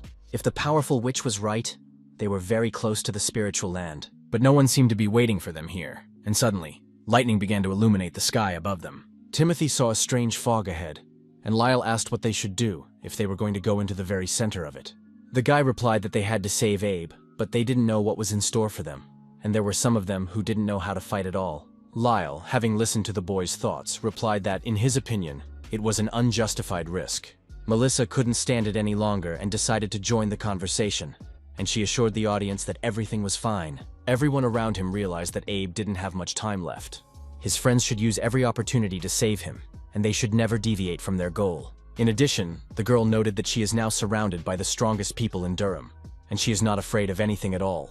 The guy was obviously very pleased to hear these words, and he sat down with Lyle and said that everyone who was here now was willing to take a risk. If the fog that lay ahead hid Repilum, the friends were ready to go all the way. Lyle said yes, but warned them to hold on tight as the ride was going to be hot. As soon as the pace at which the friends were moving accelerated, the weather also deteriorated, with lightning and electric fog, awakening a sense of anxiety. Suddenly, one of the lightning bolts struck the ground in front of the cart. The first one was followed by others, and friends barely managed to avoid this terrible phenomenon. Lyle was showing a high level of skill, and it was very difficult to maneuver in such conditions. Timothy shouted that they had now entered the thick of this strange electric fog. So far, the guy was happy with everything, and their expedition didn't have long to go. A few seconds later, one of the lightning bolts hit their cart. Everyone in the car flew in different directions, and Timothy couldn't stay in place either. The guy barely managed to regroup to avoid getting seriously injured. He opened his eyes and looked around, trying to understand what kind of place it was. Unexpectedly, Timothy heard someone say that they had managed to get here after all, and he asked what the person meant. But when he looked back, he saw a giant blue creature leaning toward his face. Reflexively, the guy immediately thought that he was facing another monster and drew his sword. The monster was already reaching for him. The next moment, a stranger who appeared out of nowhere cut the monster into small pieces, saying that he welcomed them to Repialum. Turning to Timothy and sheathing his sword, the stranger said that he was the first prince of the spiritual lands, Aiden Repialum. He also said that he had been waiting for Timothy to appear for a long time, and the boy looked at the newcomer in astonishment, not knowing what to say. Sometime later, members of the Black Star of Hope Guild, along with Lyle, went with Aiden to the entrance to the spiritual lands. The guy said that in any case, he would accompany the adventurers to a safe place where they could leave Abe. As he said earlier, this incredible fool will be rescued by his friends. Aiden said, laughing, that it was interesting to watch their journey through the storm clouds, but he was surprised that everyone made it safely. Timothy was confused. He didn't understand how Prince Aiden knew their names, and he was especially curious about how he knew Abe. The prince looked back at the boy and replied that, long ago, there was a kingdom of spirits and people. To maintain peaceful relations, people gave their technology to the spirits. The spirits, on the other hand, swore an oath to protect and preserve people, and this promise of peace lives on to this day. She's alive because of them too. Abe and Aiden, that's all. There was nothing else to tell. Abe was rewarded with an epic skill that was linked to Aiden's power. However, the boy did not personally give Abe this power. He just wished that a person with a good heart would receive his powers. It so happened that fate brought them together in this way, and now they were connected forever. When Abe used his skill for the last time, Aiden confessed it from his subconscious, just like he found out what happened to them all, so he knows their names and who Timothy is. The adventurer was furious when he heard this, and he asked why, in that case, Aiden didn't stop Abe if he saw everything with his own eyes. Aiden waved away Timothy's screams, saying that he had tried to do so, but it was useless. Abe understood everything himself and was ready to risk his life, but the prince intervened and lent his spiritual power so that the boy at least survived. Timothy looked at this strange prince in silence and did not know what to say. Aiden asked me to tell him when the asshole woke up to thank him for saving him. Finally, the prince announced that they had arrived, but in fact, nothing had changed around them. Lindsay twisted her head, hoping to see something, but the girl's eyes were on an ordinary wasteland. Prince Aiden told my lady to watch carefully and snapped his fingers. A moment later, a door opened in front of the adventurers, which appeared as if from nowhere, and Aiden walked through it. When the friends crossed the threshold, their jaws dropped in surprise, as the adventurers had never expected to see such a thing. On the other side of the entrance, life was bustling. Children were running around, people were working, and Aiden welcomed them to the last stand. The prince added that this is the piece of Repialum land they have left today. Abe was allocated a room and began to examine the injuries. Realizing the stage, Aiden began treatment. The sickness of the spirit disappeared from the light that came from his hand, a process that, surprisingly, progressed very quickly. At the end of the session, Aiden destroyed the remnants of the disease by squeezing them in his fist. The prince said that the boy was very lucky that the disease had not completely spread throughout his body. So now Abe could only rest. His life was no longer in danger. This news made the friends very happy. Their efforts were not in vain. Aiden said he was giving his word. The adventurer had nothing to be nervous about anymore. But still, Abe needs to stay here for a while. He has cured him. But the disease still prevents him from regaining consciousness. The prince relied entirely on the power of the spiritual earth, which could remove this contagion from Abe's body. The witch said that she remembered their kingdom of Repayalam as a land where spirits and nature lived in harmony with each other, and she asked what had happened here. Aiden replied that 50 years ago, a monster attacked their land, and that nature died from his touch. The monster's name was Galbatis.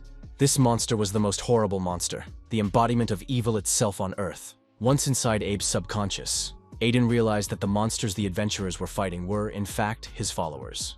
These bastards, all together, cursed their fertile land and the land that turned into a stone desert. To simplify, it turns out that the entire spiritual earth has been struck by the disease from which he had just been able to save Abe. Timothy asked if there was any way to overcome this supreme monstrosity and restore his former life. Aiden said that it sounds like a joke now. This monster has a 4-digit level, and it's just impossible. In the prince's opinion, there was no one in the world who could finish him off. But before he could finish the previous sentence, the prince realized he was wrong and asked if Timothy could help them survive. The adventurer replied that Prince Aiden had saved his friend's life, and that if the boy could repay him in any way, he would do everything to do so. The boy's conversation was interrupted by one of the inhabitants of the spiritual lands, who burst into the room like a whirlwind. After bowing in respect to the prince, the man reported that they had received a message from the outside.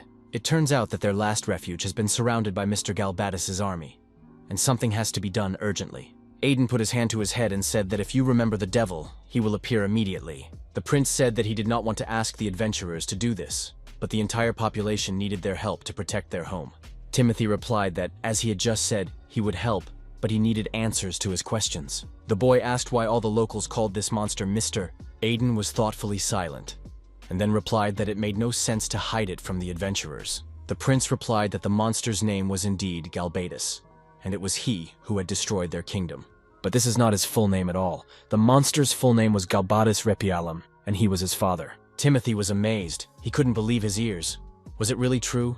The monster was the spirit emperor Repialam. Aiden replied that his father had suddenly changed and destroyed Repialam, and now Galbatis was nothing more than an enemy to him, so he didn't have to worry about the boy. After finishing this mini-confession, Aiden opened the door and asked if it was time for them to leave. The friends quickly ran to the border of the last stand. They had to get ahead of the monsters. Aiden shouted to Timothy that the entrance was close and that Galbatis' followers were on their way. The prince warned that as soon as the troops opened the gates, the battle would begin. Not everyone could fight in the last garden. Prince Aiden relied entirely on the help of adventurers. When Aiden opened the gate on Timothy, one of the monsters flew out and was immediately shredded. The guy consumed his level. The system reported that Timothy's current level was 960, and the boy's body was gradually adapting to the high level. Armor of the Abyss reported that the possibility of further level absorption was active for Timothy, and he was pleased to hear it. Now, looking at all the monsters standing in front of him, Timothy saw his rating rise. The monsters had to be destroyed. The monsters rushed to attack the boy with strange shouts. They believed that Timothy was not their opponent. Aiden also joined the fray and chose his first victim, although he was not Timothy, but it would take him only 10 minutes to kill these freaks. Now they were in the last garden, and this place would not go to the monsters in any case. Aiden was a member of the Repialam royal family and was level 300, and he was sure that he would not lose to such monsters. Lyle was in the heat of the fight and said that unlike humans, spirits had no level limit. It was easier for them to raise it. He was a little jealous. The man believed that these old bones could use a new level of exercise. Aiden replied that the head of the Salvation Sword Guild was already doing a great job. Helen, meanwhile, asked Lindsay for help, and she gladly agreed. The sorceress activated a spell of fire and burned 3 monsters in it at once, before they could even set foot on the ground. Lindsay took on another batch of monsters that had been replaced, and she used the Thunder Shockwave skill. Having dealt with her opponents, Lindsay said that, unfortunately, she did not intend to die here today. The adventurers realized that the enemies were not going to end. The horde was still coming. Timothy said that somehow we need to destroy all the monsters at once. In the meantime, his friends should cover his back. The guy looked back in the direction of his comrades. They stood silently and looked at him, smiling, and the boy understood everything without words. Timothy thanked them sincerely and, drawing his sword, flew swiftly to attack again. One swift blow from the boy destroyed several monsters at once, and Timothy ran around the garden like a madman. But before he could destroy the previous ones, a squad of the next monsters flew at him. Timothy was not at all afraid of this barrage. With the level he has now, it was impossible for the monsters to even touch him. Unexpectedly, another monster landed in front of the boy, which was larger than the previous ones. The guy made one clear and quick punch, and the enemy was gone. Timothy gradually formed a list with a scale of various monsters he had already killed here. The guy stopped to rest, but they were not going to give him that opportunity. A new company of monsters lined up to attack. Timothy spun on the spot like a spinning top, cutting his opponents to pieces. Eventually, the system notified him that the levels had been absorbed, and Timothy's current level was already 2,960. Meanwhile, Galbatus Repialum sat on his throne in his pallium, deep in thought. He nervously tapped his fingers on the armrest, and was told that all his followers had been killed. As he was reported there, the Abyss Suppressor was not named for nothing. But very soon, not only would Repialum submit to his will, but he planned to rule the entire world. And if someone gets in his way, the Spirit Emperor Galbatus Repialum will personally get rid of the enemy. He pointed to the crystal hovering near the ceiling and asked if it was satisfied. Now the man was looking at the heart of the abyss. Eventually, the boy's battle with the monsters continued, and the system informed him that the media level was now 2,960. Suddenly, the armor turned to the boy and asked him to help them deal with what had plunged the spiritual land into darkness. The owner of the armor had to help the inhabitants get rid of the tyranny of Galbatus Repialum. Timothy asked why the armor of the abyss had suddenly decided to ask him to do this. The system replied that while she was wearing this armor, there was no better chance to get rid of this tyrant. The system asked to fulfill her request, and in return, promised to tell her who she was. Her real name was Abyss Suppressor. Since ancient times, he has ruled the kingdom of the abyssal wasteland, where true evil dwelt, and he alone restrained it. Aiden thought it was suspicious that they had entered the territory of Galbatus, but there was no one around. The armor reported that there was no time for meaningless conversations. The system was sure that the enemies were already aware of their presence. They need to deal with Galbatus, and as soon as they do, the system will tell the guy everything. Timothy thought about all this new information. The suppressor of the abyss, the kingdom of the abyssal wasteland, restrained evil. Since this conversation took place, the armor has not said a word. Timothy didn't understand a word of it, but Aiden called him out of his thoughts and called his name. The prince told the boy to gather his thoughts, because he was the only person he could rely on in this situation. Aiden told me that usually there is a crowd of monsters around this tree, protecting their master. This tree, according to the prince, was the palace where he used to live, but now only Galbatus lived here. Lyle said that if there were no soldiers here now, it was likely that they were being lured into a trap. Lindsay asked if it would be better to step back now. Helen was thinking about what would happen if they left, but it would be their only chance to attack the enemy. All forces could be directed at destroying the hideout, and if so, he would be left defenseless. Aiden told the girl that she was right. This could be the only way to kill Galbatus, and if they retreated, they would hardly be able to fight off the enemies and defend the last garden. That is why Prince Aiden wanted to take the risk now, because the stakes were too high. Timothy, having heard his point of view, said that, in that case, they needed to attack. Their friends needed to end it once and for all. A few minutes later, the squad entered the palace, which was also empty. Helen asked if it was a ballroom, and Aiden replied that their family used to hold events in the palace. Suddenly, the silhouette of a man appeared in one of the rooms, ready to attack the enemy. The adventurers and the prince immediately drew their swords, ready for a fight. The man asked what Timothy thought his possessions were. Surprised, the Spirit Emperor Galbatus Repialum recognized the Abyssal Suppressor. He turned to him and said that he had decided to take his friends with him. Aiden, seeing his father with his own eyes, gnashed his teeth and could barely contain himself. The Emperor began to descend in the direction of the newcomers. He said that the Abyssal Suppressor and his friends were a threat to his plan. If they decide to go against Galbatus himself, he, the Spirit Emperor, will destroy them all. Timothy shouted at the man, asking why he had betrayed his people and what he wanted to achieve by doing so. These questions, in the Emperor's opinion, were very naive, and he could not stand it and laughed softly, covering his face with his hand. But a second later, his laughter could be heard in every corner of the palace, and Galbatus shouted in surprise that the miserable fool didn't even know that. Suddenly, vile tentacles began to poke out from under his clothes, tearing the fabric apart. Having finally turned into a monster, Galbatus said that the boy was going to die in miserable ignorance. In the end, the Spirit Emperor said that this, his death, was all he could do. Timothy decided to attack first, and rising into the air, swung his sword at his opponent. The guy flew as close as he could to the enemy and tried to cut off his arm. But Galbatus easily pushed him away, asking if that was all Timothy could do. The Spirit Emperor shouted that the boy would not be able to defeat him and that he expected more from him, especially with the help of the Abyssal Suppressor. Galbatus Repialum was at level 3,200, while Timothy was at level 2,960. The giant monster stretched out his hand, promising to personally destroy the armor of the Abyss and its owner. A blue energy beam flew out of Galbatus' hand, but the guy managed to bounce back, the blow landing under his feet. The former Emperor did not give up his attempts to get at his opponents, but Timothy managed to avoid the blow time and again. The final blow hit the palace building, but Lindsay was standing next to the palace and barely managed to dodge it. Timothy looked back at his friends in fright and asked if they were okay. Lindsay, choking on her cough, replied that she was fine. Aiden was very sorry to see his new friends suffer from Galbatus's attacks, and he began to apologize. Lyle came up to the guy from behind and put his hand on his shoulder. He said that everyone here had followed him. It seems that guests have appeared outside the palace, and the adventurers must not let them get inside. Lyle asked if Aiden would help them with this. Timothy turned to his friends and said that the level of Galbatus Repialum is 3,200. They really need to get away from the palace. Aiden was very excited by the strength of the boy's words, and his wish was that Timothy would go with them. The adventurer replied that the prince could not worry and could safely deal with his current problems. Timothy drew his sword and looked at Galbatus, and he said that he would destroy the very evil that had destroyed Repialum. The guy promised to fight to the end and assured his friends that they could not worry about him. Timothy turned to face his opponent and said that, by the way, they were now in the ballroom. Pointing his sword at the enemy, he asked if he would like to dance with him for a while. After these words, the boy quickly ran to the attack, avoiding Galbatus's blows, indeed, as if dancing on the slabs of the hall.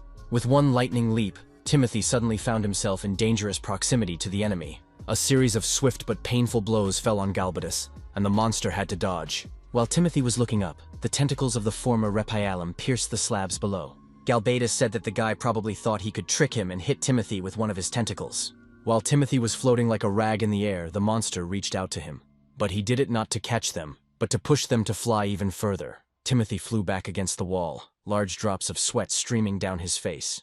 The guy leaned on one of his swords and realized that his situation was worse than ever. Timothy turned to the armor of the Abyss. He wanted to buy an epic skill that would help him defeat his opponent. But no matter how much the guy asked and begged, the armor was silent. He did not understand what was happening. Both of them are now facing the same enemy that the armor was meant to defeat. But for now, Timothy seems to be alone. As he prepared for the next fight, he suddenly heard the system's voice informing him that the enemy's capture was complete. Timothy didn't understand. Galbatus, it turns out, was never the main threat. The system said it was asking to defeat him. However, despite all this, Galbatus Repialum was just an empty place that was given incredible power. The one who gave him these powers and was their target, the system, all along, wanted to find the roots of evil, and so it devoted all its forces to this. The armor of the Abyss system apologized for not responding to the guy all this time, but the goal was achieved. She found the source of evil and offered the boy to look at it. A giant crystal suddenly appeared in front of Timothy, called the core of the Abyss. Crystal said that he must have run out of jokes, so he decided to give Galbatus even more power. The monster looked at his hands. He felt as if something like God's grace was flowing through his body. This new gift of the heart of the Abyss filled Galbatus' body with new strength. The crystal said that it had given the power of the Spirit Emperor with which he could crush this insect with one blow. At the same moment, Galbatus rushed at Timothy, trying to grab him. He was able to push the boy away, but when he did so, he miscalculated the blow and Timothy flew so far that he pierced the outer wall of the palace. Timothy fell to the ground. Smoke was coming from his body, and this blow knocked him unconscious. A second later, another explosion was heard in the palace, but the boy did not react to it. A few seconds later, a huge Galbatus monster landed next to Timothy's body. The guy found himself in the middle of a smooth surface that looked like water. He could not understand where he was. A voice behind him replied that his body was currently out of commission, but there was nothing to worry about. As long as Timothy is wearing the armor of the Abyss, he is not afraid of Galbatus's attacks. A strange creature standing behind Timothy said that he would soon come to his senses. Timothy couldn't pick up his jaw. He recognized the armor of the disaster in this stranger. However, he corrected himself in time and noted that it would probably be more correct to call it the Abyss Suppressor.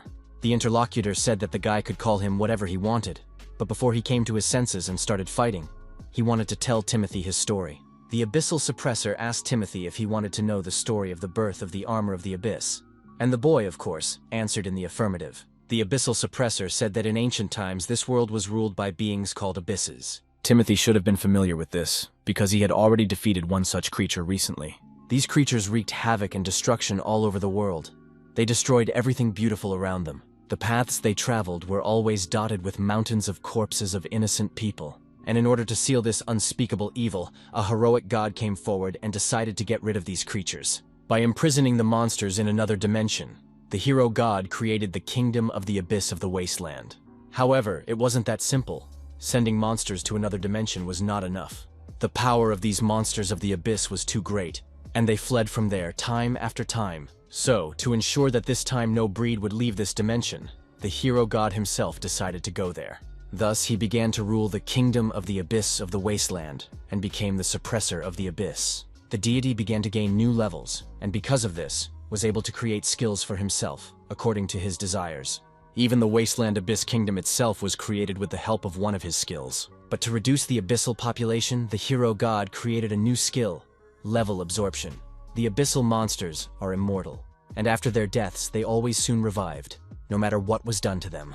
But with each kill, the god hero, from now on, with the help of a new skill, could absorb their levels. That is why he became stronger and stronger, and thus the hero god lived for several centuries. Timothy stared at the other man in amazement, wondering if God himself was really standing in front of him. The god hero is the suppressor of the abyss, but this name was given to him by people. He is not so self-confident. No matter what people thought of him, he could not call himself God, but believed that the name suppressor of the abyss was more appropriate. But 500 years ago, a new creature appeared in the abyss, which was able to escape from the kingdom of the abyss of the wasteland, the core of the abyss. It was this creature that gave Galbatus his powers. The inhabitants of the abyss do not have bodies. That's why they can't survive in the world of people.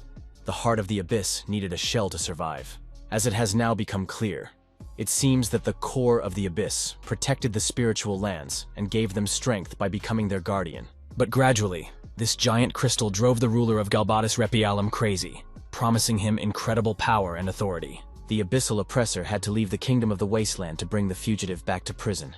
However, he also no longer had a body, which is why he could not think of anything better than to put his soul in armor. God covered his face with his hand and said that he was thinking of quickly finding a master who would suit him. His plan was to start previewing the heart of the abyss as soon as possible. However, anyone who tried to put on the armor could not cope with this power, and all the wearers of the armor went crazy.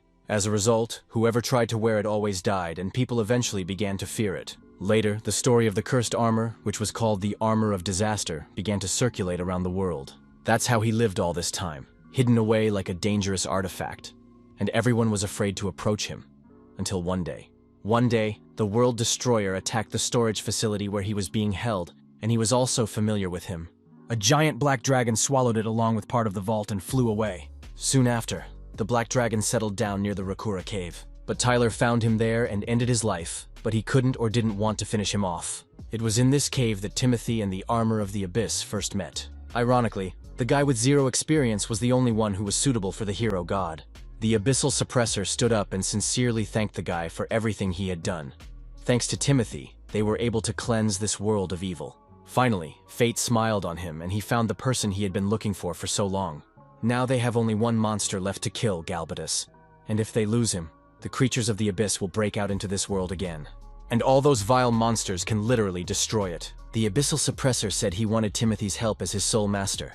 The guy opened his eyes and saw that the situation was critical for him. He understood what the hero god told him well and was in full solidarity with him. In addition, he will finally be able to repay him for giving him the opportunity to become an adventurer. Moreover, when it came to the fate of the world, he definitely had no right to fail.